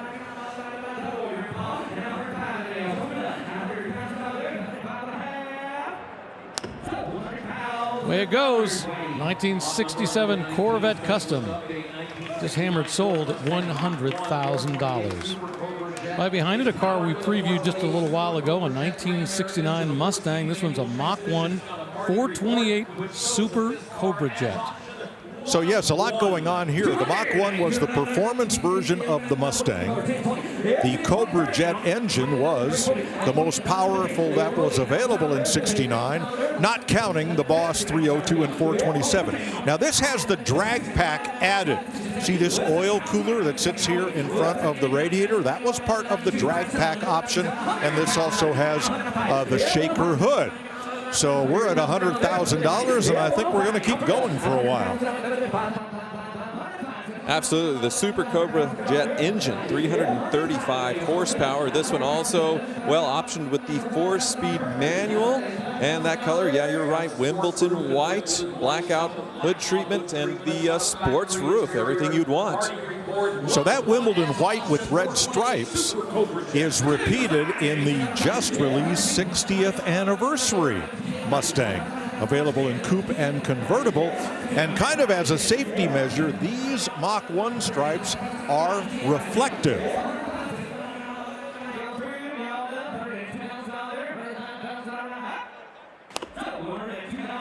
$102,000 for a Super Cobra Jet Mach 1 from 1969. Guy looks like he's a little surprised that he was able to come away with that. All right, you like that same paint scheme, the white with the blacks, you know, flat black on it, also a little bit of red accent. Well, I got a deal for you. A 2020 Ford Shelby GT350R, and this one is chassis number LR001. Well, with the GT350s, you have that famous Voodoo engine there, flat, plain crank. And with the R's, you got a little more horsepower, I think around 520 or 30 horsepower. And with the GT350, you could get a manual transmission, which this one has. GT500, they were all dual clutch automatics. So, yeah, great heritage sort of colors here. Love this car. These engines were built on a special assembly line, and like AMG Mercedes engines, the technician that assembled it signs the engine. Kind of neat little deal there. 1,648 actual miles. Just barely broken in.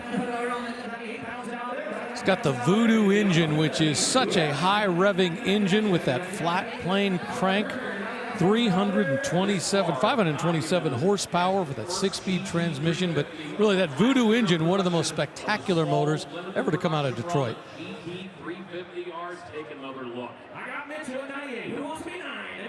And with the R's, they're a bit more track focused, so they have the seats with the racing belt inserts. They removed the rear seats as well. You could go take this straight from the showroom to the track and do really well. The R's are much rarer than the normal GT350s, and this one, yeah, it looks to be in really nice shape. How many miles on this one? 1,600 miles. 1,600 miles, very low.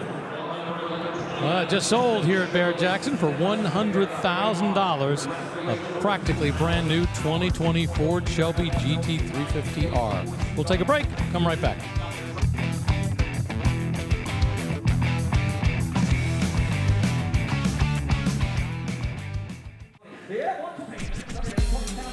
Oh, so much to see and do here at Barrett-Jackson. That's the vendor area. They've got everything from boats to, well, accessories for cars, lifts, and little miniature cars you can buy. No shortage of great stuff here. And no shortage of great collections. In fact, Mike Joy has some information about the Gilstrap collection.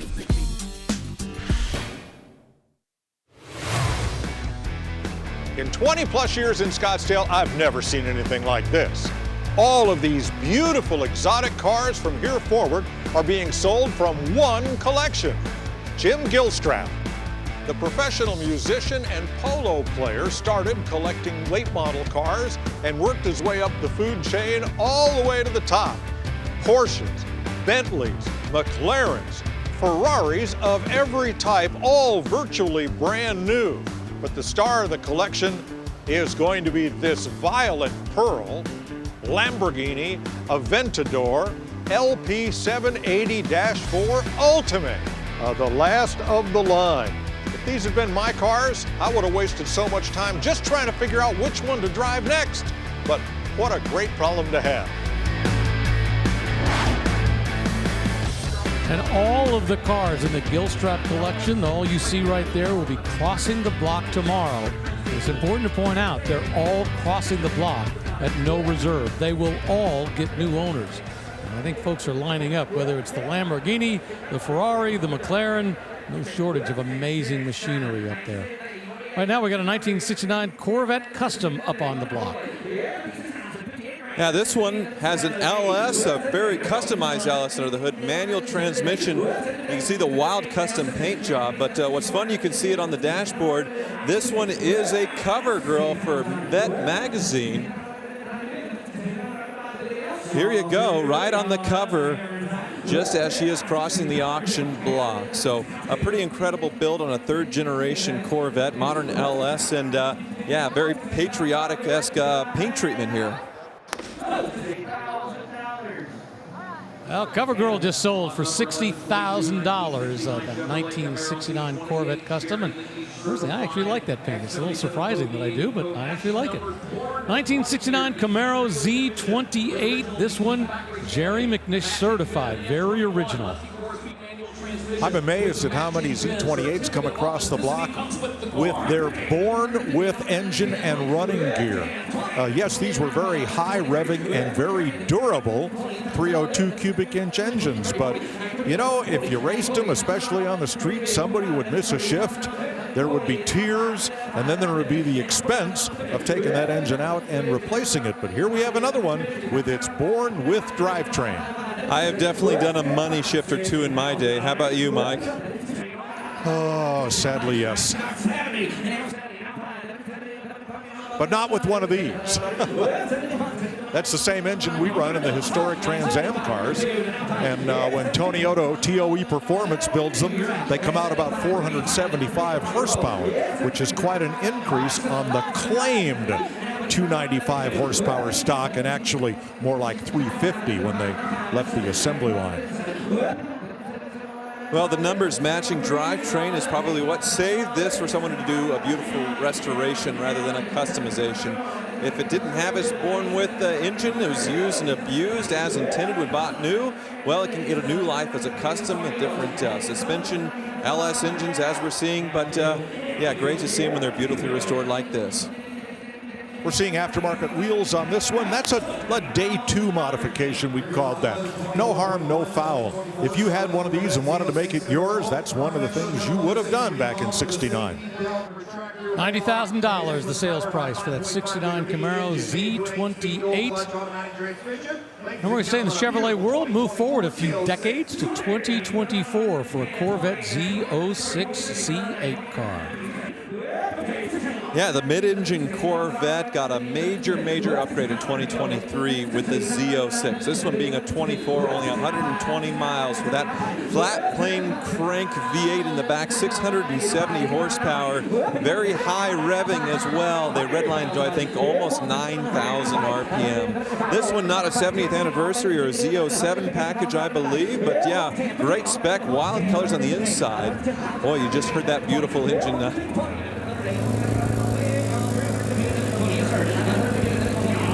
In fact, when the Corvette, the mid-engine Corvette came out for 2020, a lot of people said, no, I'll wait for the Z06 because they knew it was coming and they knew it would have a much higher performance level than the standard Corvette. That, of course, was the case, and here it is.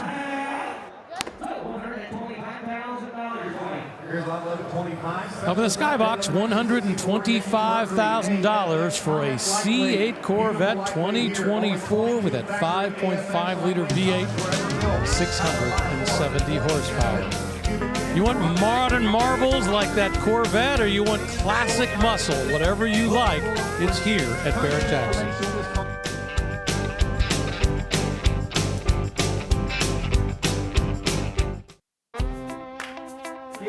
We've got a fun collection of cars across the block this week. For example, check this out. A recreation of the Chitty Chitty Bang Bang car. Yeah, my mother, the car sitting next to it, a Fantasy Island, little Surrey top. All kinds of great stuff. This was all started the Stuart Berkowitz collection. Movie and TV cars, most of them recreations, but a lot of them brought really good money. I'm waiting for tomorrow and the Monkeys Mobile and the Batmobile number 3 and more. Yeah, it's once again been bringing big attention and also big bucks. 1968 Chevy C20 custom up on the block right now. Well, a C20, that would have been a 3/4 ton pickup. This one with a brand new LS7 V8 crate engine, 6-speed automatic, but 585 horsepower. So it has a strange rear end with 411 positive traction gears. Yeah, I'm not sure if it was from the factory on the C20, but I would imagine it probably started life as a long bed and then would have been shortened up with this one in the short bed configuration. But obviously, everything else totally customized. You can find a new cab, all new parts, all being reproduced to basically start over if you want. You just need that firewall in the VIN. You can see, yeah, definitely tubbed in the back, pretty easy to do with these trucks to give you extra room for the wide rear tires. The wood bed looks fantastic. High quality paint job here as well. Yeah, I'm with you, Tyler. I don't recall the short bed standard cab pickup being available in 3/4 ton. That will require some further research. A subtle little thing they've done with this in the back is they've stained the wood similar to the paint. Very, very nice touch. Well, if you'd like to try and sharpen your bidding skills and perhaps snag a great prize in the process, you're going to want to play Fantasy Bid, brought to you by Dodge.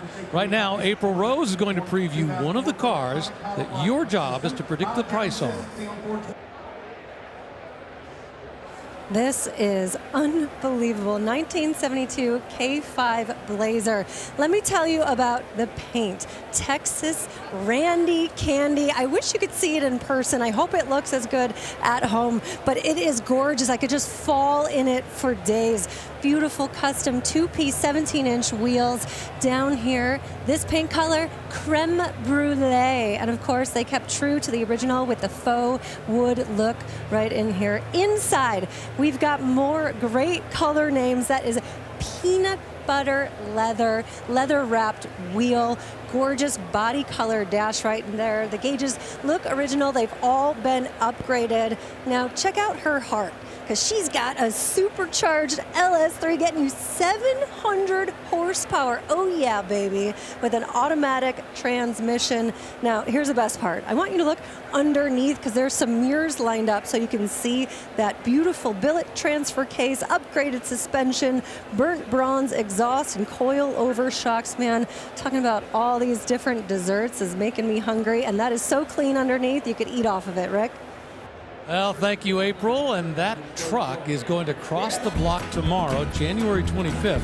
So you need to register to play right now. Terms and conditions apply. You must be 18 to play. Visit promo.BarrettJacksonFantasyBid.com for the official rules. Who knows? You could walk away with that grand prize. It's the all-new 2025 Dodge Hemi Durango. Up on the block right now, a 1988 Corvette, but this one's special, a Callaway C12 Custom. Yeah, Reeves Callaway's company in Old Lyme, Connecticut took Corvettes from the assembly line and made them into supercars. Very limited production, very high horsepower, incredible styling and suspension. You know the Callaway name because Reeves' dad, Eli, made golf clubs. Well, this one had a sticker price new of $200,000. Now it's sold for $95,000. Looks like Brian Frank might be the gentleman who purchased that one. Interesting body work, and away it goes off into the night. A 1969 Plymouth Hemi Roadrunner Custom is pulling up behind it. Well, you got to love the Roadrunner because it was an outgrowth of the Plymouth GTX, which sold against the GTO and the 442, but not all that well. So Brock Yates of Car and Driver magazine told the head of Plymouth, take the GTX, take everything out of it that doesn't make it go fast, find a way to price it under $3,000, and young people will come and jump at it and buy it, and they did. And after the first year, it had the Coyote Duster air cleaner, and Cliff is going to do for us a Barrett-Jackson tradition. Yes. That is the Roadrunner beep beep horn. It is purple. It is not a modified Volkswagen horn, as you may have read, but it is pretty cool. Beep beep. Yeah, I like how they sort of did a period custom with that 426 Hemi under the hood. The Mopar Rally stripes, but subtle, and the flat black with the black paint. And yeah, just right as far as the 500 style wheels that are slightly larger than stock. Just subtle and perfectly done. $117,000 for that 69 Plymouth Hemi Roadrunner, the custom.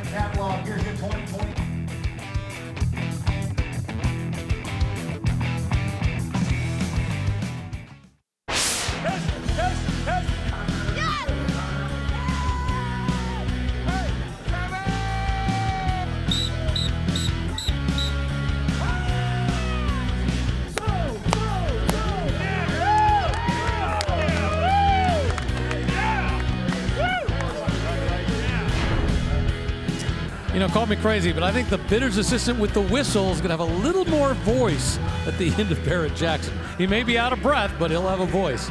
These are the last three cars that crossed the block. That 71 Dodge Challenger is the one that Rutledge Wood previewed for us just a little while ago. That $450,000 88 Corvette, that, of course, was the charity car that we saw sold not long ago. Right now, we got a 1978 Ford Bronco Custom SUV.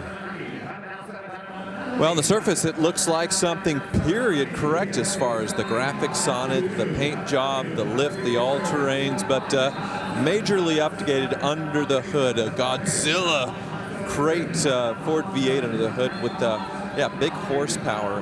Let's see if I can sneak it up here. Oh, yeah, very nice.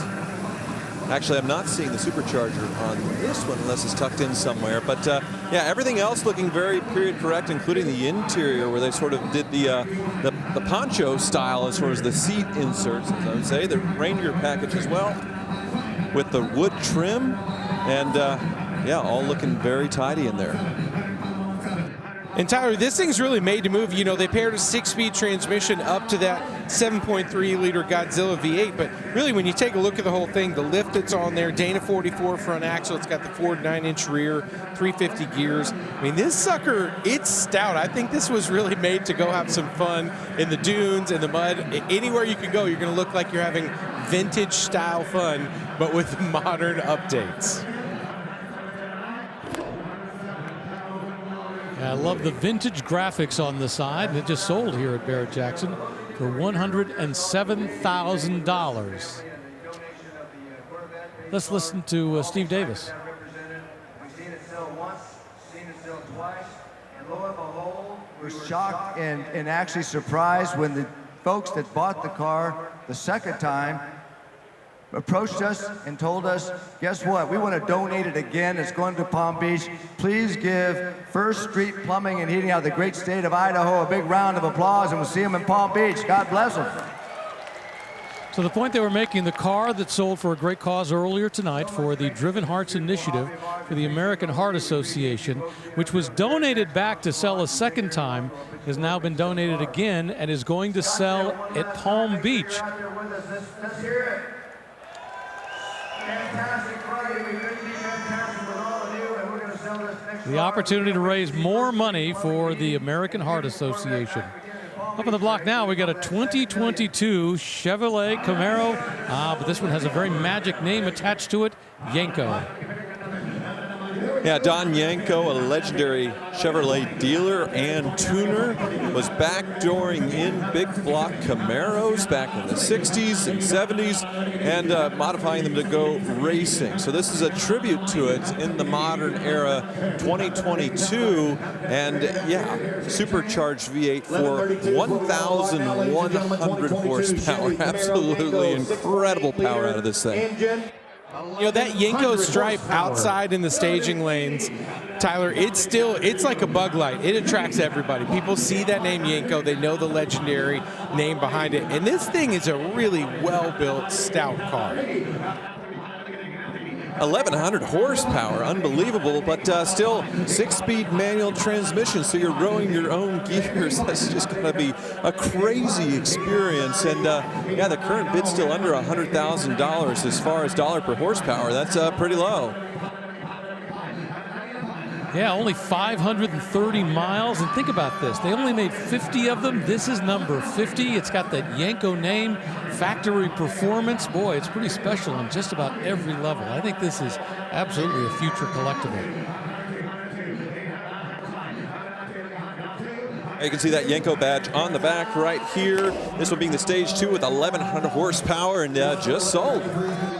Riverside Blue, $100,000 for that 2022 Yenko Camaro. And the Summit Racing sold sticker goes on, and away it goes for $100,000. Love everything about that car. All right, a little while ago, April previewed this car and its mate towing behind it, a 1937 Ford Custom Woody wagon, accompanied by that 1947 Custom Teardrop trailer.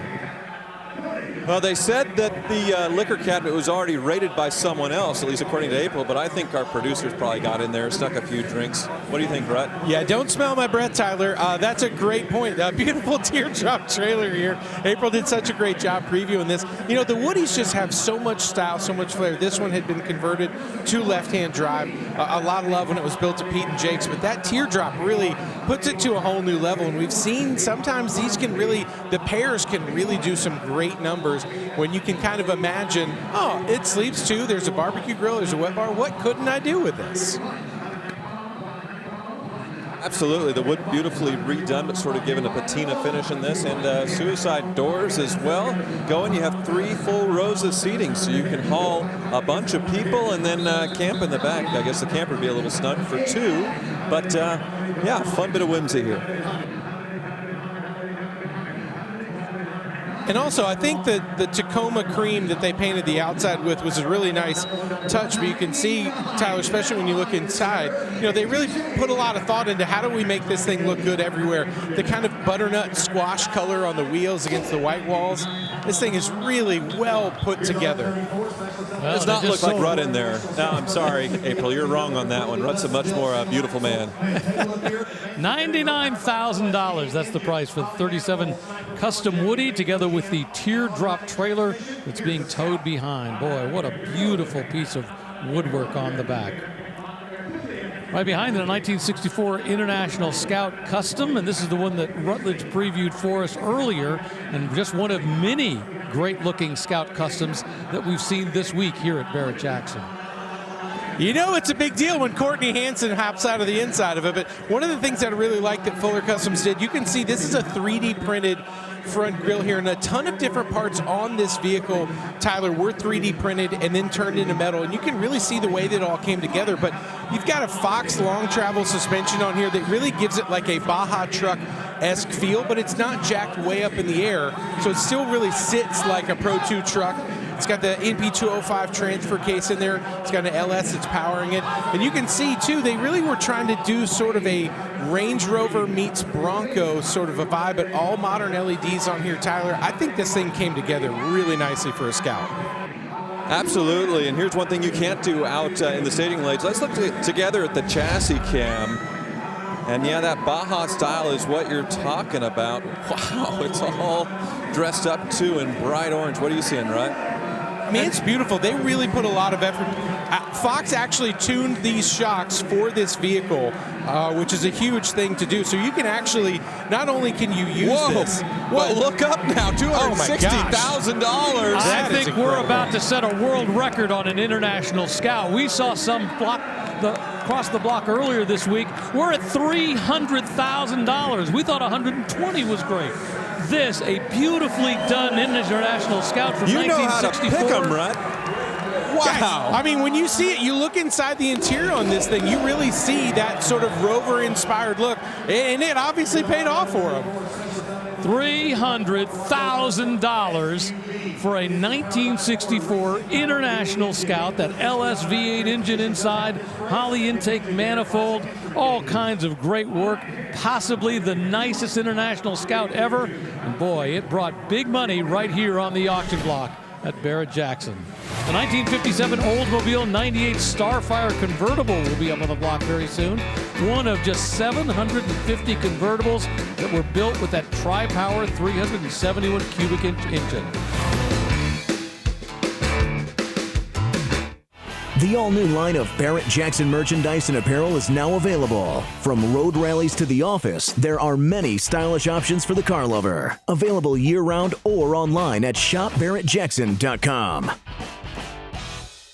All week about the Barrett-Jackson Cup presented by Castrol, and the 5 finalists for the coveted Ultimate Best in Show have all been announced. And here they are.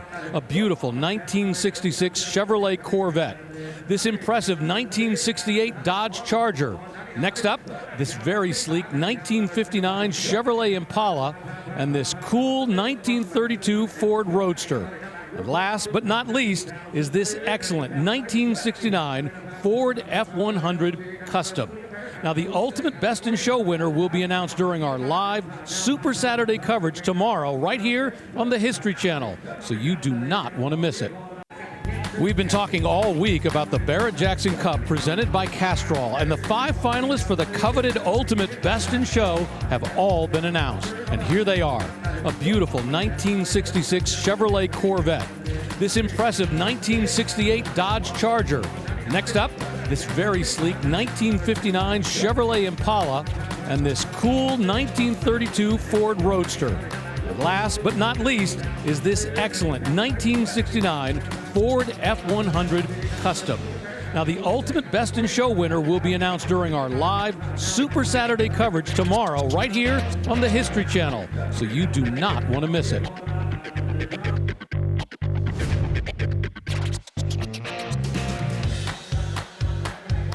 So many great cars here at Barrett-Jackson. Plenty of them still left across the block.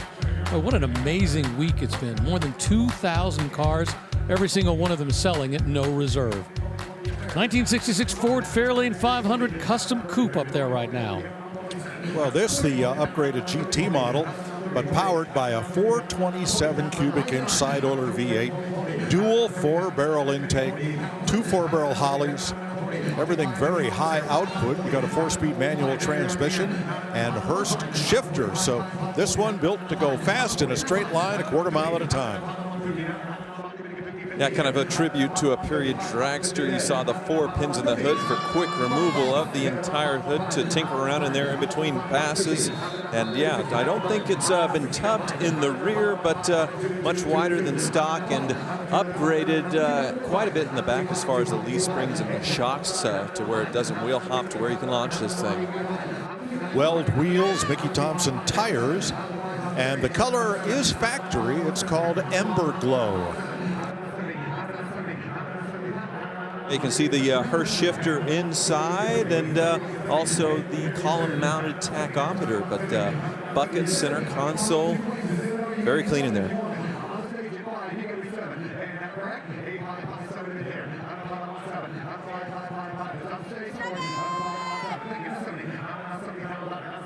I like this little sticker here on the rear quarter window for the Fairlane Club of America. Fairlanes forever, 1962-71 Fairlanes. Well, this one is going on forever. $67,000 for that 1966 Ford Fairlane 500. A little while ago, we previewed a 1957 Olds 98 Starfire convertible, one of only 750 made with tri-power, and now it's up on the block. Boy, isn't that a beauty? Frame off restoration, the correct rose mist metallic is the color, and a very highly optioned car. Full power windows, power seat, power top steering, brakes, and power antenna. Yeah, great with the tri-power option, but look at all the chrome and the little inserts here. Not only do you have the hood ornament, but you also have one on each fender to match. The 98 on the front quarter, going all the way down with that unique design for the Oldsmobile as far as the white trim, or white paint surrounding the chrome trim in that rear end. Boy, it is a stunner. And the beautiful part is alongside of this, up by the door where it's got the little dip in the chrome line. I mean, most cars weren't willing to do that because it was expensive. This comes up ultimately out of the look they had from that 1953 Buick Skylark. But boy, I love the side look of this car.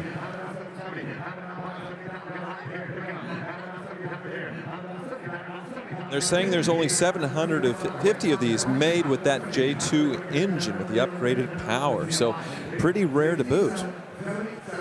Well, Oldsmobile, they were very proud of their Rocket V8. In fact, Oldsmobile and Cadillac were the first GM divisions to debut overhead valve V8s. And that's what the hot rodders were looking for all the way up till 1955 when finally Chevrolet got in the game. An amazing piece of design work just sold here at Barrett-Jackson for $65,000 for that 1957 Oldsmobile 98 Starfire convertible. 1967 Corvette, this one's a big block, 427 cubic inches and a lot of horsepower, 435 horses. Well, finally one comes to the block with the hood it was born with, the Stinger hood that denotes the 427. And this one with the tri-carbs, rated at 435 horsepower. That's because the horsepower curve on the rating graph just stopped at 435. It probably should have kept on going. Might have ended up around 475 or so if Chevrolet was really being honest about it. But they wanted to keep the insurance companies at bay, so that's the rating it got. Just 10 more than the next engine down in the food chain. This one's showing a very faithful restoration, although with a little bit of use, and it doesn't look like it is a numbers matching engine. At least it's not listed with it, which will ding the thing a little bit. But still, yeah, started life as a big block 427, high horsepower, 4-speed manual in a gray color.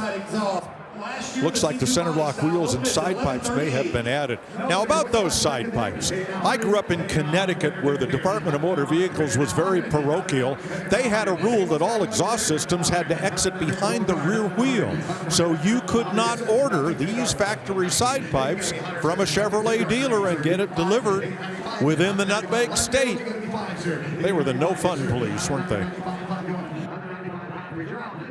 Well, and, you know, the complication back then was so many states had so many different rules. I mean, that's one of the reasons that you don't get quad headlights up front until 1958. Took that long for all the states to get their act together and figure out, well, guess what? Having 4 headlights is actually better.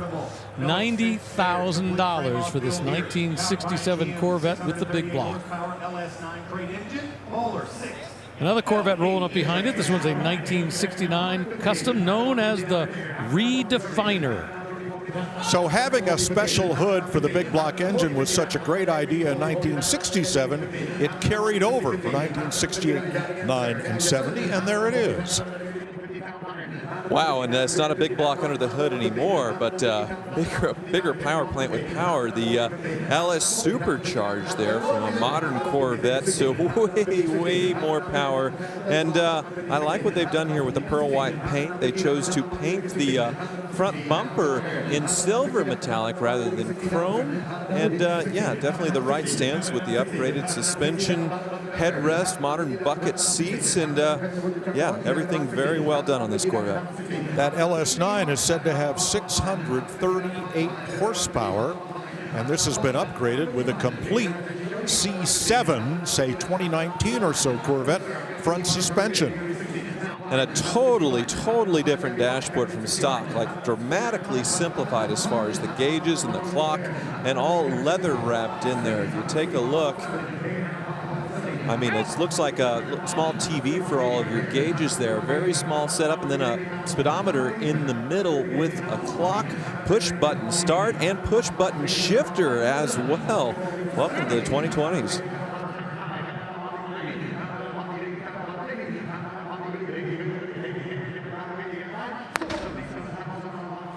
All that custom work, all that horsepower, 638 of them. Well, just sold here at Barrett-Jackson for $77,000. And if you want to know what all the cars have sold for this week, just go to Barrett-Jackson.com. If you register, you can see the prices of the vehicles that have already crossed the block. And of course, you can start looking ahead to Super Saturday and the cars we will see over here tomorrow. Right now, we got a 1969 Mustang Mach 1, another 428 cubic inch Cobra Jet. Well, this Mach 1 looks like it's been given a new set of front springs because it's kind of hunting for takeoff, much higher in the front than the back is the stance on this one. But still, very high-powered 428 with the shaker hood, spoiler, and slats, the 3S options. 391 traction lock rear, 4-speed manual, and that is factory black jade paint. And it does come with the Marty report to give you all the statistics on this one. Built in San Jose, California in 1969, and one of 3,388 with the Super Cobra Jet engine. Yeah, that shaker hood there, the flat black paint, the Mach 1 stripes.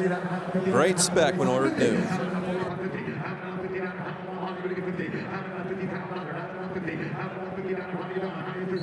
Well, it's bringing solid money here. $145,000, $150,000 is bid.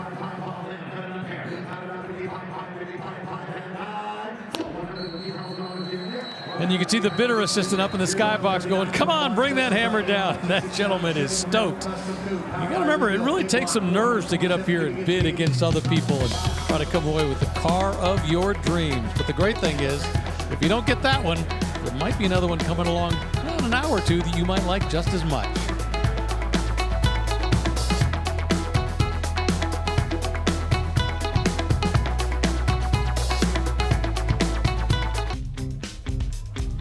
Welcome back to Scottsdale for Barrett-Jackson. It has been an amazing day here so far.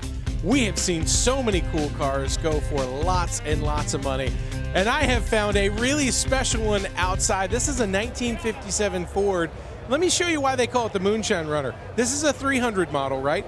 But it's under the hood where you see that big old 557 there, that boss. That puts out 751 horsepower.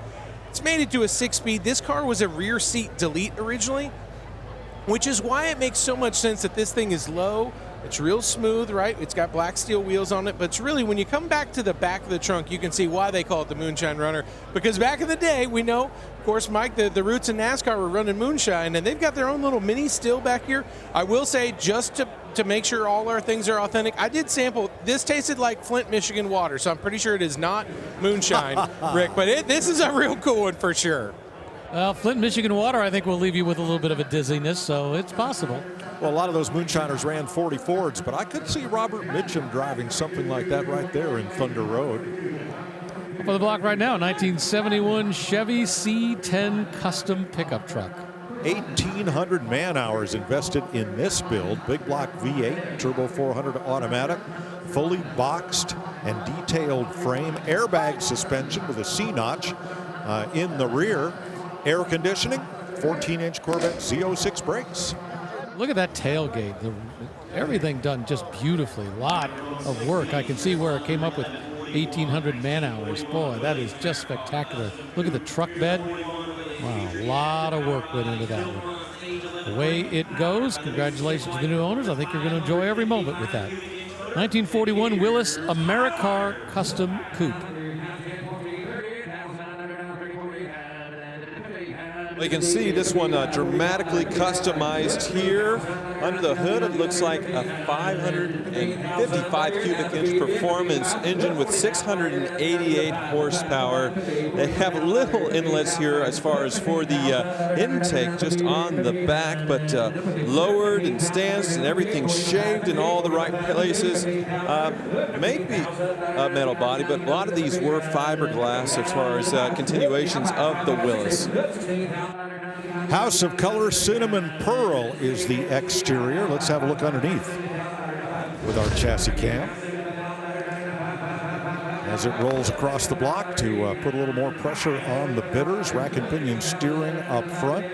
Boy, beautifully detailed. There's that fully boxed frame, totally unlike it was born with.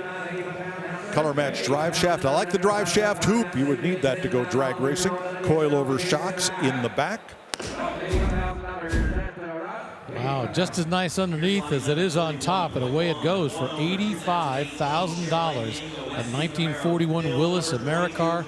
The drag racing look to it. Boy, nice custom. Well, we've seen this name before, Yenko. This one's a 2018 Yenko, one of 25 made that year, and this is number 22. Well, let's just keep in mind that those original Yenko sports cars and supercars were the product of Don Yenko and his, outside of Pittsburgh, Chevrolet dealership. And Yenko was a racer and a modifier, had a direct pipeline to General Motors. Don Yenko sadly perished in an airplane crash, and the Yenko name sat dormant for a long time. The building still stands, but it's all in disrepair. Someone acquired the rights to the Yenko name and has brought it back, but they don't have any direct connection to the Yenko family. That said, if you buy into the idea of the Yenko supercar and you want it on a modern Camaro, here's your ride. May not be linked to the Yenko family, but certainly follows the Yenko supercar mantra back in the day. And this one, the Stage 2. So instead of, say, a ZL1 having 650 horsepower, this one has been up to 1,000 horsepower. Pretty incredible with a 6-speed manual transmission. And yeah, you can see the Yenko stripes down the side. It's a tribute to the original, but unbelievable power out of these. Don Yenko's secretary was a lady named Donna Mae Mims, and she is famous in Sports Car Club of America lore as the first woman to win a national championship. And in the paddock at every race, her little pink Sprite was parked right next to Don Yenko's Corvettes and Camaros. And I'm going to guess there was just a little bit of engineering help that probably went into that from Don and company. Yeah, there were Corvairs, there were plenty of great cars that came out of that Don Yenko world.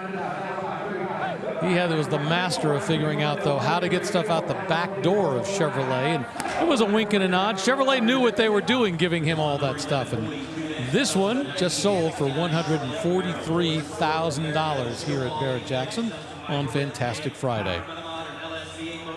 A different kind of Camaro. This one from 1969. Fully restored, but also very custom. Now in the grille, we see the letters RS. We're used to seeing Z28 or SS for Super Sport, but this is just an RS appearance package with the hideaway headlights. That's why it wears RS badging. Has the D80 spoiler package, much larger diameter and wider wheels than it was born. Some wraparound bucket seats, a 20x12 billet wheels in the rear, an LS V8, and an overdrive automatic transmission. Yeah, they did tub the rear by 2 inches to fit those big 20x12s in the back. And the color, very red, is called Viper red. So from a Dodge Viper, I believe it most likely. Yeah, vintage air and a lot of other modern conveniences with this thing. And yeah, certainly shows well.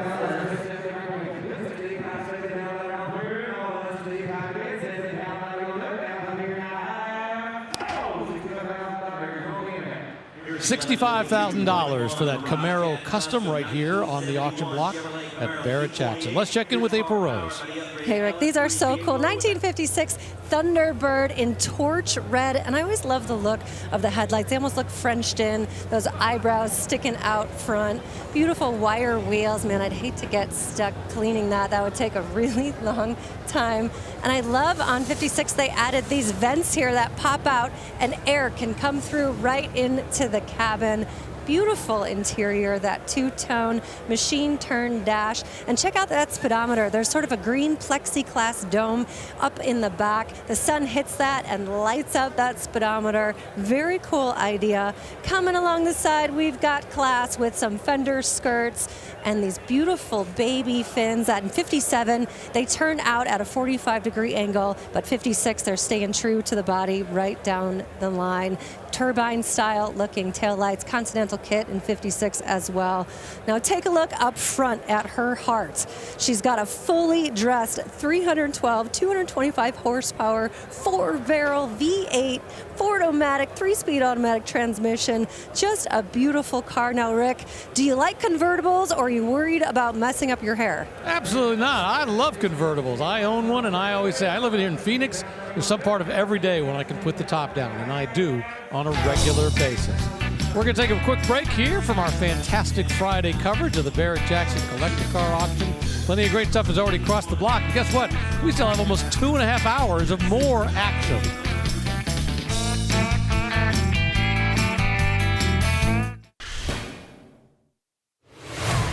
There are so many amazing vehicles here at Barrett-Jackson this weekend, but this 1977 F-150 might be my favorite. This was the truck that was built for Ken Block's Gymkhana series, and it's no normal F-150. This is an all-wheel drive, tire shredding monster. That's a 3.5 V6 under the hood from the Ford GT Le Mans program, 2 huge Garrett turbos. This is an incredible vehicle that someone's gonna go home with. And Mike, you found something really special right next door.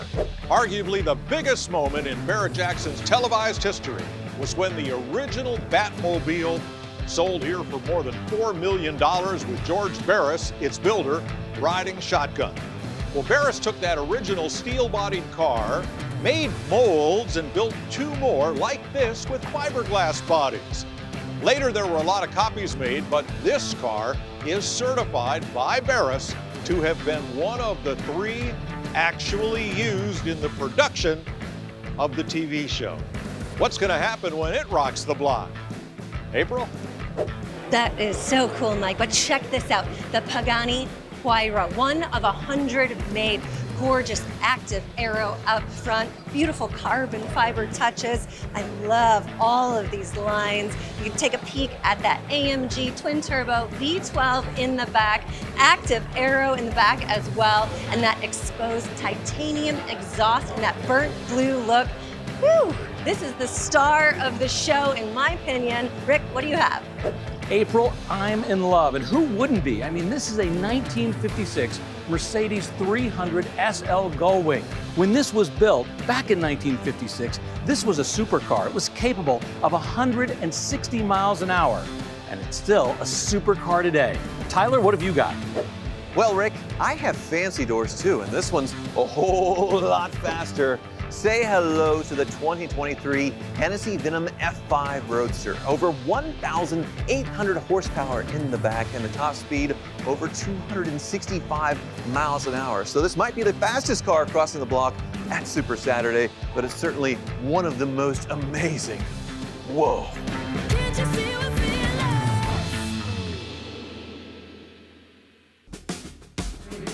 What a day we've had so far here at Barrett-Jackson. That's because the quality of the cars on Fantastic Friday has really been off the charts. You want to break into the top 10 of our sales today? It would take at least $285,000. What a day. And guess what? We still got a couple hours left of coverage, so stick around. You can enjoy all this. Up on the block, we've got a 1962 Lincoln Continental formerly used by President John F. Kennedy. Yeah, this car was kept at the Kennedy family compound in Florida. Took the family to church on Sunday mornings or shopping in Palm Beach, and then has been through a succession of museums, 52,500 miles on the odometer. Yeah, this one a hard top, not a convertible like the one in the infamous Assassination. And yeah, beautiful color combo, white on blue. Well, that presidential connection just brought that car to a nice even $100,000. 1969 Camaro Z28 RS Custom up on the block. Well, you don't see many of them in this original color code number 63 Champagne Gold. 400 cubic inch crate motor 4-speed manual. Well, it's very stealth as far as the upgrade of that motor because you still have the 302 cubic inch air cleaner on there. Vintage air added, but otherwise looks very stock under the hood. Is this, so what is custom about this? I guess you have the engine, about 510 horsepower is quite an upgrade from the 302 4-speed manual, but it had me fooled when I looked under there. It gave me a double take. Yeah, and this one surprises me. This is said to be a real deal X33 Z28 Rally Sport car. I think I would want to restore this one to just the way it was built, but that's not what we have here. Well, if the original numbers matching engine is long gone, I mean, why not do an upgrade? And obviously, people pop the hood, they think it's stock, and then you go to the stoplight, and wow, I'm sure it just absolutely flies. But this one probably, an older restoration, still showing very well. And yeah, 4-speed manual, our Rally Sport badges, fantastic. $58,000 for that 1969 Camaro Z28, the RS Rally Sport, with that much bigger engine under the hood that puts out 510 horsepower. Jaguar time, in this case from 1959, it's an XK150S. Beautiful in Jaguar opalescent blue with chrome wire wheels. Now this car was quite an upgrade from the XK140 that preceded it, and the biggest spotting clue is the one-piece wraparound windshield, whereas the XK140 had a two-piece windshield. Dual overhead cam, 6-cylinder engine, and the 140 we showed you earlier had one Le Mans victory noted back here on the trim. Well, 1951, 53, 55, 56, and 57 24-hour Le Mans triumphs are listed here. Quite a big performance upgrade on the 150s. The top speed reported back in the day, 132 miles per hour. Very fast for 1959. The 0 to 60 about 7.8 seconds. And yeah, you had a 5-speed manual transmission in these too, I believe. Well, I think stock these would have had a 4-speed box. Yeah, the 4-speed. It's optional, yeah. Yeah, continued on into the E-Type. The opalescent blue is a gorgeous color, but here it's done in base coat, clear coat. It's just a lot brighter and shinier than stock. Otherwise, this is nicely restored to as new condition and accompanied by a Jaguar Heritage Trust certificate. We went through the 120 range, the 140 range, the 150 range. The 150 range, I love the fact that the sides don't dip quite as much in the door. $165,000 for that Jaguar XK150 that's been upgraded to the S specifications. Rick, the reason the doors don't dip so much is these have roll-up windows, so much more creature comforts in the 150. 1999 Nissan Skyline. This was a GTR V-Spec Custom. Well, this is the Godzilla, which, boy, it took a long time, but we finally got it delivered in the U.S. This one predates the U.S. version, and it is a JDM, Japanese domestic market car, with right-hand drive, imported under the U.S. DOT and EPA exemption for cars, in this case, just barely 25 years old or older. Yeah, these were pretty famously underrated horsepower from the factory by about 100. I think they said 260, 270 officially the horsepower, but it was a whole lot more. And you got all-wheel drive. You had so much technology in these things, and then they were just absolute performance and drift missiles on top of that. So it was the forbidden fruit in the U.S. for a very long time, but yeah, thanks to that 25-year rule, which are just now hitting, they're starting to make their way stateside.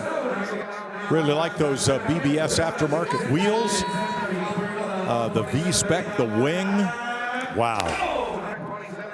$127,000 for that 1999 Nissan Skyline, the GTR V-Spec, and all the custom touches on that. Only 34,000 miles on the odometer, although technically it does read in kilometers.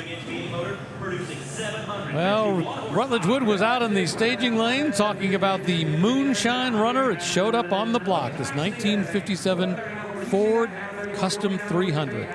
Well, you know, this being the base Ford model for 1957, if you were a moonshiner driving this, you could have been confused for a revenuer, because a lot of them drove cars very much like this, although often four, not two doors.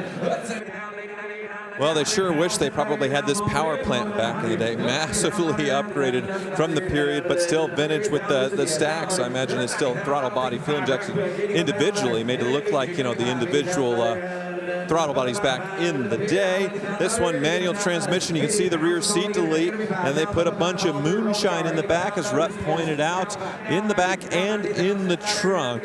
Very cool. Right. So the lack of the back seat, that is factory on the base Ford 300, because a lot of these were salesmen's cars, and they carried samples in the back, didn't need a back seat. I guess if you're moonshining, you're carrying samples. Well, that's a whole different thing, right? Well, I'll tell you what, you give a car like this 751 horsepower, you're going to bring big bucks. We're closing in on six figures, currently bid at $90,000. The way it goes, we did make six figures after all, $100,000 for the Moonshine Runner, this 1957 Ford Custom 300 Coupe. Coming up, we're going to see a 1957 Pontiac Bonneville convertible, one of just 630 cars built for the model year. It's got a frame-off restoration and a 347 cubic inch engine.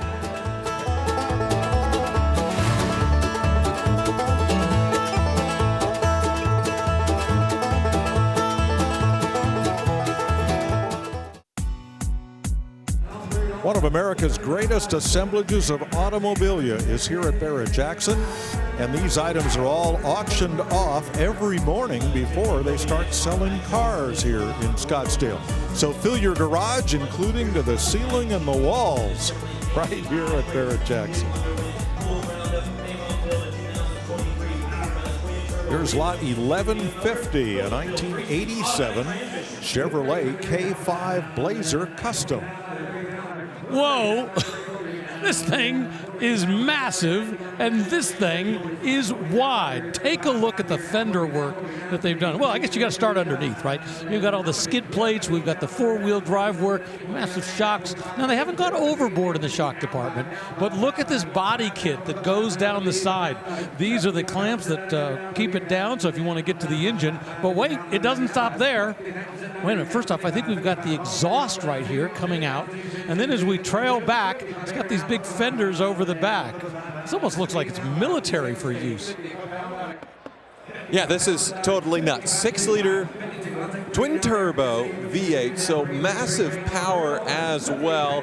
And yeah, the nose is from a much, much newer truck. This is a 1987 K5 Blazer, believe it or not. It may not look it, but it has the nose of, say, a 2010 or newer Chevy 1500 pickup truck. The only thing that looks like a K5 Blazer to me is the doors and the detachable hardtop, but holy smokes, what a crazy thing. Like that instead of flaring the fenders, they used Chevy Silverado dually fenders on the rear to give it that look. Well, yeah, and if you want, you've got a place up here you can, leave your drinks too, because it's so wide and flat. But man, this thing is just a beast.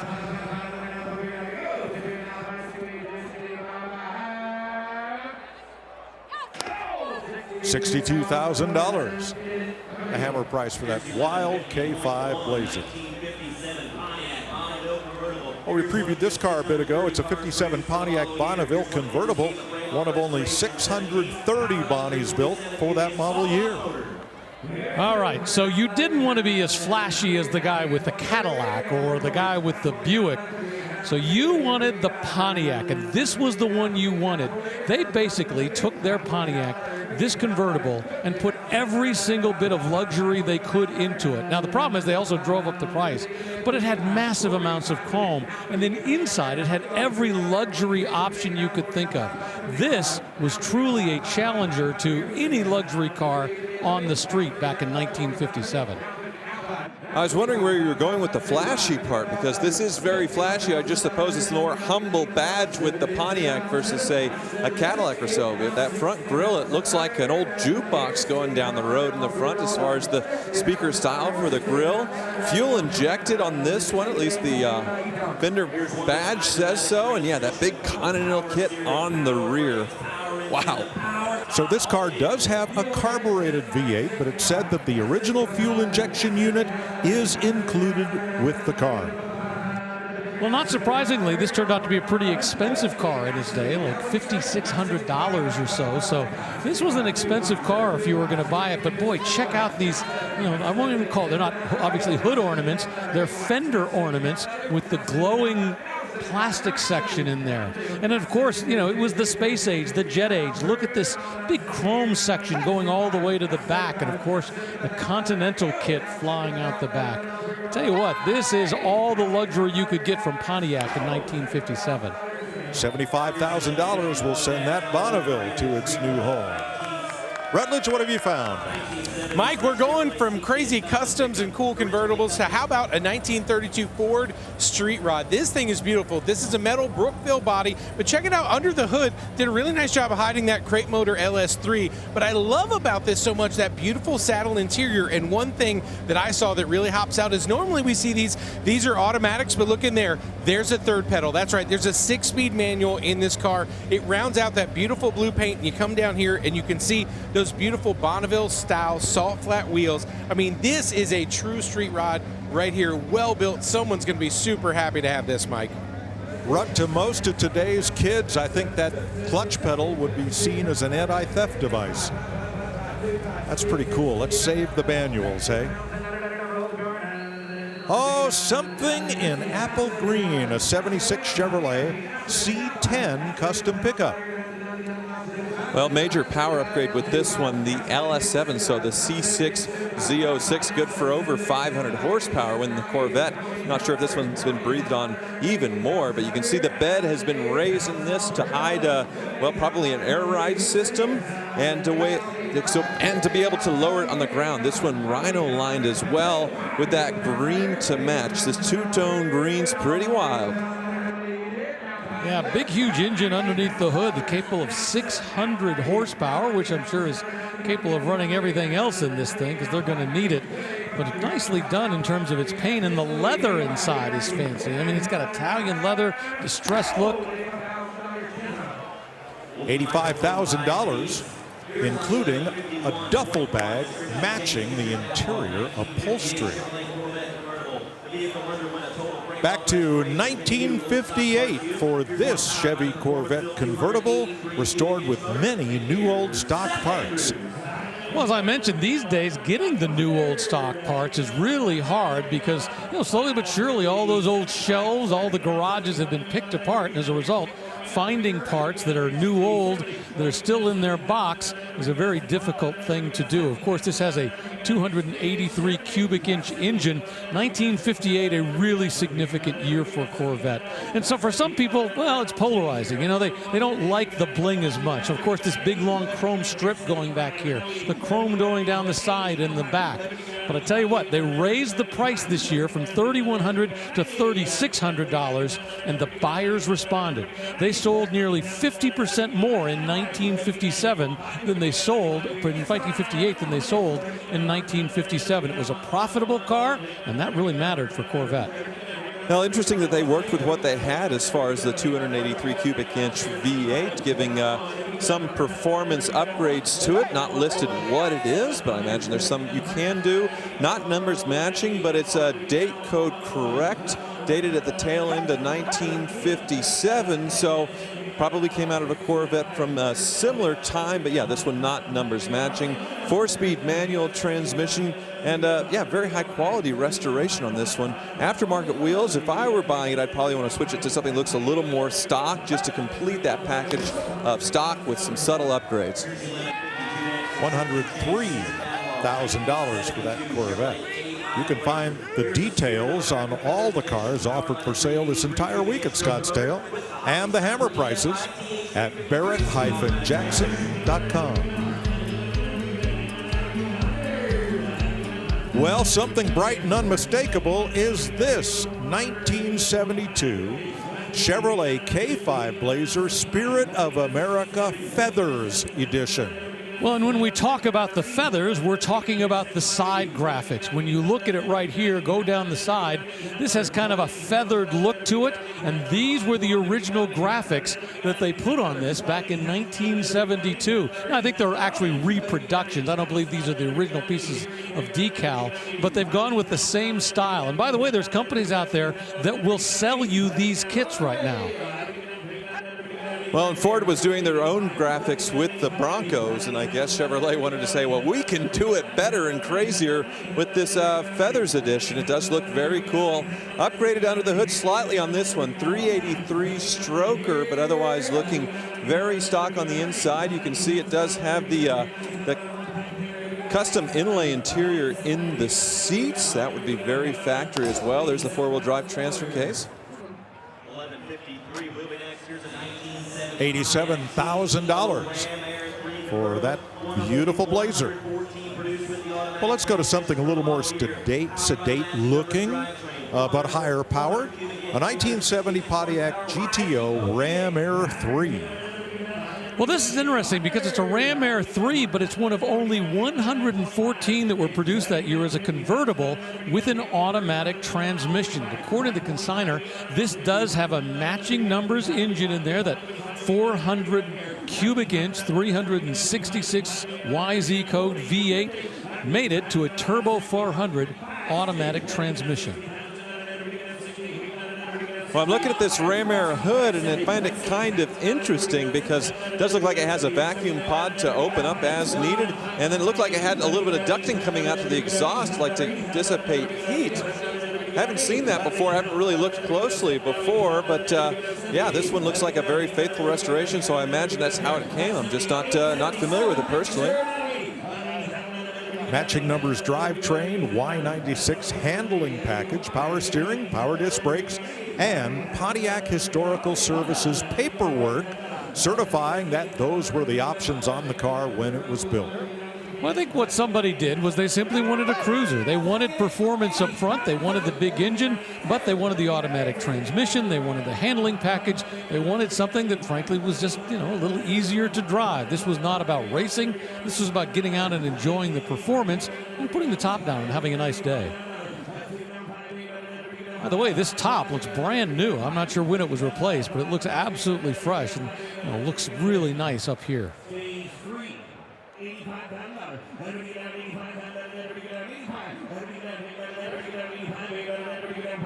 Of course, if we go up front, there was a big change between 1969 and 1970 in terms of the front end of this car. where they had a smaller grill section right here. There you see smaller grill, didn't go all the way out.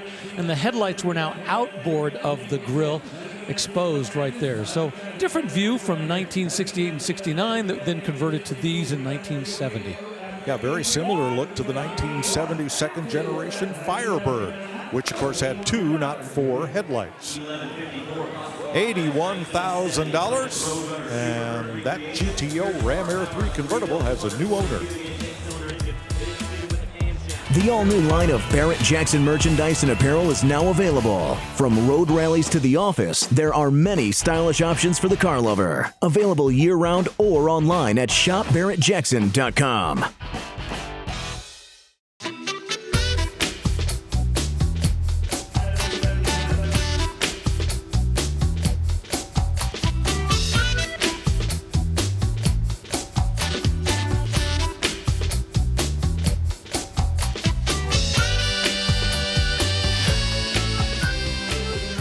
Welcome back to Scottsdale.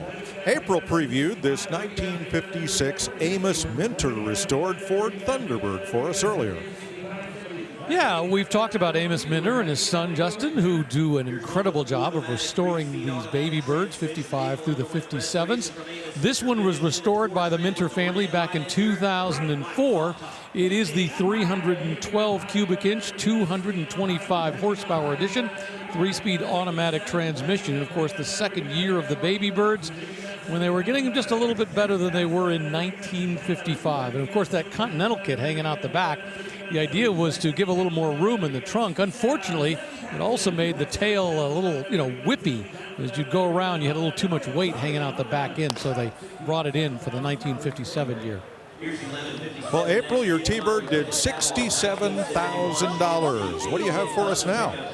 Hey, that's a good price right here. 1958 Corvette. And take a look at that color. It's called Prism because it does change colors depending on the angle you look at it. Sort of a burnt orange fades to kind of a root beer maroon from a different angle. It is just so cool. Now, 58 got all the jewelry on Corvettes. You got the quad headlights, stainless steel strips that go up across the fenders, the simulated louvered hood. She's all dressed up.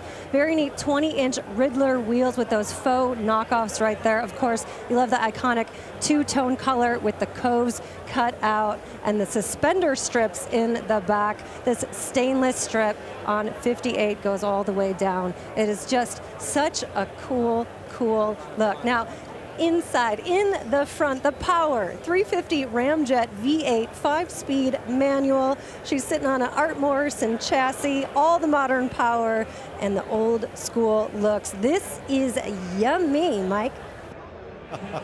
Yes, it is. The 58 was probably the most adorned with jewelry Corvette ever built. Here's a 71 GMC K10 custom pickup. Yeah, nicely upgraded 6-liter Vortec under the hood. Short bed, the desirable look as far as the C10 or the K10 trucks. And one thing I really like about this one, if you look inside, you see the Fox shocks with the reservoir. You see some people when they do these big lifts, they don't do any upgrade as far as the shock, anything heavy duty, so it could be too bouncy or too stiff. With those shocks, which you'd see stock on a Ford Raptor and other serious off-road vehicles, you sort of get the best of both. So when you bottom out the suspension, it goes to that extra reservoir, and best of both worlds when it comes to comfort and performance. $85,000, the hammer price. Earlier, Rutledge previewed this 1932 Ford 3-window coupe for us. Yeah, this is the hot rod world. I mean, this is exactly what everybody wanted to play with back in the day, why they call it the Deuce Coupe, of course. In 1932, it had the perfect engine underneath the hood they could play with or replace it. And more importantly, it had the great look. And significantly, there were an awful lot of them around. This really, once World War II ended and folks came back and they were looking for some way to have fun, having a 1932 Ford, in this case, this 3-window coupe, was exactly the palette that they wanted to start with. And there's 2,000 miles put on this thing since the build with the LS3, the 6-speed manual transmission. But a big deal, as Rutt pointed out, is it is a steel body, not a fiberglass. And I like the fact that the color on this is Washington blue. Washington blue was a color used by Ford back in this era, and the fact that they've stuck with Washington blue, kept that little touch of originality in the midst of all the other customization work, is just a nice little homage to the Ford world. Opening up the suicide doors here to see the interior. Once again, beautiful with the machine turn finish throughout, and the gauges around the steering column, and that brown leather bench in there. Everything very high quality on this build.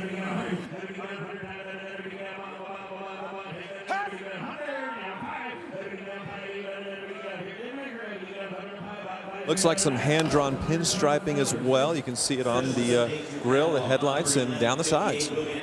$100,000 sends that Ford 3-window Deuce Coupe to its new home. Now tomorrow, 10 hours of coverage on the History Channel, and our broadcast team went out and each picked the car they are most looking forward to see tomorrow. There are so many amazing vehicles here at Barrett-Jackson this weekend, but this 1977 F-150 might be my favorite. This was the truck that was built for Ken Block's Gymkhana series, and it's no normal F-150. This is an all-wheel drive, tire-shredding monster. That's a 3.5 V6 under the hood from the Ford GT Le Mans program, 2 huge Garrett turbos. This is an incredible vehicle that someone's going to go home with. And Mike, you found something really special right next door. Arguably the biggest moment in Barrett-Jackson's televised history was when the original Batmobile sold here for more than $4 million with George Barris, its builder, riding shotgun. Well, Barris took that original steel-bodied car, made molds, and built 2 more like this with fiberglass bodies.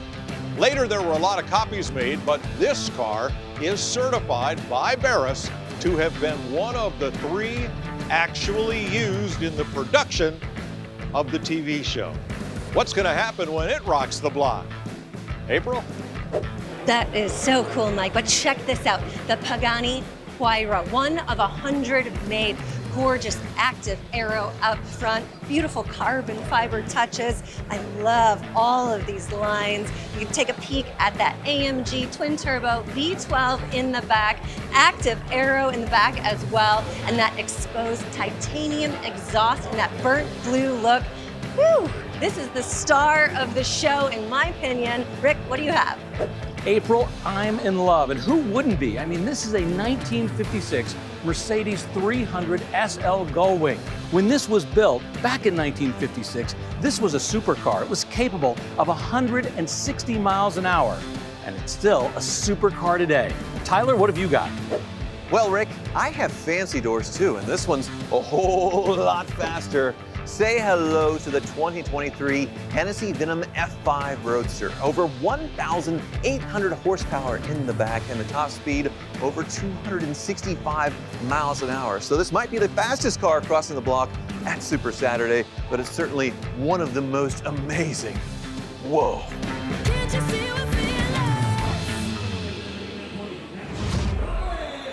Just a few of the great cars you're going to see tomorrow during our 10 hours of live coverage on the History Channel. Hope you join us there.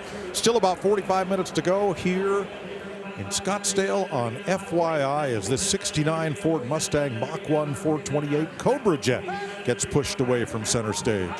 Well, we've seen an awful lot of great customs and resto mods cross the block. I absolutely love when we get something like this.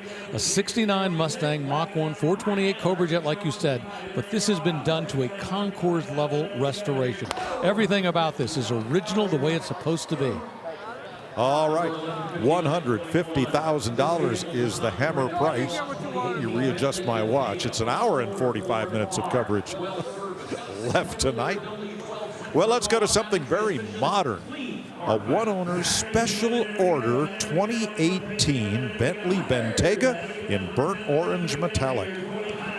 Wow, Bentley came out with their SUV in 2017, and what a machine. 2018 the second year. But what they put under the hood is a legend in the Bentley world, the twin turbo W12. So some pretty incredible horsepower here, 600 horsepower. And yeah, this is a pretty wild color. I can see why it's a one-off as far as the color combo and the palette in here. But with Bentleys, it's very, very luxurious inside. And once again, this one's specced out beautifully as well with that two-tone leather, the wood trim. And you see the classic pulls that look like the old Bentleys inside for the air conditioning vents. So a little bit of a vintage touch inside from the factory. Tyler, when Bentley came out with this car, I realized at that moment the world was changing. The mere fact that a company like Bentley would come out with an SUV, and not just any SUV, an SUV with this kind of performance, this kind of luxury, well, better get used to the SUV world. It's here. $95,000 is the hammer for that beautiful Bentley Bentayga. Lots of dream rides still across the block here in Scottsdale this evening.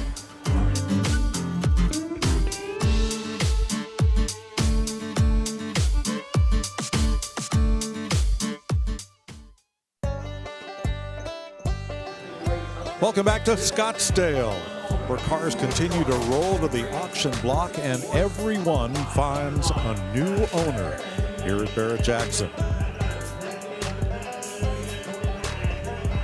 Here's lot 1162, a 2020 Ford Mustang Shelby GT500.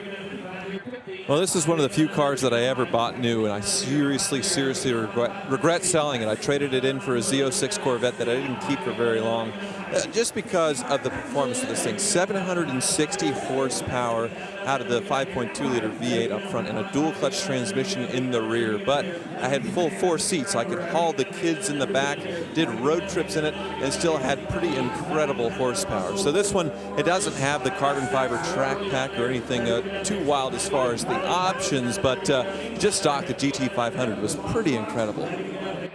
Yeah, and of course by this time they had long since abandoned the straight rear axle and then gone to independent rear suspension, and it just made it a better handling car, much more capable of doing all kinds of great things. This one has 16-inch Brembo front brakes, 14-inch on the rear, and of course this color, it's Rapid Red Metallic. I love that name, Rapid Red. Only 2,500 actual miles on this Mustang. And personally, if you're going to own one and actually use it, even though this one only has 2,500 miles, the carbon fiber track packs is a little dangerous as far as replacing the trim. The wheels, I remember being thousands of dollars each to replace on the carbon fiber wheels. So I'd personally go for one of these if I was going to use it. Thumbs up, $100,000, the hammer price. How about a candy apple pearl red 1955 Chevrolet 3100 custom pickup? Well, Mike said it with the color. Holy smokes, but it has the engine to match for that wow effect. LS2 V8 under the hood for over 400 horsepower, and they put the C5 Corvette fuel rail covers on it just to show you where it came from, where it could have been born with. You see chrome updated on all the accessories as well. Very nice presentation there. You know, they haven't gone in any spectacular new direction with this in terms of the engine, in terms of the look, the wood bed, everything. But they have done it very, very nice. Once again, this red color just gleams so well. Look at inside that bed. And of course, once again, here's where the fuel filler is in the back. But everything about this is really done to a really nice level. Looking at the weather stripping around the windows, it's all looks like it's fresh and brand new. So while they haven't done anything new and spectacular, gone off in a new direction, I like everything they've done and the way they've done it on this. Yeah, you can see the dual exit exhaust and the upgraded LED lights. The hinges or the chains are gone, I guess completely deleted, so you might want to be careful when you're dropping that. Maybe they have some piano wire hiding behind that you can't see. Beautiful wood bed in there as well. Yeah, like you said, Rick, a formula was done with this one that we see a lot, but it was done very well. Well, and I think it was done fairly recently, too, because, you know, the rubber weather stripping, some of the trim work, that's the kind of thing over time that ages unless it's being kept in a, you know, nice climate-controlled area. This all looks really good. $100,000. And that truck has a new owner at Barrett-Jackson. Original torque light, 727 3-speed automatic. This will grip shifter. 1970, first year for the Dodge Challenger. They only built 963 RT convertibles that year with a 383 engine. Here's one of them. Well, of course, the year they came out with both the CUDA and the Challenger, and of course the Challenger was just a slightly longer, slightly larger version, well, of the CUDA in many other ways as well, but the concept was supposed to be that, well, it had a little more room, a little more luxury. But of course, once people began to determine that it was really a performance car, they didn't care about the fact that it had more room. What they really wanted was the performance, and that's what this RT package delivered with 383 cubic inches. Yeah, numbers matching 383, a big deal there. Saw a few touches as far as upgrading for the reliability. The MSD ignition, which I suppose you could undo to give it a really stock look under the hood, because otherwise it looked fantastic. Look at the luggage rack on the back. Interesting accessory. And yeah, numbers matching, good options, automatic transmission. Well done. Yeah, I'm really curious if this luggage rack was something that somebody put on back in the day, or if they simply decided they wanted that style, because it's an odd thing in some ways to put on a car with this kind of performance. Actually, Rick, those were factory optional, and this one sells for $88,000. The rides keep rolling across the block, and they all find new owners at Barrett-Jackson.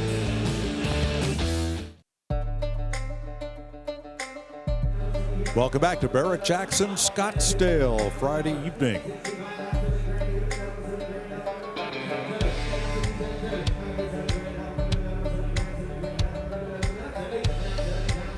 Center of the auction block occupied by lot 1165. It's a 62 Chevy Impala, custom convertible with a lot of mechanical updates. Yeah, they've already closed the hood, but underneath there is a 572 cubic inch crate engine. Not the biggest one you can buy, but definitely big enough to pump out plenty of performance. Got a 4-speed automatic transmission, 9-inch Curry rear end, and I really appreciate the fact that they have upgraded the cooling system. You know, you start getting performance, you start getting horsepower out of those bigger engines, and well, if you don't have the right cooling system to make sure everything gets cooled down properly, you can have some big problems with that high performance engine. Yeah, big supercharger on there, very impressive under the hood. Sad we missed it. Side exit exhaust on either side, as you can see behind or in front of the rear wheel. But otherwise, the trim and everything else in the Impala looks very stock. So this is pretty stealth. Other than the wheels and the side exhaust, you wouldn't know. $75,000 for that beautiful Impala. Earlier, April previewed our next car. It is a customized 58 Corvette. Well, this one rides on an Art Morrison chassis. I'm not sure what to call this color. At first, I thought it was kind of root beer, but it looks like one of those paint jobs where, depending upon the angle of the light, it changes a bit. So it's got a little bit of a gold to it, a little bit of a brown to it, and of course, underneath the hood, something completely different, a 350 cubic inch Ramjet V8. Tried and true there as far as the 350. We see so many LSs in these modern builds, especially with the Art Morrison chassis, but yeah, nothing wrong with a 350. You can hop them up to pretty impressive power levels, and pretty simple to keep going. And yeah, that one looks like it has yeah, normal fuel injection and throttle body on it, so nicely upgraded. Big, massive tires, once again riding on that Art Morrison chassis. You know, this car was actually, I think, about 9 inches longer than the 1957 model. We've talked about all the significant changes between 1957 and 1958 and all the chrome that was added, but the 58 model was longer, it was wider than the 1957 model, and as I mentioned before, it definitely outsold, more than almost 50% better sales, despite the fact that they had raised the price nearly $500. Barrett-Jackson employee on the right, working an internet bidder. and a bidder assistant working a bidder on the stage. We're at $97,000. Well, it's got kind of a phase shift in the paint, kind of a mystic multicolor thing going on. Looks cool.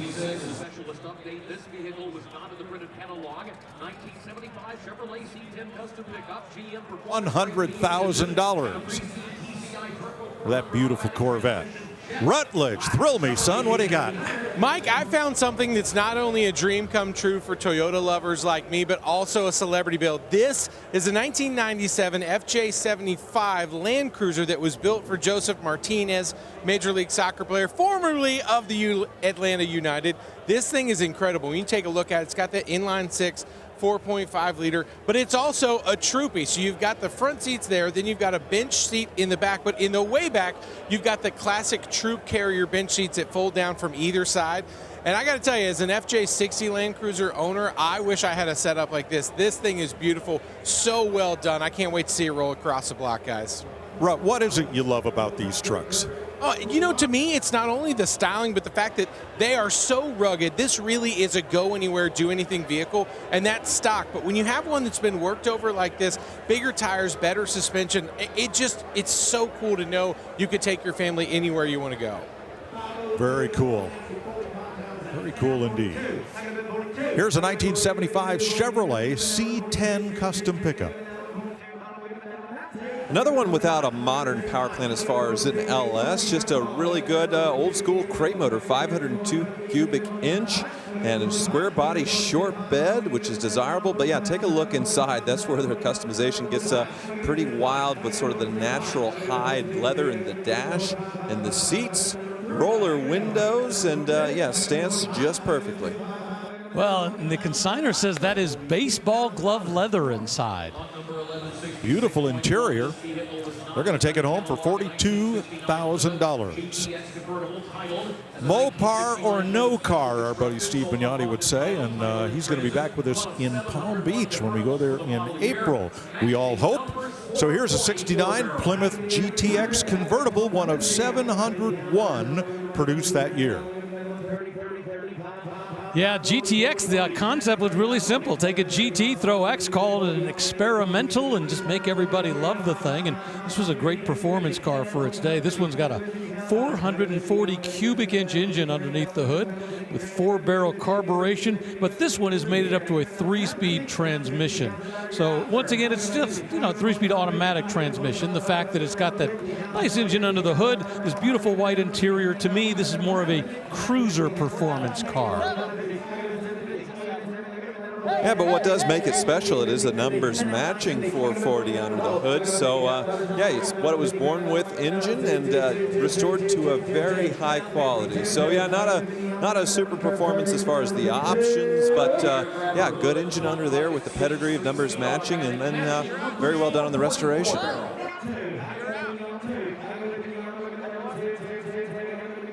Well, and it was really this car that came up with the idea for the Roadrunner, the concept of, well, this was too expensive, too many fancy things on there. Maybe what we need to do is build a less expensive car. You've heard the story about how Brock Yates suggested that to the folks in the Chrysler world because kids couldn't afford a GTX.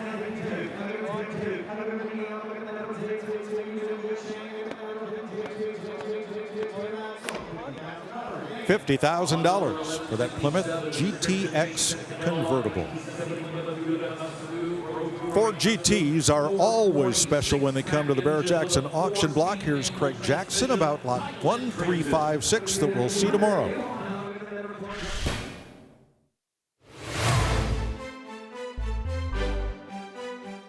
This 2006 Ford GT has the mid-engine 5.4-liter V8 with the Eaton 2300 screw-type supercharger. It also comes with a dry sump oiling system that was used to allow the engine to sit much lower in the frame. It pumps out 550 horsepower at 6,500 RPM and 500 foot-pounds of torque at 3,750 RPM. That power flows through the 6-speed manual gearbox. Yes, 3 pedals and a gated shifter. As it sits here today, it has 2,805 miles on it. It is one of 2,011 Ford GTs that were produced in 2006, and just 75 were done in this speed yellow color. It is selling at no reserve.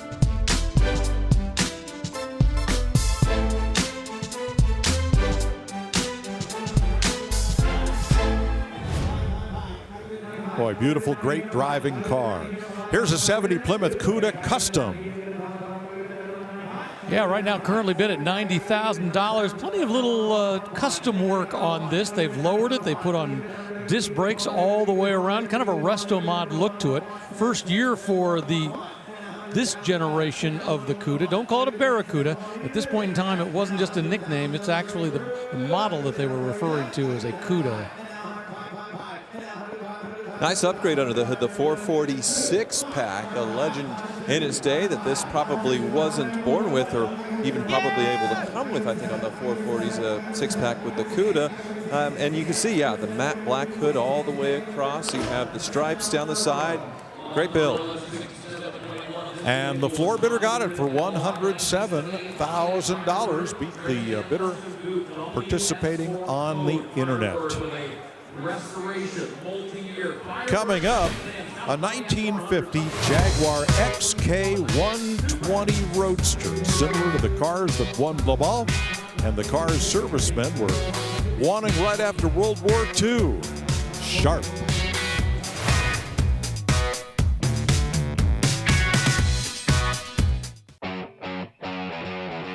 Welcome back to Scottsdale. It's an auction, it's a car show. You can see all kinds of four-wheel things you've never seen before every time you come to Barrett-Jackson.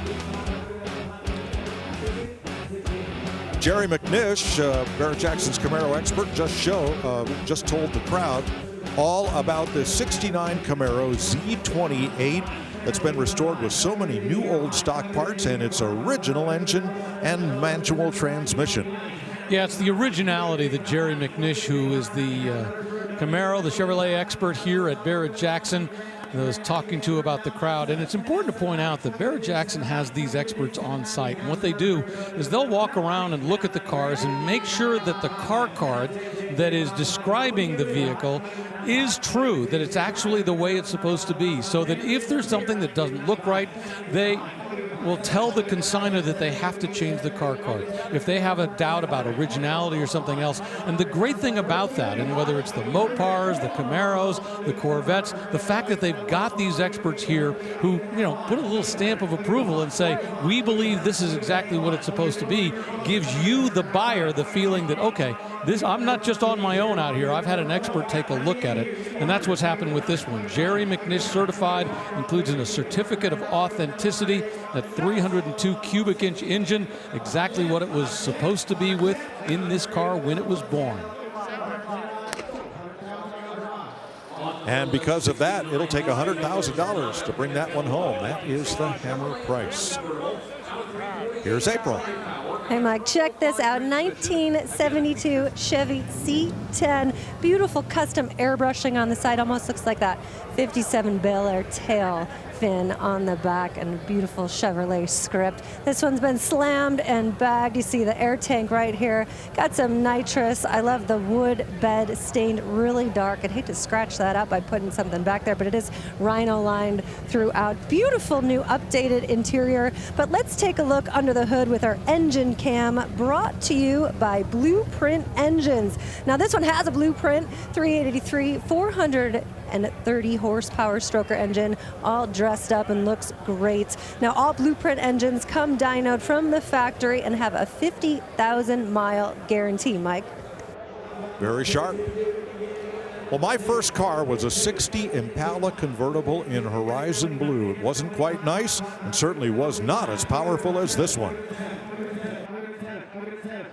Well, this one's been done beautifully. I love the Continental kit in the back, but what I really love about 1960 are these things right here, these horizontal fins. Remember, just a few years earlier, everything was vertical. And the year before this, of course, had those big cat-eye tail lights. Well, mine was worth a lot less than this one. $83,000 sends it to his new home. I think mine was about 1/100th of that price. But then again, it was 1967. And the car we just previewed was that Jaguar XK120 Roadster from 1950. Here it is.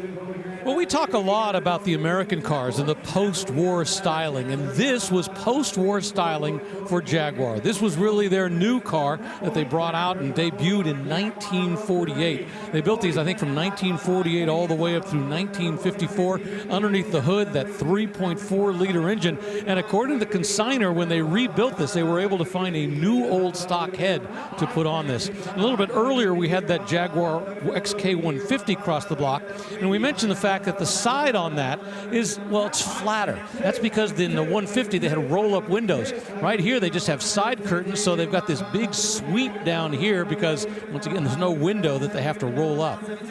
This one's been upgraded to a 5-speed manual transmission from the original 4-speed. So when these premiered in the late 40s, it was the fastest production car in the world, capable of going 120 plus miles per hour with that powerful engine under the hood, the aerodynamic body, a lot of performance and racing cred with these as the years continued as well with Jaguar.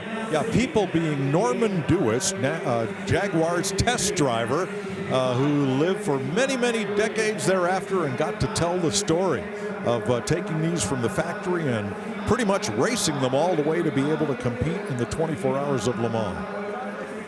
And this body style basically lived all the way up until 1961 when the E-Type came out. $63,000 hammers that Jaguar XK120 sold. Earlier, Rutledge previewed this Toyota Land Cruiser. It's an FJ75 that's been customized. Yeah, in the United States, we only got one body style of Land Cruiser, but across the world, there were so many different versions that continued in different configurations. This one imported, I could see why Rutt really liked it, being the two-door, but the long wheelbase on this one, and yeah, right upgrades to have a lot of fun. One thing I noticed inside, it has the, oh, I thought it'd be the yaw, pitch, and roll meter up here, but it's just the fuel gauge for the rear tank, so this thing does have dual tanks as well. Well, and they call these troopies, and the reason being there's extra room in the back for plenty of people. And in fact, what happens is you've got a second row of seats, the things you would normally see in an SUV. And then let's see if we can open this back and show this off. Da-da-da-da. Yeah, look, you've got 2 rows of seats that are facing each other, so you can fit an extra few people in the back. So a troopy because you can carry all of the troops around. Look at the nice custom touches they've done with this diamond tuck right here. Nicely done. Those seat bottoms fold up on either side for increased cargo space if you'd rather.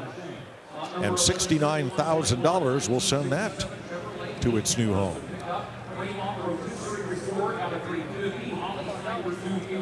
Back in the pickup world for this 67 Chevrolet customized K10. Well, underneath the hood, when they finally bring it to a stop, is a 350 cubic inch V8 engine. They didn't get carried away too much with this one. It's nicely finished, but once again, not over the top. I would say this is a nice, pleasant restoration on this. Once again, they didn't get carried away. And a perfect example is up front when we look at the grille. They haven't chromed any of this. They've simply painted it white, made it a nice, simple. They've got the chrome grille or chrome bumper down below. Once again, not overly restored. Let's call it nicely restored.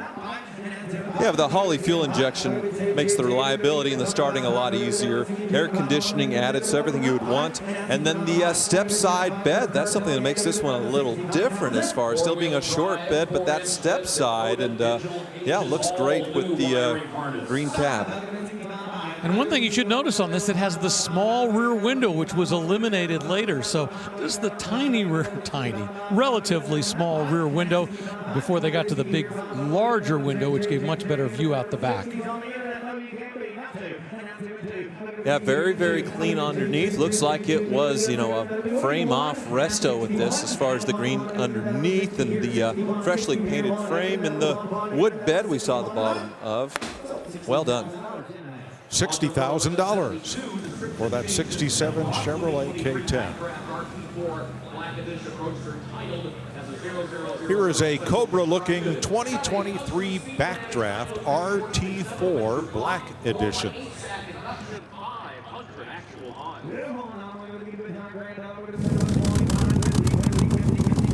Got to go get a little audio of that side exit exhaust there. Big block, 427 cubic inch. If you didn't hear it, guess from the sound of the side pipe exhaust. And yeah, wow, look at the intakes there, Rick. Only 565 miles on this 427 cubic inch engine. The Windsor block, that Borla 8-stack induction, Holley electronic fuel injection, very modern. Boy, what a leap you think of from those original Cobras that were created back in the early 60s to go performance racing. I'm always intrigued also by the fact that there was a gentleman, I believe his name was John Tajero. He was the designer who came up with this body style, and he did it in the early 1950s. This, of course, was the body that Ace used for the Ace, the AC used for the Ace. And I think he got like $5 a body for like the first 100 that were sold or something. Little would he realize that all these decades later, people would be reproducing this body, selling them forever, and it's all because of the design he came up with 70 years ago. Well, they call it the Black Edition. I wonder if it's because everything's been blacked out as far as the trim. Anything that would be chrome as far as the headlight surrounds, the wheels, the windshield trim, the roll bar, the fuel filler, all blacked out. Only 565 actual miles, $82,000. There are the happy new owners. And here's a 1968 Chevrolet Camaro custom convertible. Well, the consignor said this received a no-expense spared rotisserie restoration that was finished in 2021. Still has a 350 cubic inch V8 under the hood, but it's connected to a 5-speed manual transmission, a Tremec, and a 12-bolt rear end. So they've done some significant upgrades on this. Yep, you can see the tall shifter here with the 5-speed. Added a few gauges so you can watch your temperatures, and a little column-mounted tack. Nice touch there. I like the wheels on this one. Not something I would have picked in the first place, but now that I see it on the car, I think it definitely works with the darker inserts and the polished rims. Spoiler on the back. A lot of red with the top and the interior. Yeah, those are Billet Specialties wheels. Look very sharp there. They've left the drum brakes in the back, and when the wheels are this big and showing off everything, you almost want to stick those disc brakes to take away the drums. Having said that, the drums will stop this just fine, especially with those disc brakes on the front end. But, you know, I think if it were me, if I were to buy this, that's the one little thing I'd do. But once again, all I have to do is raise my bidder's pass, and I could be in the game. But $52,000, I think there's a lot of fun to be had with this car.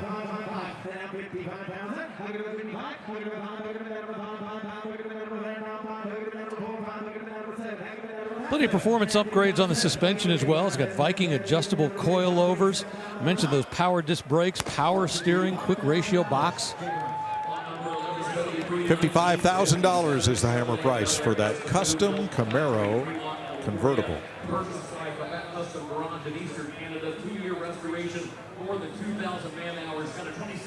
Next up on the block is a 57 Bel Air Custom Coupe. We won't see it sold during this portion of our program, but Barrett-Jackson.com will have all of that information for you. Yeah, lots of custom touches on this one. This one was restored by Quebec Custom Garage out of Eastern Canada. They said they took 2 years and 2,000 man-hours to get it to this level.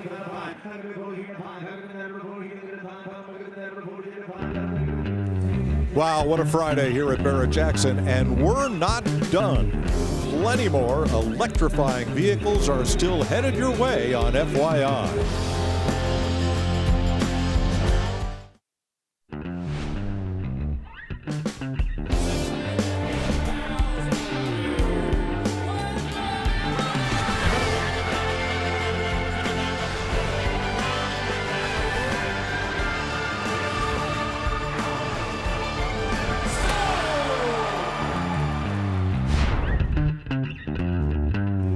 Welcome to Barrett-Jackson Scottsdale, where it has been quite a Friday. Now you're looking at the salon where the Saturday cars are.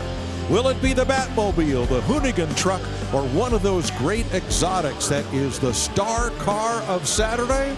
Well, we'll just have to wait and see, because it's Friday evening, the sun goes down in Scottsdale, and we still have cars to cross the block. Hi, everybody, with Rick DeBrule, Tyler Hoover, April Rose, and Rutledge Wood. I'm Mike Joy, and we're watching this 57 Chevy Bel Air roll across and sell for $65,000 to those folks up in the skybox. We're going to stay with Chevrolet and move forward a decade and a half to 1972 for this Chevelle Custom two-door hardtop. Yeah, custom's the word. It has a Corvette LS engine underneath the hood. That big V8 made it up to a 6-speed manual transmission. So got plenty of performance and plenty of ability to get it to the ground. And they've kind of done a big gray look on this all the way around. A little subtle. And let's take a look inside that engine compartment again. Boy, you know, it's interesting that once again, they haven't over-restored this. They haven't done too much custom work inside here. You could either enjoy it just the way it is or take it to that next level. You could pretty much go any direction you want with this.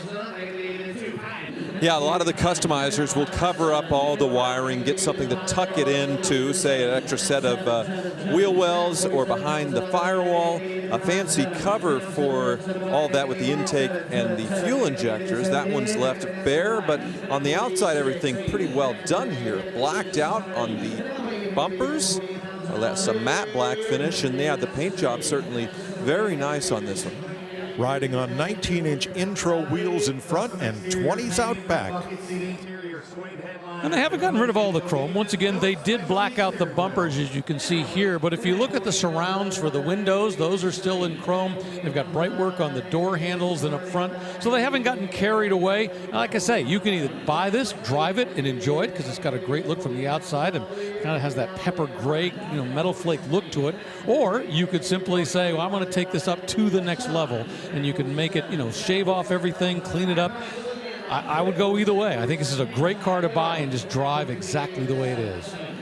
Especially at this money. I mean, you've got a big engine in there, a lot of custom work inside.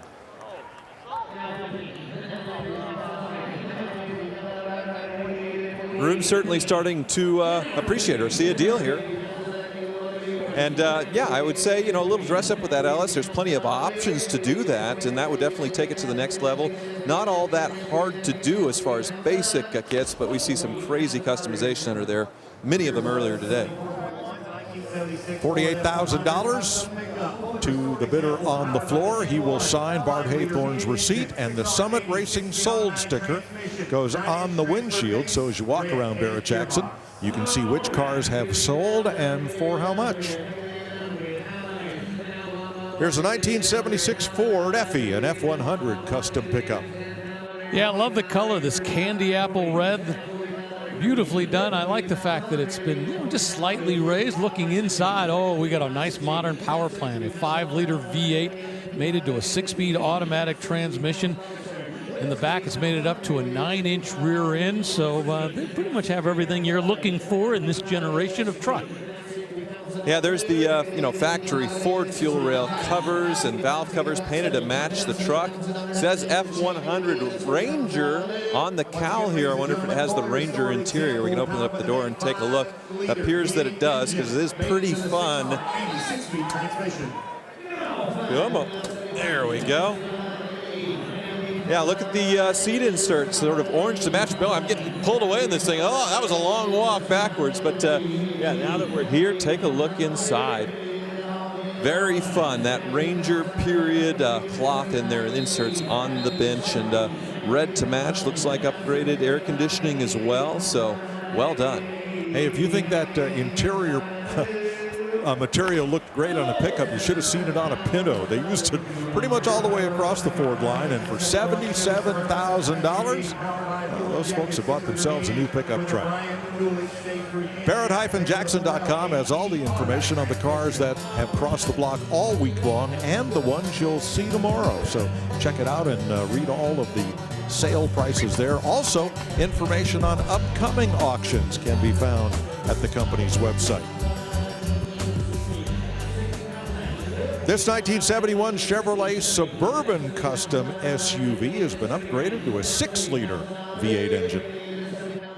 Well, long before Suburbans were, well, suburban vehicles for people to drive people around in, families, soccer moms, all that kind of stuff, these were really industrial. Back in 1971, when you would have bought this, you probably would have been doing it for some business purpose. Not a lot of people were buying these to use as family vehicles. I remember we bought our first Suburban back in 1986, and even then some people were saying, well, are you sure that's a family car? And of course, back then they had 2 doors on the passenger side and 1 door on the driver's side. The idea being that, well, it wasn't, for all the kids to climb in and out of, and for safety, you had that extra door on the passenger side. But these were really for industrial purposes back in those days. It was going to take another decade or 2 before people began to think maybe from a family perspective, this might be the way to go. Yeah, they sold a lot of these to fleets and a lot of them in school bus yellow.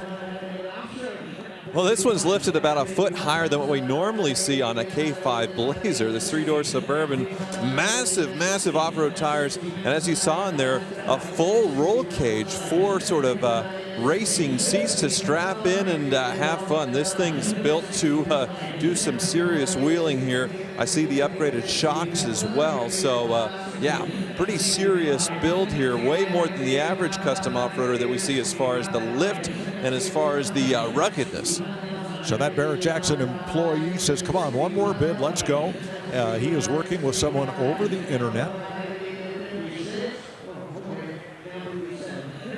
Well, they've upgraded the interior in this. Once again, I always go back to think, when this was bought new back in 1971 and it was probably used for some business purpose, some industrial purpose, well, no one could have imagined that it'd have those beautiful seats in there, that lizard interior, and have been jacked up quite to this degree. And of course, it's got plenty of suspension upgrades as well, so it can handle having those body lifted all that way to be able to, gently come down on the tires. Yeah, 40 by 13, just gigantic on 17-inch wheels. Whoa. $57,000 for that Chevy Suburban. Full frame-off restoration, powered by a 383 cubic inch stroker V8 engine. Another bow tie right behind it on the block. This one, a blue chip collectible, a 56 Bel Air custom convertible. Yeah, they call this a resto mod on the car card. I think really this is more of a custom. The moment you see this, you pretty much know that a lot of work has been done to it. Not just in the engine compartment. I mean, they just lifted the hood, and inside there is a 383 stroker V8. It's got dual quad Edelbrock carburetors, made it up to an automatic transmission. But from the outside, everything looks just a little bit better on this, and I'll point out a couple of things. First off, the chrome is cleaner up front, but as you go down the side, notice the door handles have been shaved off, the hood ornaments have been shaved off. There's just a touch of little pinstriping right there. So to me, this less resto mod and more pure custom. Now the big surprise is out of sight. We're going to show it to you on the chassis cam. Underneath this 56, look at that front suspension. That's from a C4 Corvette, and the rear suspension is the independent suspension from a C4 Corvette. So for ride and handling, wow, a lot of improvements. Here it comes. There's that center differential and the independent rear suspension. Wow. Up front, they did a pretty significant change in 1956 from 1955. In 1955, they were using a grille that was really inspired by Ferrari. It was kind of a box shape right here. Americans didn't like that as much. They wanted something that was broader. Now, once again, this is a custom look to it, but the concept of having a large grille that went from one side of the vehicle all the way to the other, well, that was a big change for 1956 over the 1955.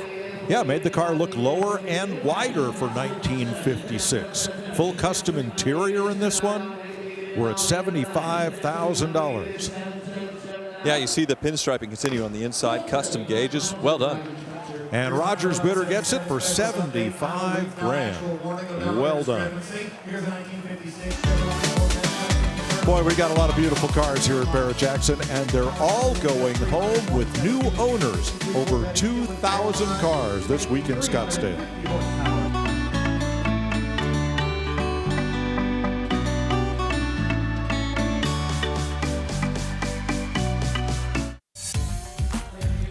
Well, it's been a fantastic Friday so far, but those are the cars that are going to be crossing the block tomorrow for our Super Saturday coverage. What a collection of cars, exotic supercars that we'll see crossing the block, bringing big, I do mean big money. Up on the block, well, almost to the block, I should say, is a 2008 Ford F450 custom pickup truck, so big that they brought it through the exit and they're not bringing it up center stage. Yeah, everything's just absolutely massive on this thing, starting with the wheels. They are 24-inch billet wheels. The lift, absolutely massive. They started with a 2008 F450 with a 6.4-liter Power Stroke. A dually rear axle in the back, and you can see, very easy to see the lift and the massive springs, the solid axle, and yeah, wacky paint job down the side as far as the graphics. You would not miss this thing going down the road. I'll tell you what, if you're going to lift it that high, you better make sure everything's painted underneath, because no matter where you go, they're going to be able to see both the inside of the fender wells right there, together with all of the suspension, the axles. Everything is beautifully done. Boy, what a wild custom job they've got inside. Well, they do have power running boards to help you get up there, so ladder sort of built in. Rear seat, well, interesting. If you look inside and go backwards, I think it goes all the way to the back. That's why that topper's there. So they deleted the rear cab part of it, going straight into the bed, and made a literal bed out of it. I think it'd need more than just running boards. I think it'd need a small elevator to get me up there. Well, that's a long way to go. Just sold for $33,000. Let's check in with April Rose.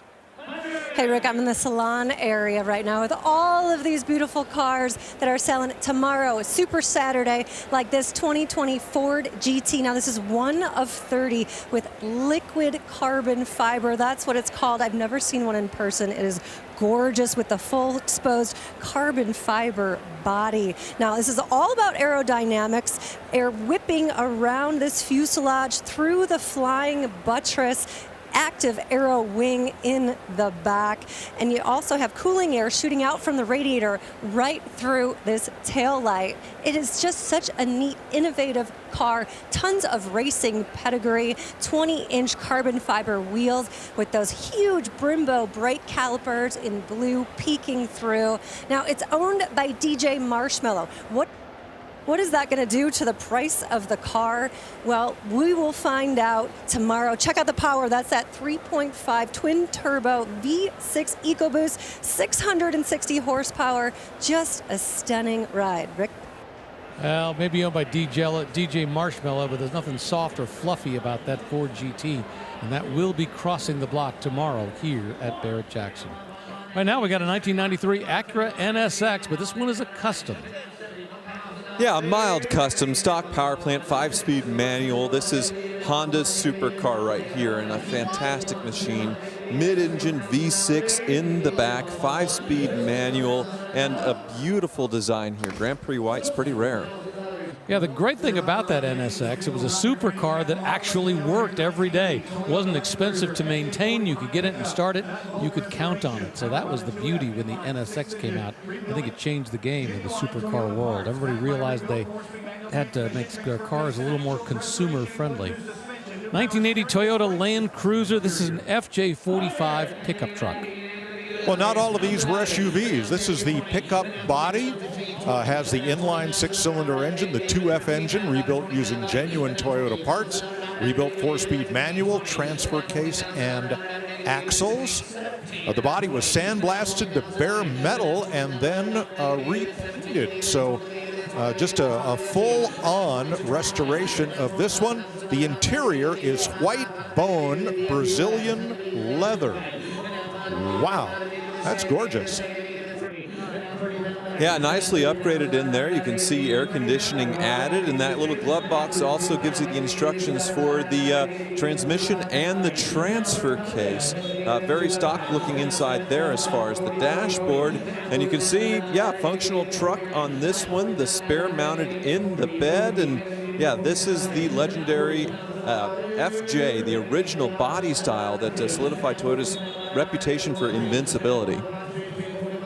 This apparatus at the front of the bed is called a headache bar, and you can see why. keeps all that whatever's in the bed from ending up in the passenger compartment if things go wrong. Well, I doubt anything has been in the back since this thing's had the frame-off restoration, because it is absolutely immaculate. And yeah, two-tone finish. I actually have an FJ Cruiser at home, sort of the continuation with this, a 2008, same color combo with the white roof, but mine has 320 or 30,000 miles on it, still going strong. $42,000 for that 1980 Toyota Land Cruiser, the FJ45 pickup truck. Now, before the cars sell here at Barrett-Jackson, every day they have automobilia that crosses the block. And check out some of the things that sold this morning. How about this jukebox from 1958, beautifully restored, little automotive styling touches, $14,500. You want something for the kids? How about a vintage Walt Disney Dumbo the Flying Elephant ride, fully restored, $31,000. Or an Esso sign, 16 feet long. Now this was for aviation products, single-sided with animated neon. This one sold today for $48,000. Some of the automobilia can be pretty inexpensive. Great way to get into the sport, the hobby. But at the same time, some of it can be pretty darn expensive. We've got another FJ45, this one from 1974. Yeah, a lot of upgrades here. A rebuilt 2F inline 6, rebuilt 4-speed manual.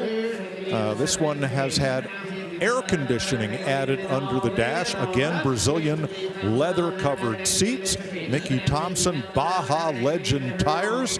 And otherwise outfitted very similar to the one that just crossed the block, the blue one. Yeah, two-tone as well with the black roof, but I feel like they opened up a Country Crock butter tub and said, paint it that color, or maybe I'm just getting hungry.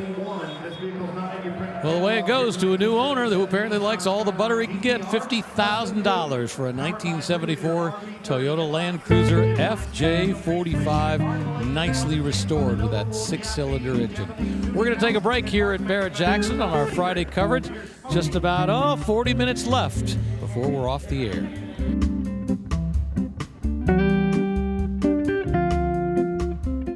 The all-new line of Barrett-Jackson merchandise and apparel is now available. From road rallies to the office, there are many stylish options for the car lover. Available year-round or online at shopbarrettjackson.com.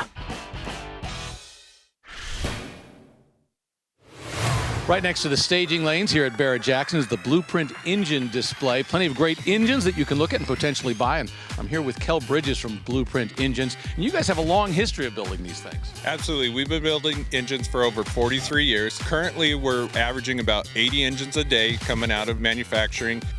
You started 43 years ago, but these are very modern. Absolutely. We do everything from carbureted to fully multi-port fuel injected. So you don't need to be a tuning expert. You just literally drive it and it'll tune itself. Using brand new Blueprint engine design block, they're going to be stronger and more reliable than original. Doesn't matter if you want 350 horsepower or 1,000 horsepower, they're building them every day.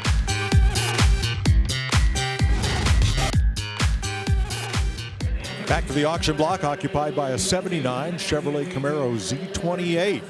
Chevrolet canceled the Z for a couple of years, brought it back for 1977 in 78 with Endura bumpers, and body-colored wheels were a little odd. They continued here in 1979. Let's call this one a survivor, Tyler. Yeah, probably original paint and graphics, but yeah, a real Z28 with a 4-speed manual, got 240 horsepower in 79, so we're very much into the malaise era and restricted performance, but still, cool car. However, even though it only had 200 horsepower, it still had the same great F41 suspension as my much-loved 71. Well, that one just sold for $31,000, and as it goes into the night, we're going to go into the night with Rutledge Wood.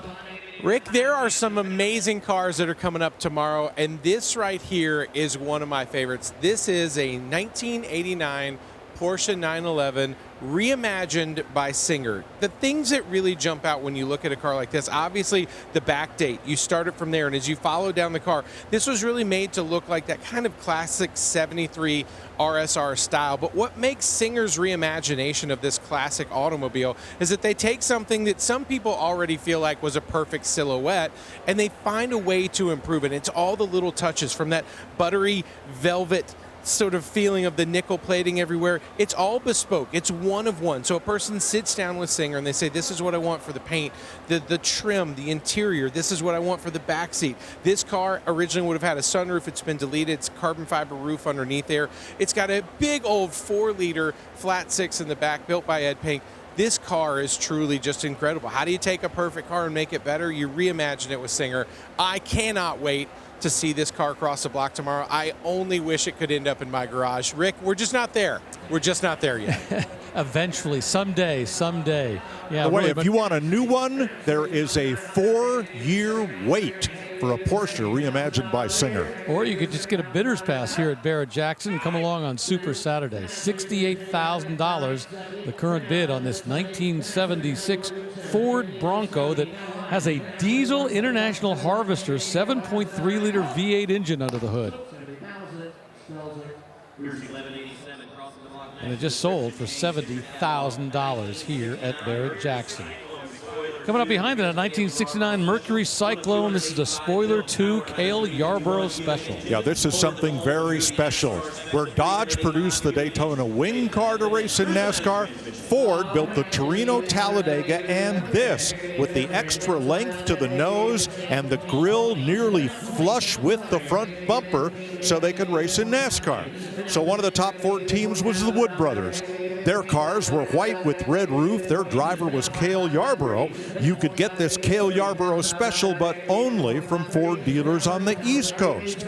On the West Coast, these special cars had blue roofs and blue stripes, and they were the Dan Gurney Special Edition. Roughly 250 of each were made, and only in this one year, 1969, for the NASCAR Aero Wars. Yeah, very cool graphics on this one, but when I think of the Cyclone, I think of 1 year later where they do that wild gun sight nose on it that just looks a little wild and crazy. This much more tame in the front, but yeah, the graphics certainly make it pop. There's the Wood Brothers Racing decal here on the quarter window. And of course, the Cale Yarborough edition would have a red interior, the Dan Gurney edition a blue interior. I promised my wife I wasn't going to buy a car this week. I'm not. But I'm tempted. Yeah, it's not just the rarity, it's the way this one has been restored. It's really nicely done. And it's got great NASCAR history. Look at the logo down the side, that Cale Yarborough Special. I think everything you'd want to have. You know, this was what was supposed to be battling those winged warriors in 1969. You know, Mike, I don't think you have to write a check until Sunday, so that's technically next week. Ooh, 285 of these were built, and this one has a new home. And sadly, it's not my home. $47,000 for that Cale Yarborough Special. Let's check in with Mike McCullough, the Vice President of Consignment for Barrett-Jackson. Got some great pickups coming up tomorrow, and he's found one.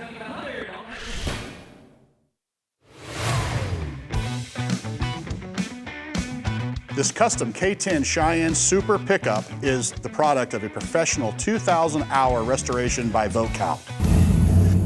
The 525 horsepower engine is a 6.2-liter GM Performance LS3 that's equipped with Holley accessory drive, vintage coil covers, and a MagnaFlow stainless exhaust. A GM Performance 6L80E 6-speed automatic transmission delivers power to all four wheels via GM's NP261 HD manual transfer case. It sits atop a modern General Motors chassis equipped with modern GM factory independent front suspension and 4-link rear with BDS Fox 4-inch lift and Fox DSC adjustable coilovers. It has been professionally bodyworked and finished with BASF Vision Plus jet black paint. This is a fresh Resto-Mod build completed in October 2024. And the best part about it, it's selling with no reserve.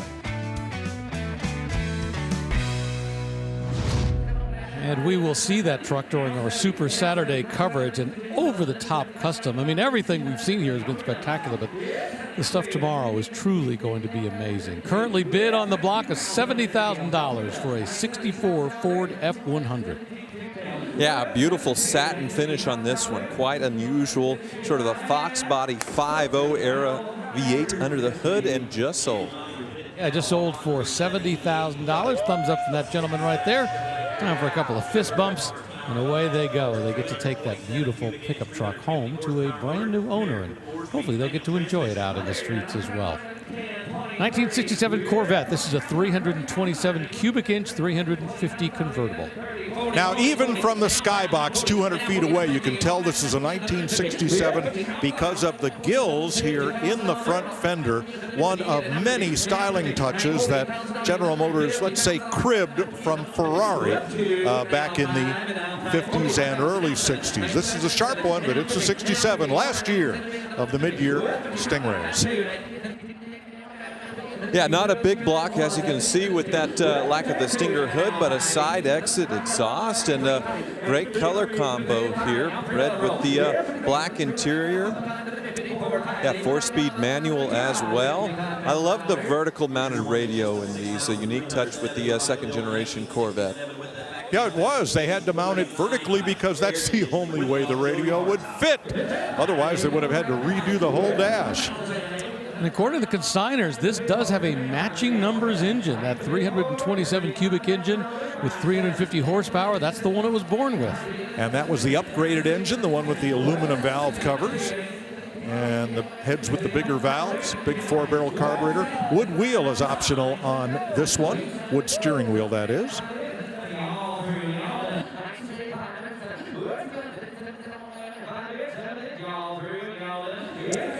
Yeah, tachometer looks like it maxes out around 5,800 RPM. So, yeah, you know, throaty, revvy, small block Chevy, and maybe a little bit of an older restoration, but, you know, still showing great. You can have a lot of fun with this thing.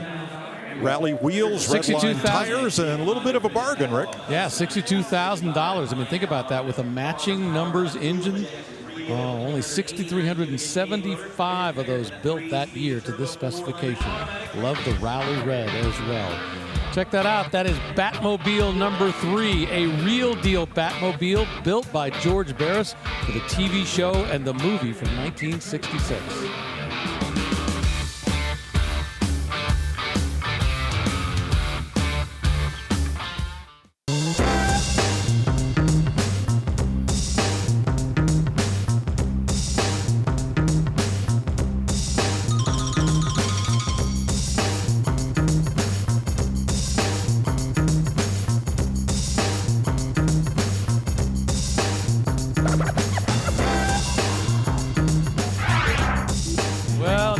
Of our fantastic Friday coverage, but still some great cars left, like this 1971 El Camino.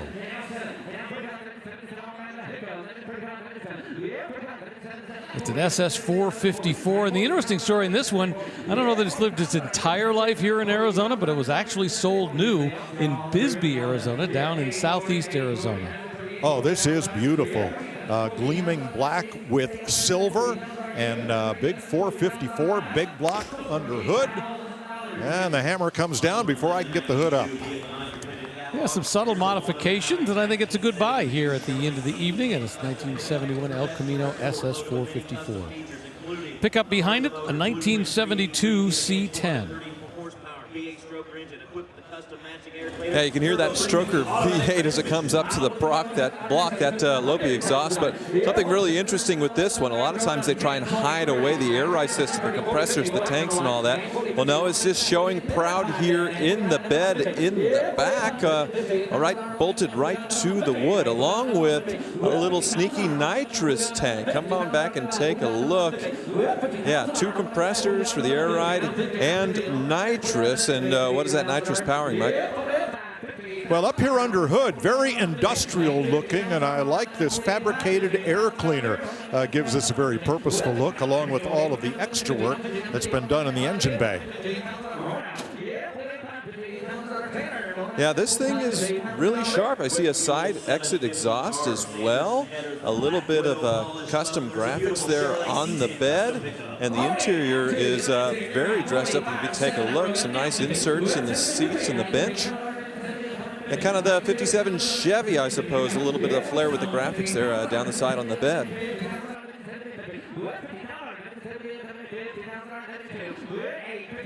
And take a look at the sort of the weave in the bench here. The seats, you have cup holders down there.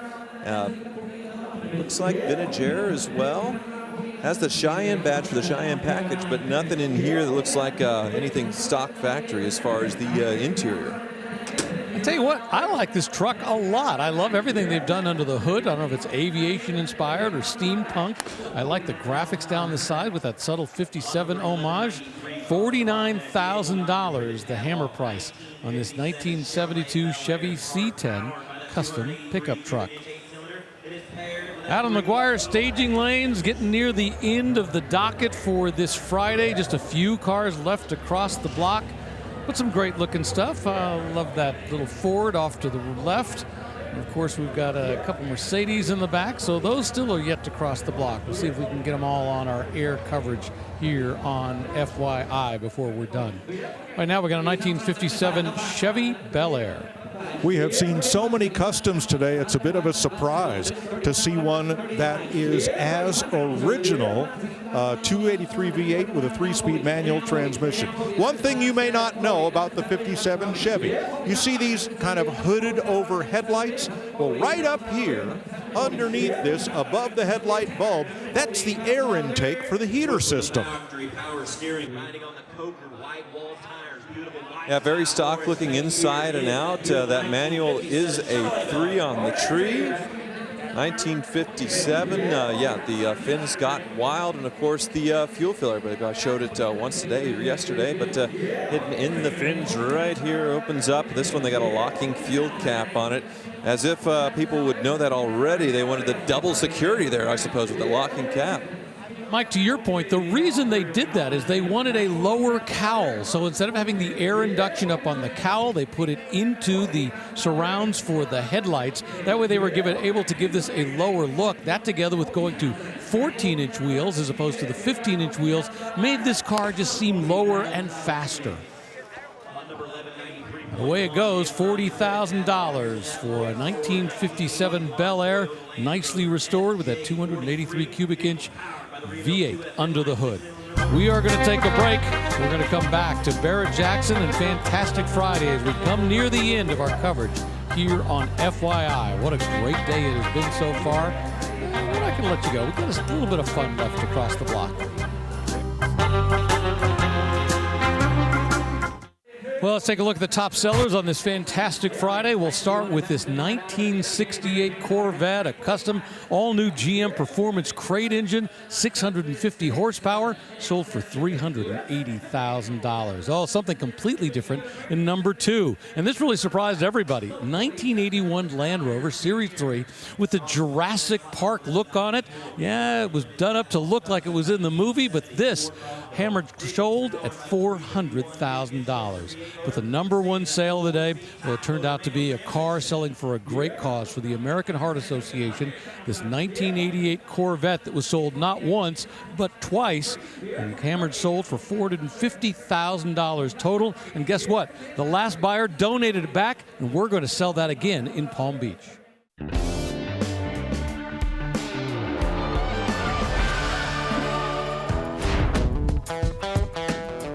Oh, that is just one of the great cars that's going to be crossing the block tomorrow. That 1956 Gullwing special colored graphite. We're so used to seeing it in silver, but oh, that's a really nice look. That Code Red Mustang next to it. Boy, great cars that'll all be crossing the block in our Super Saturday coverage. But you better buckle up because it's going to be an amazing day. 1995 Chevy 3500 custom pickup truck. Wow, doesn't this look like it just leapt off the cover of Sport Truck magazine back in the mid-90s with the billet grills, both in the bumper and the grill, and the billet headlight covers, the flames, the dually fenders. It is a dually. It's a cab and a half. You're just your typical mid-90s Chevy Sport Truck. Yeah, this is from the GMT 400 chassis, so the next generation after the square body. And they swapped a GMC nose on it to do all that billet stuff with the headlights, shaved the door handles, and it says it's an 8-cylinder engine. I think this is the first year of the Vortec 5.7 liter, or it could have had the big block in there. Well, it just sold here at $17,000, all the flames included. Let's check in with Rutledge Wood and April Rose, who are outside. This is a little something different we're going to see tomorrow. An actual TV truck from the Beverly Hillbillies, which is so cool. It's actually used. It's George Barris build. Obviously, he's built so many famous movie cars and TV cars. What do you think? I mean, I think it's really special. April, I know you just moved to Kansas. Right? Imagine you're outside one day just shooting at some food, and then up from the ground came a bubbling crude. What would you do? Well, You'd move to Beverly Hills. Obviously, I would move to Beverly Hills. You'd pack your whole family up, all your belongings, right, in your 1921 Oldsmobile, Right. and off you would go. Do you know everyone that's in here? Oh, yeah, you got Jed there with the hat on. That's his son, Jethro, Right. behind him. His daughter, Ellie Mae, and then Granny's at the back. I don't know the dog's name, but I feel like we should. Right, always know the big dog's name. That's a good sign. You got some deer antlers, your shotgun, shovels and pans. I had a little question about this, though. Was this actually in the TV show where they would take roadkill and eat like fast food along the road and cook it? Have you not met any hillbillies yet in Kansas? Because for some people, we just call it convenience. I don't know. I met you, right? Exactly. That's what I mean. I mean, this is a really cool ride, actually used in the TV show. There's been a lot of recreations we've had here, but this one, real deal. So I don't know what the value is going to be. We'll see tomorrow. Somebody's going to love it. I hope we just get to sing as much of this song as possible tomorrow. Do you remember how it went? Oh. Rick, back to you. Yeah, just before we get ugly again. By the way, the dog's name was Duke. He was a bloodhound. So who is the sole remaining living member of the Beverly Hillbillies cast? Max Baer Jr., who played Jethro. Well, up on the block right now, we got a 1938 Willis AmeriCar Custom. Wow, vitamin C orange, yes it is. It's had a big heart transplant, doesn't have that flat 4 that it was born with. Instead, small block Chevy with a blower. Lots of power, $32,000. That's the hammer price for that great looking Willis AmeriCar. Let's check out the top sellers today. What a day it was. Number 3, it turned out to be this 1968 Corvette, but very custom. 650 horsepower underneath the hood, and it sold today for $380,000. Number 2 really surprised a lot of people. It was the 1981 Land Rover Series 3, done up to look like a Jurassic Park support vehicle. It's got the trailer in the back. Believe it or not, this sold for $400,000. But the number 1 sale of the day was this 1988 Corvette that sold for a great cause. To benefit Driven Hearts Initiative for the American Heart Association, it was purchased once, then donated back and sold a second time. It totaled $430,000. And then the second buyer said, you know what, I'm going to donate it again and we'll sell it in Palm Beach. So we'll raise even more money once again for the American Heart Association. Once again, a great opportunity to raise good money for a good cause here at Barrett-Jackson.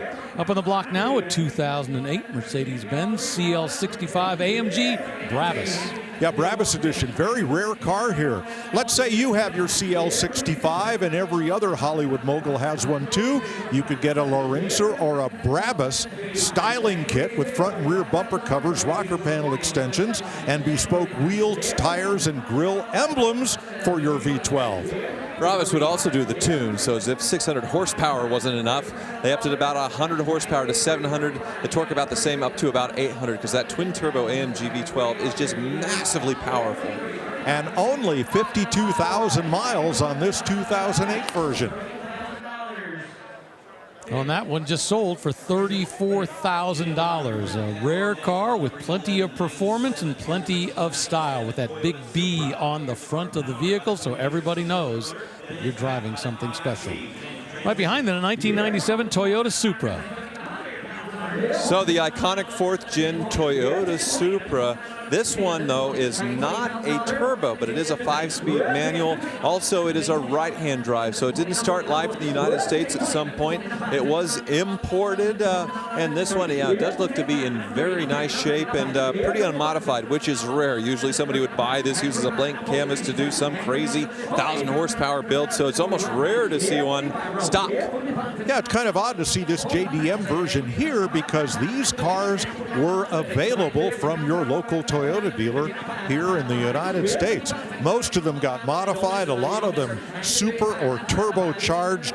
I've heard numbers upward of 1,000 horsepower, but you're right. This was a great blank canvas to play on.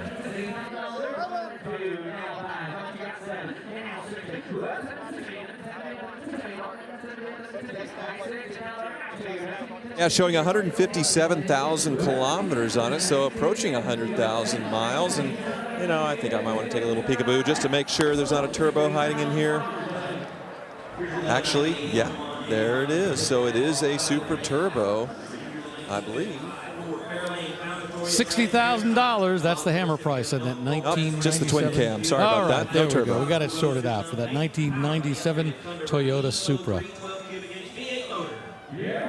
All right, rolling up behind it is a 1955 Ford Fairlane Crown Victoria. Well, where is April with her poodle skirt and bobby socks? Because how about the two-tone? This was factory, folks. You could buy one that looked just like this. The Crown Victoria had all of the stainless trim and gingerbread that you could get on a Ford in 1955, and particular, this it does, has the glass roof. It is deeply tinted, but the front of that roof is glass. Continental kit on the back. Wow. And when you talk about the Crown Victoria, the crown is that chrome strip that runs across the center of the roof from one side to the other. It makes the dividing line. There you see it right there. That's the chrome strip. That is the crown of the Crown Victoria. Just sold here at Barrett-Jackson, that gentleman in the front row, for $50,000. Love that Crown Victoria. Although, to be honest with you, that Sunliner roof gets pretty brutal when you're living in Arizona. Too much sun coming in on a nice hot day. Well, this is probably the last car we're going to see up here on the block here on our fantastic Friday coverage at Barrett-Jackson, a 1965 Mustang convertible. Well, this one has had the GT grille added with the fog lamps, much bigger wheels and tires than it was born with, and a lot of upgrades under hood as well. Yeah, absolutely. Performance Ford small block under there, but the vintage style air conditioning added, and yeah, has the pony interior, oversized but sort of correct looking wheels, automatic transmission. Yeah, very nice car to end up. Yeah, and of course a nice convertible as well. Looks like it's got the pony interior. That paint shows perfectly. This is exactly what you want to do with one of these Mustangs. You know, it's got a nice just level of customization, big disc brakes up front. Really nice performance up here on the auction block. Well, what a day. We are going to take a deep breath, and then we're going to reset right now because Super Saturday is right around the corner. Now, it's hard to imagine that anything can top this, but that is exactly what we're in store for. All 10 hours of live Super Saturday action will be seen on the History Channel. That begins at 2 p.m. Eastern Time, so you do not want to miss it. For Mike Joy, Tyler Hoover, April Rose, Rutledge Wood, and our entire incredible television team, I'm Rick DeBrule. Thanks for riding along with us. We will see you on Super Saturday.